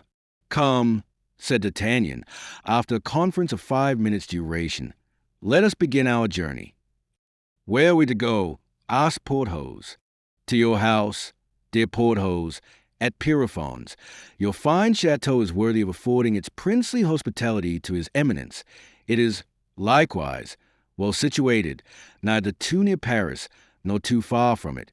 We can establish a communication between it and the capital with great facility. Come, my lord, you shall be treated like a prince, as you are. A fallen prince, exclaimed Mazarin piteously. The chances of war, said Athos, are many, but be assured we shall take no improper advantage of them. No, but we shall make use of them, said D'Artagnan. The rest of the night was employed by these cavaliers in traveling with the wonderful rapidity of former days. Mazarin, still somber and pensive, permitted himself to be dragged along in this way. It looked a race of phantoms. At dawn 12 leagues had been passed without drawing rein. Half the escort were exhausted, and several horses fell down. Horses, nowadays, are not what they were formerly, observed Porthos. Everything degenerates. I have sent Grimaud to Dammartin, said Aramis. He is to bring us 5 fresh horses, 1 for his eminence, 4 for us. We, at least, must keep close to Monseigneur. The rest of the start will rejoin us later. Once beyond St. Denis, we shall have nothing to fear. Grimaud, in fact, brought back 5 horses. The nobleman to whom he applied, being a friend of Porthos, was very ready, not to sell them, as was proposed, but to lend them. 10 minutes later the escort stopped at Ermenonville, but the 4 friends went on with well-sustained ardor, guarding Mazarin carefully. At noon they rode into the avenue of Pierrefonds. I, said Mouston, who had ridden by the side of D'Artagnan without speaking a word on the journey, you may think what you will, sir, but I can breathe now for the first time since my departure from Pierrefonds. And he put his horse to a gallop to announce to the other servants the arrival of Monsieur du Vallon and his friends. We are 4 of us, said D'Artagnan. We must relieve each other in mounting guard over my lord, and each of us must watch 3 hours at a time. Athos is going to examine the castle, which it will be necessary to render impregnable in case of siege. Porthos will see to the provisions, and Aramis to the troops of the garrison. That is to say, Athos will be chief engineer, Porthos purveyor general, and Aramis governor of the fortress. Meanwhile, they gave up to Mazarin the handsomest room in the chateau. Gentlemen, he said, when he was in his room, you do not expect, I presume, to keep me here a long time incognito. No, my lord, replied the Gascon. On the contrary, we think of announcing very soon that we have you here. Then you will be besieged. We expect it. And what shall you do? Defend ourselves. Were the late Cardinal Richelieu alive, he would tell you a certain story of the Bastien Saint-Gervais, which we 4, with our 4 lackeys and 12 dead men, held out against a whole army. Such feats, sir, are done once, and never repeated. However, nowadays there's no need of so much heroism. Tomorrow the army of Paris will be summoned. The day after it will be here. The field of battle, instead, therefore, of being at St. Denis or at Charenton, will be near Compiègne or Villers-Cotterets. The prince will vanquish you, as he has always done. 'Tis possible, my lord, but before an engagement ensues, we shall move your eminence to another castle belonging to our friend Du Vallon, who has 3. We will not expose your eminence to the chances of war. Come, answered Mazarin, I see it will be necessary for me to capitulate. Before siege? Yes, the conditions will be better than afterward. Ah, my lord, as to conditions, you would soon see how moderate and reasonable we are. Come, now, what are your conditions? Rest yourself first, my lord, and we will reflect. I do not need rest. Gentlemen, I need to know whether I am among enemies or friends. Friends, my lord, friends. Well, then, tell me at once what you want, that I may see if any arrangement be possible. Speak, Comte de la Fère. My lord, replied Athos, for myself I have nothing to demand. For France, were I to specify my wishes, I should have too much. I beg you to excuse me and propose to the Chevalier. And Athos, bowing, retired and remained leaning against the mantelpiece, a spectator of the scene. Speak, then, Chevalier, said the cardinal. What do you want? Nothing ambiguous, if you please. Be clear, short, and precise. As for me, replied Aramis, I have in my pocket the very program of the conditions which the deputation, of which I formed one, went yesterday to Saint-Germain to impose on you. Let us consider first the ancient rights. The demands in that program must be granted. We were almost agreed on those, replied Mazarin. Let us pass on to private and personal stipulations. You suppose, then, that there are some, said Aramis, smiling. I do not suppose that you will all be quite so disinterested as Monsieur de la Fère, replied the cardinal, bowing to Athos. My lord, you are right, and I am glad to see that you do justice to the Count at last. The Count has a mind above vulgar desires and earthly passions. He is a proud soul. He is a man by himself. You are right. He is worth us all, and we avow it to you. Aramis, said Athos, are you jesting? No, dear friend, I state only what we all know. You are right. It is not you alone this matter concerns, but my lord and his unworthy servant, myself. Well, then, what do you require besides the general conditions before recited? I require, my lord, that Normandy should be given to Madame de Longueville, with 500,000 francs and full absolution. I require that His Majesty should deign to be godfather to the child she has just born, and that my lord, after having been present at the christening, should go to proffer his homage to our Holy Father the Pope. That is, you wish me to lay aside my ministerial functions, to quit France and be in exile. I wish His Eminence to become Pope on the first opportunity, allowing me then the right of demanding full indulgences for myself and my friends. Mazarin made a grimace which was quite indescribable, and then turned to D'Artagnan. And you, sir, he said. I, my lord, answered the Gascon. I differ from Monsieur d'Herblay entirely as to the last point, though I agree with him on the first. Far from wishing my lord to quit Paris, I hope he will stay there and continue to be prime minister, as he is a great statesman. I shall try also to help him to down the Fronde, but on one condition, that he sometimes remembers the king's faithful servants and gives the first vacant company of musketeers to a man that I could name. And you, Monsieur du Vallon. Yes, you, sir. Speak, if you please, said Mazarin. As for me, answered Porthos, I wish my lord cardinal, in order to do honor to my house, which gives him an asylum, would in remembrance of this adventure erect my estate into a barony, with a promise to confer that order on one of my particular friends, whenever His Majesty next creates peace. You know, sir, that before receiving the order one must submit proofs. My friends will submit them. Besides, should it be necessary, Monseigneur will show him how that formality may be avoided. Mazarin bit his lips. The blow was direct, and he replied rather dryly. All this appears to me to be ill-conceived, disjointed, gentlemen. For if I satisfy some, I shall displease others. If I stay in Paris, I cannot go to Rome. If I became Pope, I could not continue to be Prime Minister, and it is only by continuing Prime Minister that I can make Monsieur d'Artagnan a captain and Monsieur du Vallon a baron. True, said Aramis. So, as I am in a minority, I withdraw my proposition, so far as it relates to the voyage to Rome and Monseigneur's resignation. I am to remain minister. Then, said Mazarin. You remain minister. That is understood, said D'Artagnan. France needs you. And I desist from my pretensions, said Aramis.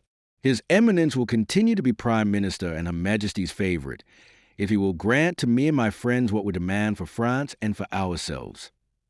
Occupy yourselves with your own affairs, gentlemen, and let France settle matters as she will with me, resumed Mazarin. Ho, ho, replied Aramis. The Frondeurs will have a treaty, and your Eminence must sign it before us, promising at the same time to obtain the Queen's consent to it. I can answer only for myself, said Mazarin. I cannot answer for the Queen. Suppose Her Majesty refuses. Oh, said D'Artagnan, Monseigneur knows very well that Her Majesty refuses him nothing. Hey, Monseigneur, said Aramis, is the treaty proposed by the deputation of Frondeurs.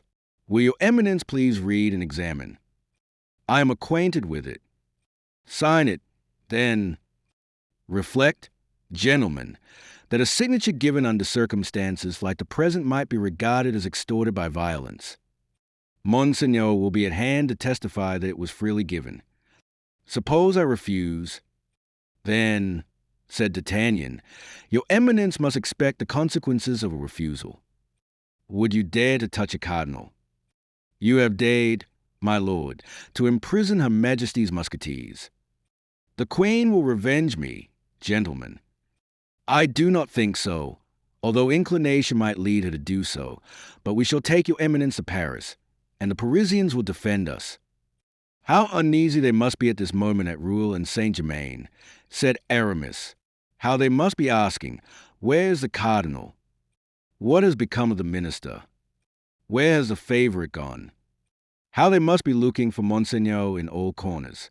What comments must be made, and if the Fronde knows that Monseigneur has disappeared, how the Fronde must triumph. It is frightful, murmured Mazarin. Sign the treaty, then, Monseigneur, said Aramis. Suppose the Queen should refuse to ratify it.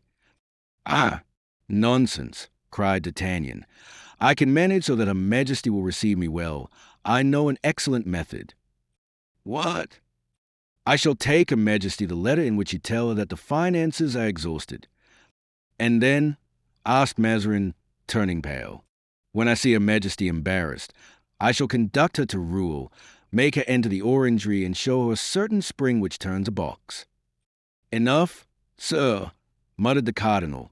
You have said enough. Where's the treaty? Here it is, replied Aramis. Sign, my lord, and he gave him a pen. Mazarin arose, walked some moments, thoughtful but not dejected. And when I have signed, he said, what is to be my guarantee? My word of honor, sir, said Athos. Mazarin started, turned toward the Comte de la Fère, and looking for an instant of that grand and honest countenance, took the pen. It is sufficient, Count, he said, and signed the treaty. And now, Monsieur d'Artagnan, he said, prepare to set off for Saint-Germain and take a letter from me to the Queen. Chapter 88 shows how with threat and pen more is effected than by the sword. D'Artagnan knew his part well. He was aware that opportunity has a forelock only for him who will take it, and he was not a man to let it go by him without seizing it. He soon arranged a prompt and certain manner of traveling, by sending relays of horses to Chantilly, so that he might be in Paris in 5 or 6 hours. But before setting out, he reflected that for a lad of intelligence and experience he was in a singular predicament, since he was proceeding toward uncertainty and leaving certainty behind him. In fact, he said, as he was about to mount and start on his dangerous mission, Athos, for generosity, is a hero of romance. Porthos has an excellent disposition, but is easily influenced. Aramis has a hieroglyphic countenance, always illegible. What will come out of those three elements when I am no longer present to combine them? The deliverance of the cardinal, perhaps. Now, the deliverance of the cardinal would be the ruin of our hopes, and our hopes are thus far the only recompense we have for labors in comparison with which those of Hercules were pygmean. He went to find Aramis. You, my dear Chevalier de Herblay, he said, are the Fronde incarnate. Mistrust Athos, therefore, who will not prosecute the affairs of anyone, even his own. Mistrust Porthos, especially, who, to please the Count whom he regards as God on earth, will assist him in contriving Mazarin's escape, if Mazarin has the wit to weep or play the chivalric. Aramis smiled. His smile was at once cunning and resolute. Fear nothing, he said. I have my conditions to impose. My private ambition tends only to the profit of him who has justice on his side. Good, thought D'Artagnan. In this direction I am satisfied. He pressed Aramis's hand and went in search of Porthos. Friend, he said, you have worked so hard with me toward building up our fortune that, at the moment when we are about to reap the fruits of our labors, it would be a ridiculous piece of silliness in you to allow yourself to be controlled by Aramis, whose cunning you know, a cunning which, we may say between ourselves, is not always without egotism, or by Athos, a noble and disinterested man, but blasé, who, desiring nothing further for himself, doesn't sympathize with the desires of others. What should you say if either of these two friends proposed to you to let Mazarin go? Why, I should say that we had too much trouble in taking him to let him off so easily. Bravo, Porthos! And you would be right, my friend, for in losing him you would lose your barony, which you have in your grasp, to say nothing of the fact that, were he once out of this, Mazarin would have you hanged. Do you think so? I am sure of it. Then I would kill him rather than let him go. And you would act rightly. There is no question, you understand, provided we secure our own interests, of securing those of the Frondeurs, who, besides, don't understand political matters as we old soldiers do. Never fear, dear friend, said Porthos. I shall see you through the window as you mount your horse. I shall follow you with my eyes as long as you are in sight. Then I shall place myself at the cardinal's door, a door with glass windows. I shall see everything, and at the least suspicious sign I shall begin to exterminate. Bravo, thought D'Artagnan. On this side I think the cardinal will be well guarded. He pressed the hand of the Lord of Pierrefonds and went in search of Athos. My dear Athos, he said, I am going away. I have only one thing to say to you. You know one of Austria. The captivity of Mazarin alone guarantees my life. If you let him go, I am a dead man. I needed nothing less than that consideration, my dear D'Artagnan, to persuade myself to adopt the role of jailer. I give you my word that you will find the cardinal where you leave him. This reassures me more than all the royal signatures, thought D'Artagnan. Now that I have the word of Athos, I can set out. D'Artagnan started alone on his journey, without other escort than his sword, and with a simple passport from Mazarin to secure his admission to the Queen's presence. 6 hours after he left Pierrefonds, he was at Saint-Germain. The disappearance of Mazarin was not as yet generally known. Anne of Austria was informed of it, and concealed her uneasiness from everyone. In the chamber of D'Artagnan and Porthos, the two soldiers had been found bound and gagged. On recovering the use of their limbs and tongues, they could, of course, tell nothing but what they knew, that they had been seized, stripped, and bound. But as to what had been done by Porthos and D'Artagnan afterward, they were as ignorant as all the inhabitants of the chateau. Bernouin alone knew a little more than the others. Bernouin, seeing that his master did not return and hearing the stroke of midnight, had made an examination of the orangery. The first door, barricaded with furniture, had aroused in him certain suspicions, but without communicating his suspicions to anyone, he had patiently worked his way into the midst of all that confusion. Then he came to the corridor, all the doors of which he found open. So, too, was the door of Athos's chamber and that of the park. From the latter point, it was easy to follow tracks on the snow. He saw that these tracks tended toward the wall. On the other side he found similar tracks, then footprints of horses, and then signs of a troop of cavalry which had moved away in the direction of Enghien. He could no longer cherish any doubt that the cardinal had been carried off by the three prisoners, since the prisoners had disappeared at the same time, and he had hastened to Saint-Germain to warn the queen of that disappearance, and had enforced the utmost secrecy and had disclosed the event to no one except the Prince de Condé, who had sent 500 or 600 horsemen into the environs of Saint-Germain with orders to bring in any suspicious person who was going away from Rouen, in whatsoever direction it might be. Now, since D'Artagnan did not constitute a body of horsemen, since he was alone, since he was not going away from Rouen and was going to Saint-Germain, no one paid any attention to him and his journey was not obstructed in any way. On entering the courtyard of the old chateau, the first person seen by our ambassador was Maître Bernouin in person, who, standing on the threshold, awaited news of his vanished master. At the sight of D'Artagnan, who entered the courtyard on horseback, Bernouin rubbed his eyes and thought he must be mistaken. But D'Artagnan made a friendly sign to him with his head, dismounted, and throwing his bridle to a lackey who was passing, he approached the valet-de-chamber with a smile on his lips. "Monsieur D'Artagnan," cried the latter, like a man who has a nightmare and talks in his sleep, "Monsieur D'Artagnan." Himself, Monsieur Bernouin. "And why have you come here?"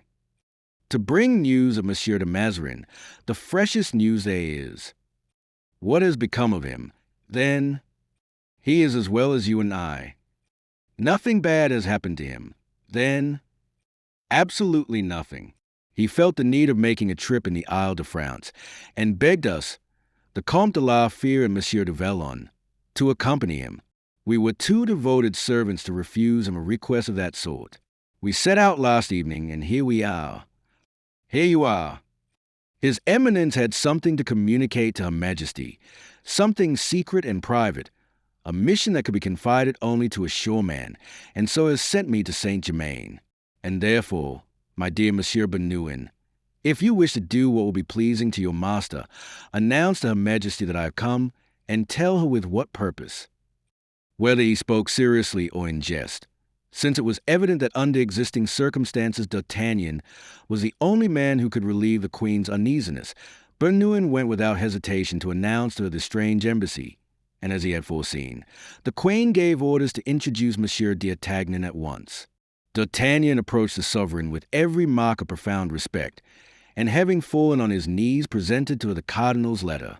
It was, however, merely a letter of introduction. The queen read it, recognized the writing, and, since there were no details in it of what had occurred, asked for particulars. D'Artagnan related everything with that simple and ingenuous air which he knew how to assume on occasions. The queen, as he went on, looked at him with increasing astonishment. She could not comprehend how a man could conceive such an enterprise, and still less how he could have the audacity to disclose it to her whose interest and almost duty it was to punish him. "How, sir," she cried, as D'Artagnan finished, "you dare to tell me the details of your crime, to give me an account of your treason? Pardon, madam, but I think that either I have expressed myself badly or your Majesty has imperfectly understood me. There is here no question of crime or treason. Monsieur de Mazarin held us in prison, Monsieur du Vallon and myself, because we could not believe that he had sent us to England to quietly look on while they cut off the head of Charles I, brother-in-law of the late king, your husband, the consort of Madame Henrietta, your sister, and your guest, and because we did all that we could do to save the life of the royal martyr. We were then convinced, my friend and I, that there was some error of which we were the victims, and that an explanation was called for between His Eminence and ourselves. Now, that an explanation may bear fruit, it is necessary that it should be quietly conducted, far from noise and interruption. We have therefore taken away Monsieur le Cardinal to my friend's chateau, and there we have come to an understanding. Well, madam, it proved to be as we had supposed. There was a mistake. Monsieur de Mazarin had thought that we had rendered service to General Cromwell, instead of King Charles, which would have been a disgrace, rebounding from us to him, and from him to your Majesty, addition of which would have tainted the royalty of your illustrious son. We were able to prove the contrary, and that proof we are ready to give to your Majesty, calling in support of it the august widow weeping in the Louvre, where your royal munificence has provided for her a home. That proof satisfied him so completely that, as a sign of satisfaction, he has sent me, as your majesty may see, to consider with you what reparation should be made to gentlemen unjustly treated and wrongfully persecuted. I listen to you, and I wonder at you, sir, said the queen. In fact, I have rarely seen such excessive impudence. Your majesty, on your side, said D'Artagnan, is as much mistaken as our intentions as the Cardinal Mazarin has always been. You are in error, sir, answered the queen. I am so little mistaken that in 10 minutes you shall be arrested, and in an hour I shall set off at the head of my army to release my minister. I am sure your majesty will not commit such an act of imprudence. First, because it would be useless and would produce the most disastrous results. Before he could be possibly set free, the cardinal would be dead. And indeed, so convinced is he of this, that he entreated me, should I find your majesty disposed to act in this way, to do all I could to induce you to change your resolution. Well, then, I will content myself with arresting you. Madam, the possibility of my arrest has been foreseen, and should I not have returned by tomorrow, at a certain hour the next day the cardinal will be brought to Paris and delivered to the Parliament. It is evident, sir, that your position has kept you out of relation to men and affairs. Otherwise you would know that since we left Paris, Monsieur le Cardinal has returned to the 5 or 6 times, that he has there met de Beaufort, de Bouillon, the coadjutor, and d'Elbeuf, and that not one of them had any desire to arrest him. Your pardon, madam, I know all that, and therefore my friends will conduct Monsieur le Cardinal neither to de Beaufort, nor to de Bouillon, nor to the coadjutor, nor to d'Elbeuf. These gentlemen wage war on private account, and in buying them up, by granting them what they wished, Monsieur le Cardinal has made a good bargain. He will be delivered to the Parliament, members of which can, of course, be bought, but even Monsieur de Mazarin is not rich enough to buy the whole body. I think, returned Anne of Austria, fixing upon him a glance, which in any woman's face would have expressed disdain, but in a queen's, spread terror to those she looked upon. Nay, I perceive you dare to threaten the mother of your sovereign. Madam, replied D'Artagnan, I threaten simply and solely because I am obliged to do so. Believe me, madam, as true a thing as it is that a heart beats in this bosom, a heart devoted to you, believe that you have been the idol of our lives, that we have, as you well know, good heaven, risked our lives 20 times to your majesty. Have you, then, madam, no compassion for your servants who for 20 years have vegetated in obscurity, without betraying in a single sigh the solemn and sacred secrets they had the honor to share with you? Look at me, madam, at me, whom you accuse of speaking loud and threateningly. What am I? A poor officer, without fortune, without protection, without a future, unless the eye of my queen, which I have sought so long, rests on me for a moment. Look at the Comte de la Fère, a type of nobility, a flower of chivalry. He has taken part against his queen, or rather, against a minister. He has not been unreasonably exacting.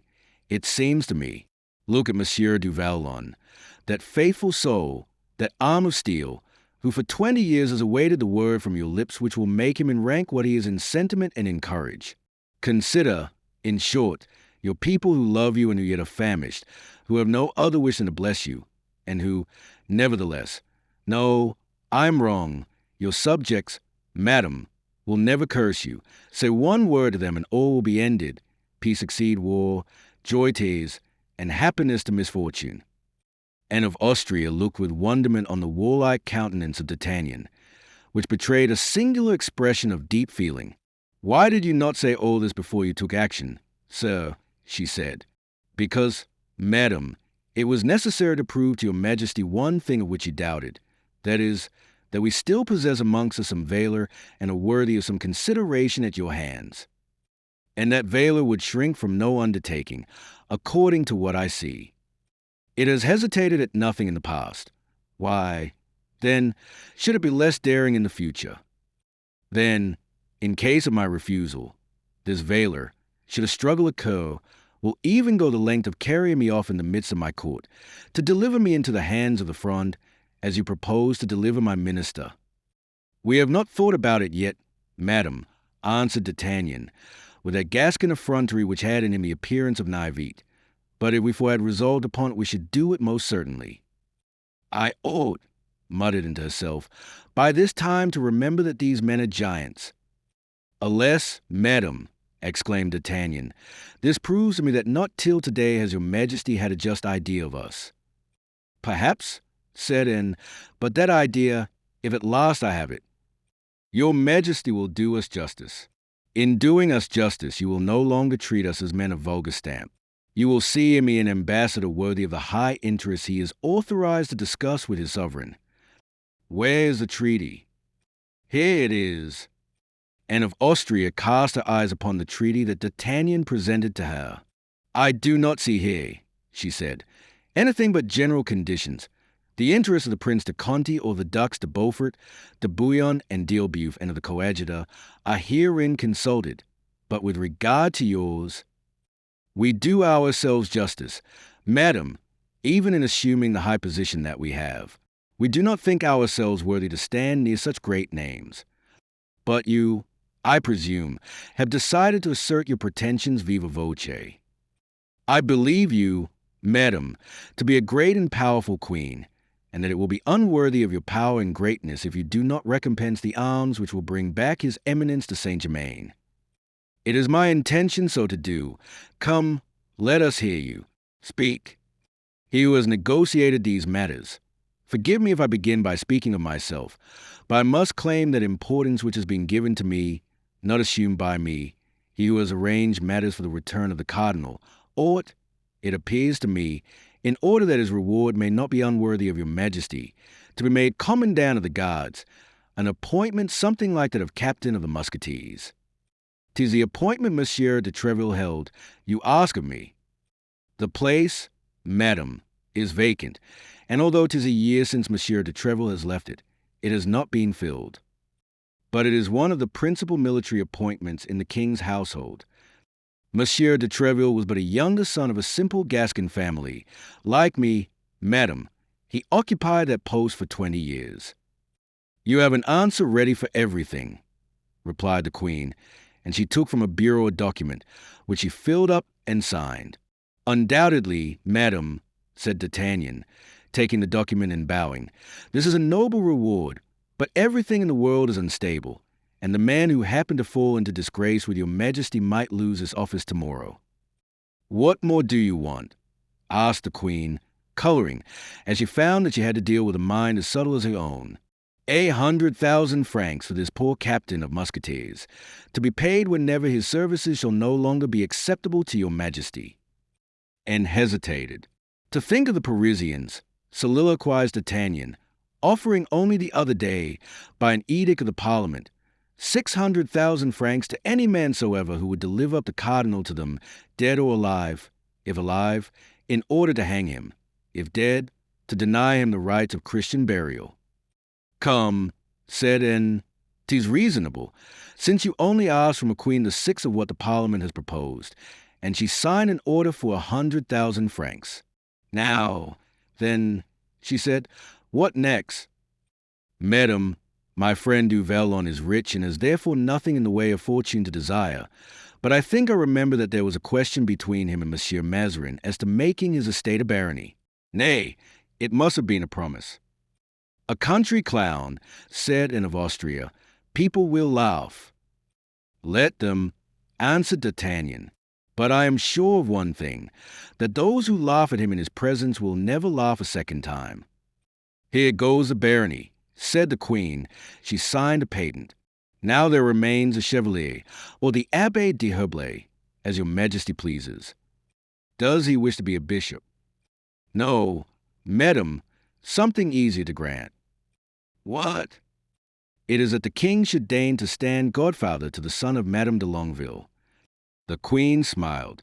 Monsieur de Longueville is of royal blood, madam, said D'Artagnan. Yes, said the queen, but his son, madam, must be, since the husband of the son's mother is. And your friend has nothing more to ask for Madame de Longueville.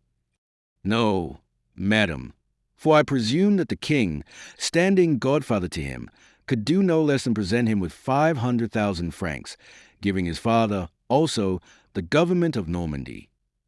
As to the government of Normandy, replied the queen, I think I can promise, but with regard to the present, the cardinal is always telling me there is no more money in the royal coffers. We shall search for some, madam, and I think we can find a little, and if your majesty approves, we will seek for some together. What next? What next, madam? Yes, that is all. Haven't you, then, a fourth companion? Yes, madam, the Comte de la Fere. What does he ask? Nothing. There is in the world, then, one man who, having the power to ask, asks nothing. There is the Comte de la Fere, madam. The Comte de la Fere is not a man. What is he, then? The Comte de la Fere is a demigod. Has he not a son, a young man, a relative, a nephew, of whom Comminges spoke to me as being a brave boy, and who, with Monsieur de Chatillon, brought the standards from Lens? He has, as your majesty has said, a ward who is called the Vicomte de Bragelonne. If that young man should be appointed to a regiment, what would his guardian say? Perhaps he would accept. Perhaps? Yes, if your majesty herself should beg him to accept. He must be indeed a strange man. Well, we will reflect, and perhaps we will beg him. Are you satisfied, sir? There is one thing the queen has not signed, her assent to the treaty. Of what use today? I will sign it tomorrow. I can assure her majesty that if she does not sign today, she will not have time to sign tomorrow. Consent? Then, I beg you, madam, to write at the bottom of this schedule, which is being drawn up by Mazarin, as you see. I consent to ratify the treaty proposed by the Parisians. And was caught. She could not draw back. She signed, but scarcely had she done so when pride burst forth and she began to weep. D'Artagnan started on seeing these tears. Since that period of history, queens have shed tears, like other women. The Gascon shook his head. These tears from royalty melted his heart. Madam, he said, kneeling, look upon the unhappy man at your feet. He begs you to believe that at a gesture of your majesty everything will be possible to him. He has faith in himself. He has faith in his friends. He wishes also to have faith in his queen. And in proof that he fears nothing, that he counts on nothing, he will restore Monsieur de Mazarin to your majesty without conditions. Behold, madam, here are the august signatures of your majesty's hand. If you think you are right in giving them to me, you shall do so, but from this very moment you are free from any obligation to keep them. And D'Artagnan, full of splendid pride and manly intrepidity, placed in his hands, in a bundle, the papers that he had one by one won from her with so much difficulty. There are moments, for if everything is not good, everything in this world is not bad, in which the most rigid and the coldest soul is softened by the tears of strong emotion, heart reigning sentiment. One of these momentary impulses actuated, and D'Artagnan, when he gave way to his own feelings, which were in accordance with those of the queen, had accomplished more than the most astute diplomacy could have attempted. He was therefore instantly recompensed, either for his address or for his sensibility, whichever it might be termed. You were right, sir, said Anne. I misunderstood you. There are the acts signed. I deliver them to you without compulsion. Go and bring me back the cardinal as soon as possible. Madam, faltered D'Artagnan, 'tis 20 years ago. I have a good memory, since I had the honor behind a piece of tapestry in the Hôtel de Ville, of kissing one of those lovely hands. There is the other, replied the queen, and that the left hand should not be less liberal than the right. She drew from a finger a diamond similar to the one formerly given to him. Take and keep this ring in remembrance of me. Madam, said D'Artagnan, rising, I have only one thing more to wish, which is that the next thing you ask from me shall be my life. And with this conclusion, a way peculiar to himself, he rose and left the room. I never rightly understood those men, said the queen, as she watched him retiring from her presence, and it is now too late, for in a year the king will be of age. In 24 hours D'Artagnan and Porthos conducted Mazarin to the queen, and the one received his commission, the other his patent of nobility.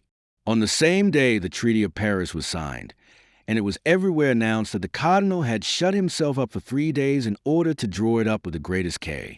Here is what each of the parties concerned gained by that treaty. Monsieur de Condé received Dambiliers, and having made his proofs as general, he succeeded in remaining a soldier instead of being made cardinal. Moreover, something had been said of a marriage with Mazarin's niece. The idea was welcomed by the prince, to whom it was of little importance whom he married, so long as he married someone. The Duc de Beaufort made his entrance at court, receiving ample reparation for the wrongs he had suffered and all the honor due to his rank. Full pardon was accorded to those who had aided in his escape. He received also the office of admiral, which had been held by his father, the Duc de Vendôme, and an indemnity for his houses and castles, demolished by the Parliament of Bretagne. The Duc de Bouillon received domains of a value equal to that of his Principality of Sedan, and the title of prince granted to him and to those belonging to his house. The Duc de Longueville gained the government of Pont-de-Lacy, 500,000 francs for his wife, and the honor of seeing a son held at the baptismal font by the young king and Henrietta of England. Aramis stipulated that Bazin should officiate at that ceremony, and that Planchet should furnish the christening sugar plums. The Duc d'Elbeuf obtained payment of certain sums due to his wife, 100,000 francs for his eldest son and 25,000 for each of the 3 others. The coadjutor alone obtained nothing. They promised, indeed, to negotiate with the Pope for a cardinal's hat for him, but he knew how little reliance should be placed on such promises made by the Queen and Mazarin. Quite contrary to the lot of Monsieur de Condé, unable to be cardinal, he was obliged to remain a soldier. And therefore, when all Paris was rejoicing in the expected return of the king, appointed for the next day, Gondy alone, in the midst of the general happiness, was dissatisfied. He sent for the 2 men whom he was wont to summon when in especially bad humor. Those 2 men were the Count de Rochefort and the mendicant of Saint Eustache. They came with their usual promptness, and the coadjutor spent with them a part of the night. Chapter 89. Difficult for kings to return to the capitals of their kingdoms. Whilst D'Artagnan and Porthos were engaged in conducting the cardinal to Saint-Germain, Athos and Aramis returned to Paris. Each had his own particular visit to make. Aramis rushed to the Hôtel de Ville, where Madame de Longueville was sojourning. The Duchess loudly lamented the announcement of peace. War had made her a queen. Peace brought her abdication. She declared that she would never assent to the treaty and that she wished eternal war. But when Aramis had presented that peace to her in a true light, that is to say, with all its advantages, when he had pointed out to her, in exchange for the precarious and contested royalty of Paris, the viceroyalty of Font-de-Lacy, in other words, of all Normandy, when he had rung in her ears the 500,000 francs promised by the cardinal, when he had dazzled her eyes with the honor bestowed on her by the king in holding her child at the baptismal font, Madame de Longueville contended no longer, except as is accustomed with pretty women to contend, and defended herself only to surrender at last. Aramis made a presence of believing in the reality of her opposition, and was unwilling to deprive himself in his own view of the credit of a conversion. "Madam," he said, "you have wished to conquer the prince your brother, that is to say, the greatest captain of the age, and when women of genius wish anything, they always succeed in attaining it. You have succeeded. The prince is beaten, since he can no longer fight. Now attach him to our party. Withdraw him gently from the queen, whom he does not like, from Mazarin, whom he despises. The Fronde is a comedy, of which the first act only is played. Let us wait for denouement, for the day when the prince, thanks to you, shall have turned against the court." Madame de Longueville was persuaded. This Frondist duchess trusted so confidently to the power of her fine eyes that she could not doubt their influence even over Monsieur de Condé, and the chronicles of the time of her that her confidence was justified. Athos, on quitting Aramis, went to Madame de Chevreuse. Here was another Frondeurs to persuade, and she was even less open to conviction than a younger rival. There had been no stipulation in her favor. Monsieur de Chevreuse had not been appointed governor of a province, and if the queen should consent to be godmother, it could be only of her grandson or granddaughter. At the first announcement of peace, Madame de Chevreuse frowned, and in spite of all the logic of Athos to show her the prolonged war would have been impracticable, contended in favor of hostilities. "My fair friend," said Athos, "allow me to tell you that everybody is tired of war. You will get yourself exiled, as you did in the time of Louis XIII. Believe me, we have passed the time of success and intrigue, and your fine eyes are not destined to be eclipsed by regretting Paris, where there will always be two queens as long as you are there." "Oh," cried the Duchess, "I cannot make war alone, but I can avenge myself on the ungrateful queen and most ambitious favorite on the honor of a duchess. I will avenge myself." "Madam," replied Athos, "do not injure the Vicomte de Bragelonne. Do not ruin his prospects. Alas, excuse my weakness. There are moments when a man grows young again in his children." The Duchess smiled, half tenderly, half ironically. "Count," she said, "you are, I fear, gained over to the court. I suppose you have a blue ribbon in your pocket." "Yes, madam, I have that of the Garter, which King Charles I gave me some days before he died." "Come, I am growing an old woman," said the Duchess, pensively. Athos took her hand and kissed it. She sighed as she looked at him. "Count," she said, "Bragelonne must be a charming place.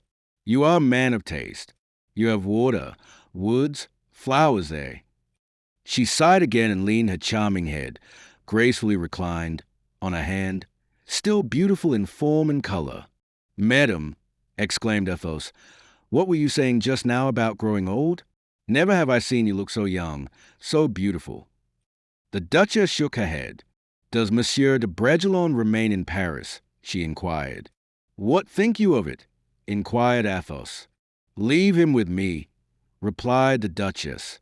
"No, madam, if you have forgotten the history of Oedipus, I, at least, remember it. Really, sir, you are delightful, and I should like to spend a month at Bragelonne." "Are you not afraid of making people envious of me, Duchess?" replied Athos. "No, I shall go incognito, Count, under the name of Marie Mitchin." "You are adorable, madam, but do not keep Raoul with you." "Why not?" "Because he is in love." He is quite a child, and 'tis a child he loves." Athos became thoughtful. "You are right, Duchess. This singular passion for a child of 7 may some day make him very unhappy. There is to be war in Flanders. He shall go thither, and at his return you will send him to me. I will arm him against love." "Alas, madam," exclaimed Athos, "today love is like war. The breastplate is becoming useless." Raoul entered at this moment. He came to announce that the solemn entrance of the king, queen, and her ministers was to take place on the ensuing day. The next day, in fact, at daybreak, the court made preparations to quit Saint-Germain. Meanwhile, the queen every hour had been sending for D'Artagnan. "I hear," she said, "that Paris is not quiet. I am afraid for the king's safety. Place yourself close to the coach door on the right. Reassure yourself, madam, I will answer for the king's safety." As he left the queen's presence, Bernouin summoned him to the cardinal. "So," said Mazarin to him, "an emeute is spoken of in Paris. I shall be on the king's left, and as I am the chief person threatened, remain at the coach door to the left." "Your eminence may be perfectly easy," replied D'Artagnan. "They will not touch a hair of your head." "Deuce take it," he thought to himself, "how can I take care of both? Ah, plague on't, I will guard the king and Porthos shall guard the cardinal." This arrangement pleased everyone. The queen had confidence in the courage of D'Artagnan, which he knew, and the cardinal in the strength of Porthos, which he had experienced. The royal procession set out for Paris. Guitant and Comminges, at the head of the guards, marched first. Then came the royal carriage, with D'Artagnan on one side, Porthos on the other, then the Musketeers, for 22 years staunch friends of D'Artagnan. During 20 he had been lieutenant, their captain since the night before. The cortege proceeded to Notre Dame, where a Te Deum was chanted. All Paris were in the streets. The Swiss were drawn up along the road, but as the road was long, they were placed at 6 or 8 feet distant from each other and 1 deep only. This force was therefore wholly insufficient, and from time to time the line was broken through by the people and was formed again with difficulty. Whenever this occurred, although it proceeded only from goodwill and a desire to see the king and queen, and looked at D'Artagnan anxiously, Mazarin, who had dispensed 1,000 louis to make the people cry, "Long live Mazarin," and who had accordingly no confidence in acclamations bought at 20 pistoles each, kept one eye on Porthos. But the gigantic bodyguard replied to the look with his great bass voice, "Be tranquil, my lord," and Mazarin became more and more composed. At the Palais Royal, the crowd, which had flowed in from the adjacent street, was still greater. Like an impetuous mob, a wave of human beings came to meet the carriage and rolled tumultuously into the Rue Saint-Honore. When the procession reached the palace, loud cries of "Long live their majesties" resounded. Mazarin leaned out of the window. One or two shouts of "Long live the cardinal" saluted his shadow, but instantly hisses and yells stifled them remorselessly. Mazarin turned pale and shrank back in the coach. "Low-born fellows," ejaculated Porthos. D'Artagnan said nothing, but twirled his mustache with a peculiar gesture which showed that his fine Gascon humor was awake. And of Austria bent down and whispered in the young king's ear, "Say something gracious to Monsieur D'Artagnan, my son." The young king leaned toward the door. "I have not said good morning to you, Monsieur D'Artagnan," he said. "Nevertheless, I have remarked you. It was you who were behind my bed curtains. At night the Parisians wish to see me asleep. And if the king permits me," returned the Gascon, "I shall be near him always when there is danger to be encountered." "So," said Mazarin to Porthos, "what would you do if the crowd fell upon us?" "Kill as many as I could, my lord.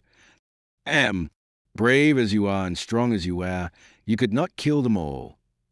"'Tis true," answered Porthos, rising on his saddle, in order that he might appraise the immense crowd.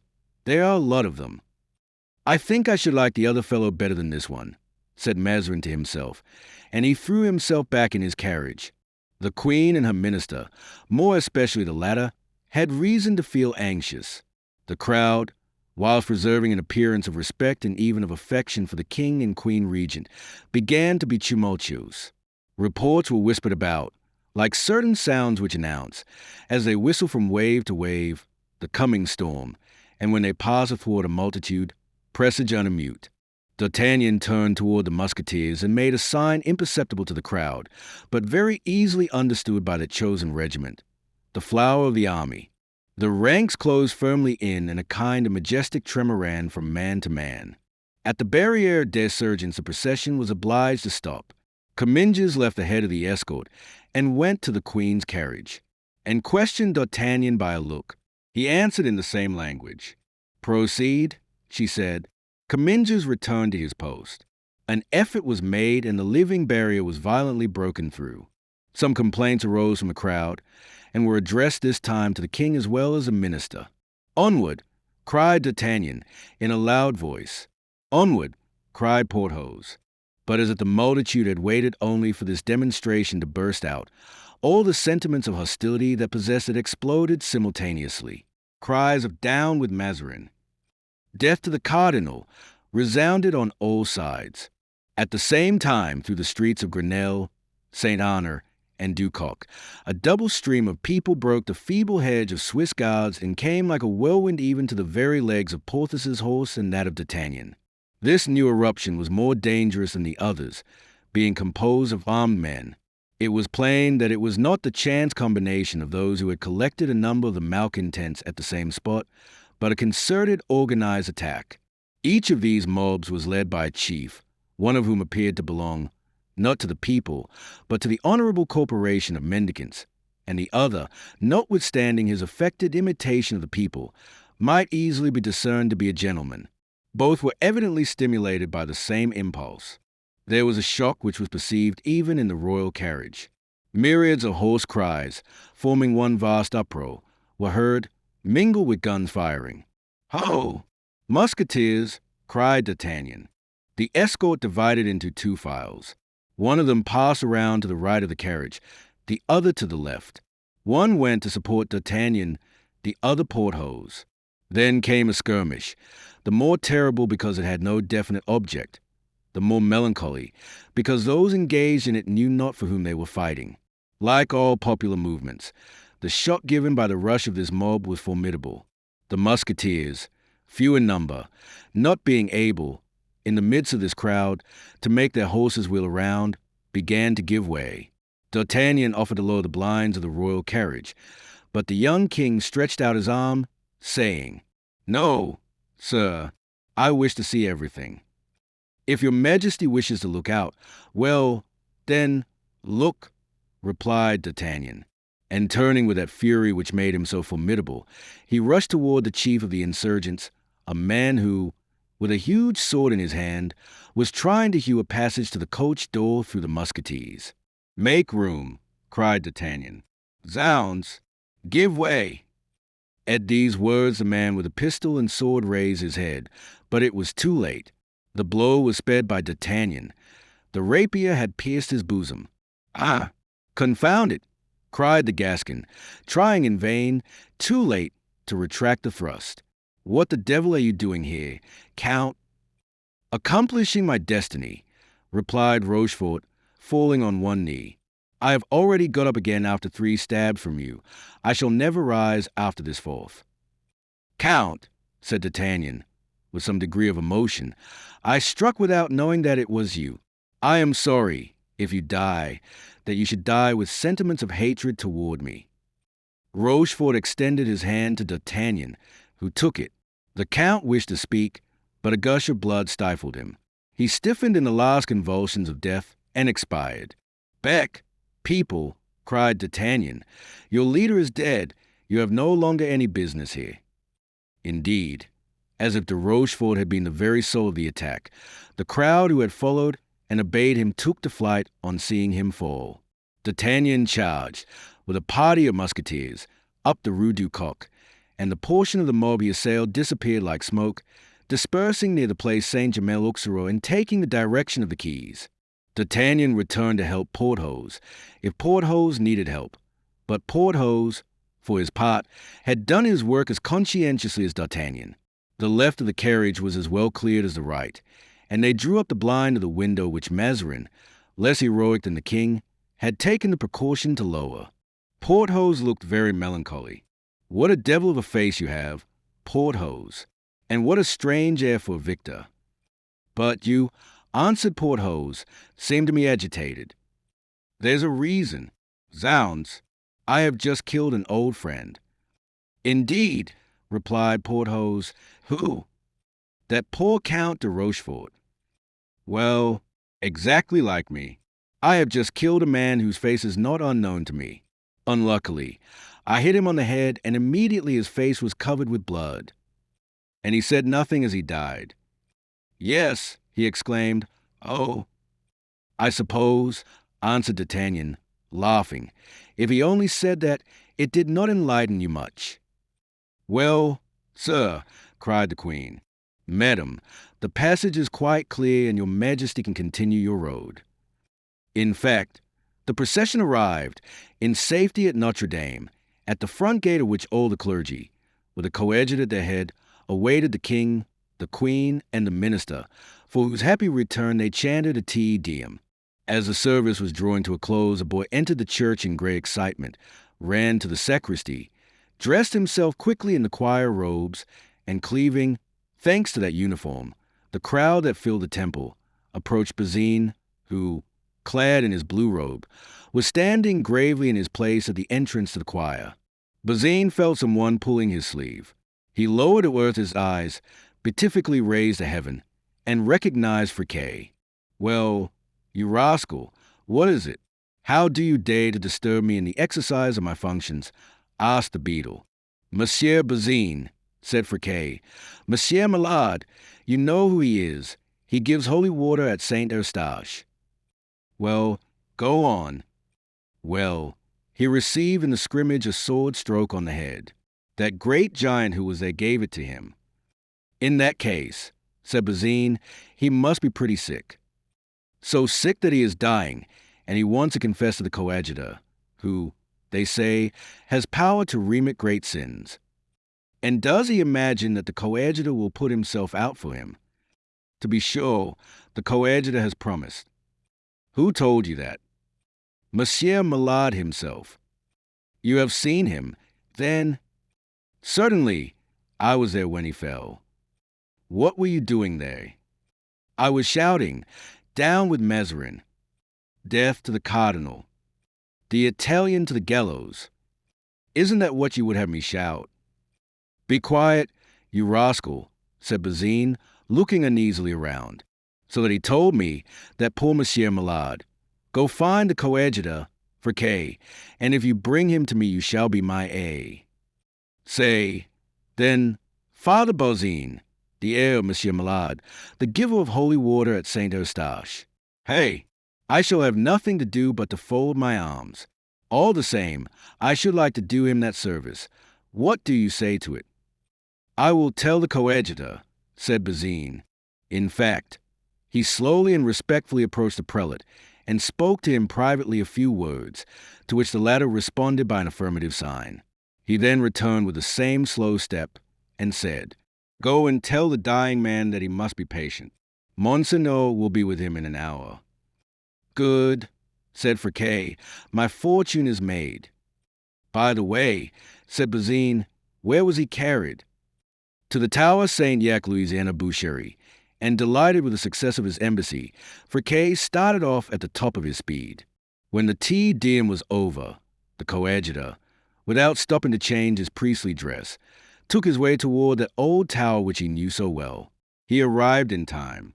Though sinking from moment to moment, the wounded man was not yet dead. The door was open to the coadjutor of the room in which the mendicant was suffering. A moment later, Friquet went out, carrying in his hand a large leather bag. He opened it as soon as he was outside the chamber, and to his great astonishment found it full of gold. The mendicant had kept his word and made Friquet his heir. Ah, Mother Nanette, cried Friquet, suffocating. Ah, Mother Nanette.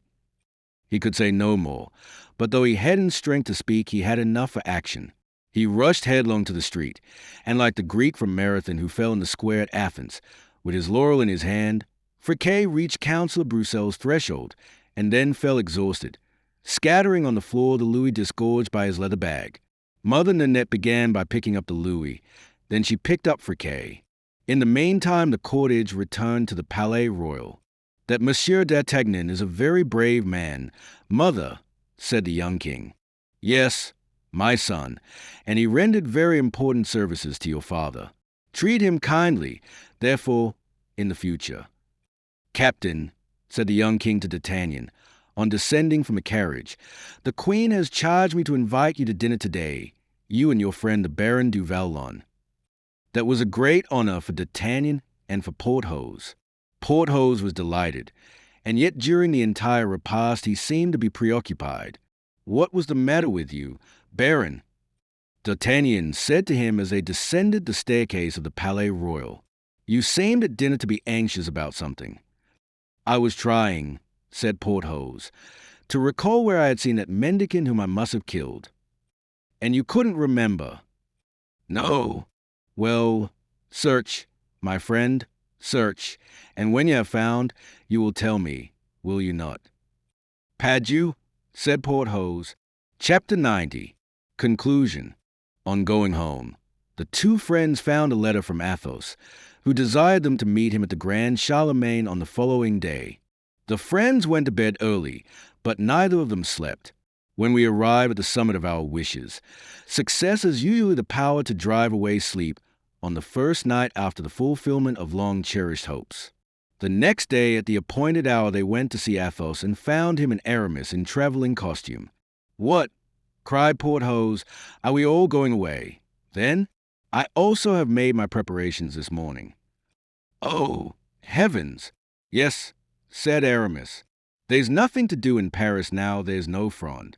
The Duchess de Longueville has invited me to pass a few days in Normandy, and has deputed me, while her son is being baptized, to go and prepare her residence at Rouen, after which, if nothing new occurs, I shall go and bury myself in my convent at Noisy-le-Sec. And I, said Athos, am returning to Bragelonne. You know, dear D'Artagnan, I am nothing more than a good, honest country gentleman, Raoul has no fortune other than I possess. Poor child, and I must take care of it for him, since I only lend him my name. And Raoul, what shall you do with him? I leave him with you, my friend. War has broken out in Flanders. You shall take him with you there. I am afraid that remaining at Blois will be dangerous to his youthful mind. Take him and teach him to be as brave and loyal as you are yourself. Then, replied D'Artagnan, though I shall not have you, Athos, at all events I shall have a dear fair head by me, and though he is but a boy, yet, since your soul lives again in him, dear Athos, I shall always fancy that you are near me, sustaining and encouraging me. The four friends embraced with tears in their eyes. Then they departed, without knowing whether they would ever see each other again. D'Artagnan returned to the Rue Tiquetonne with Porthos, still possessed by the wish to find out who the man was that he had killed. On arriving at the Hôtel de la Chevrette, they found the Baron's equipage all ready and Mouston on his saddle. Come, D'Artagnan, said Porthos, bid adieu to your sword and go with me to Pierrefonds, to Brescia, or to Duvallon. We will grow old together and talk of our companions.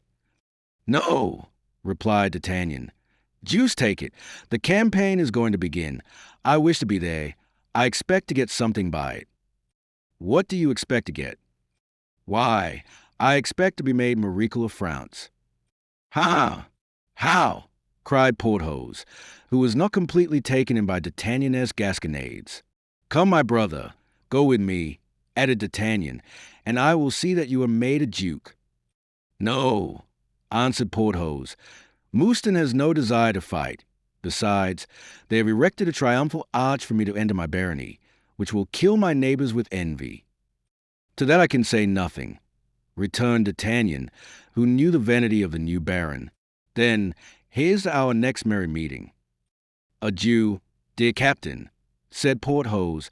I shall always be happy to welcome you to my barony.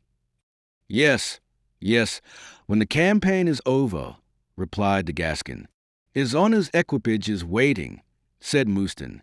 The two friends, after a cordial pressure of the hands, separated. D'Artagnan was standing at the door looking after Porthos with a mournful gaze, when the Baron, after walking scarcely more than 20 paces, returned, stood still, struck his forehead with his finger, and exclaimed, I recollect. What? Inquired D'Artagnan. Who the beggar was that I killed? Ah, indeed? And who was he? 'Twas that low fellow, Bonacieux. And Porthos, enchanted at having relieved his mind, rejoined Mouston, and they disappeared around an angle of the street. D'Artagnan stood for an instant, mute, pensive, and motionless. Then, as he went in, he saw the fair Madeleine, his hostess, standing on the threshold. Madeleine, said the Gascon, give me your apartment on the first floor. Now that I'm a captain in the Royal Musketeers, I must make an appearance. Nevertheless, reserve my old room on the 5th story for me. One never knows what may happen.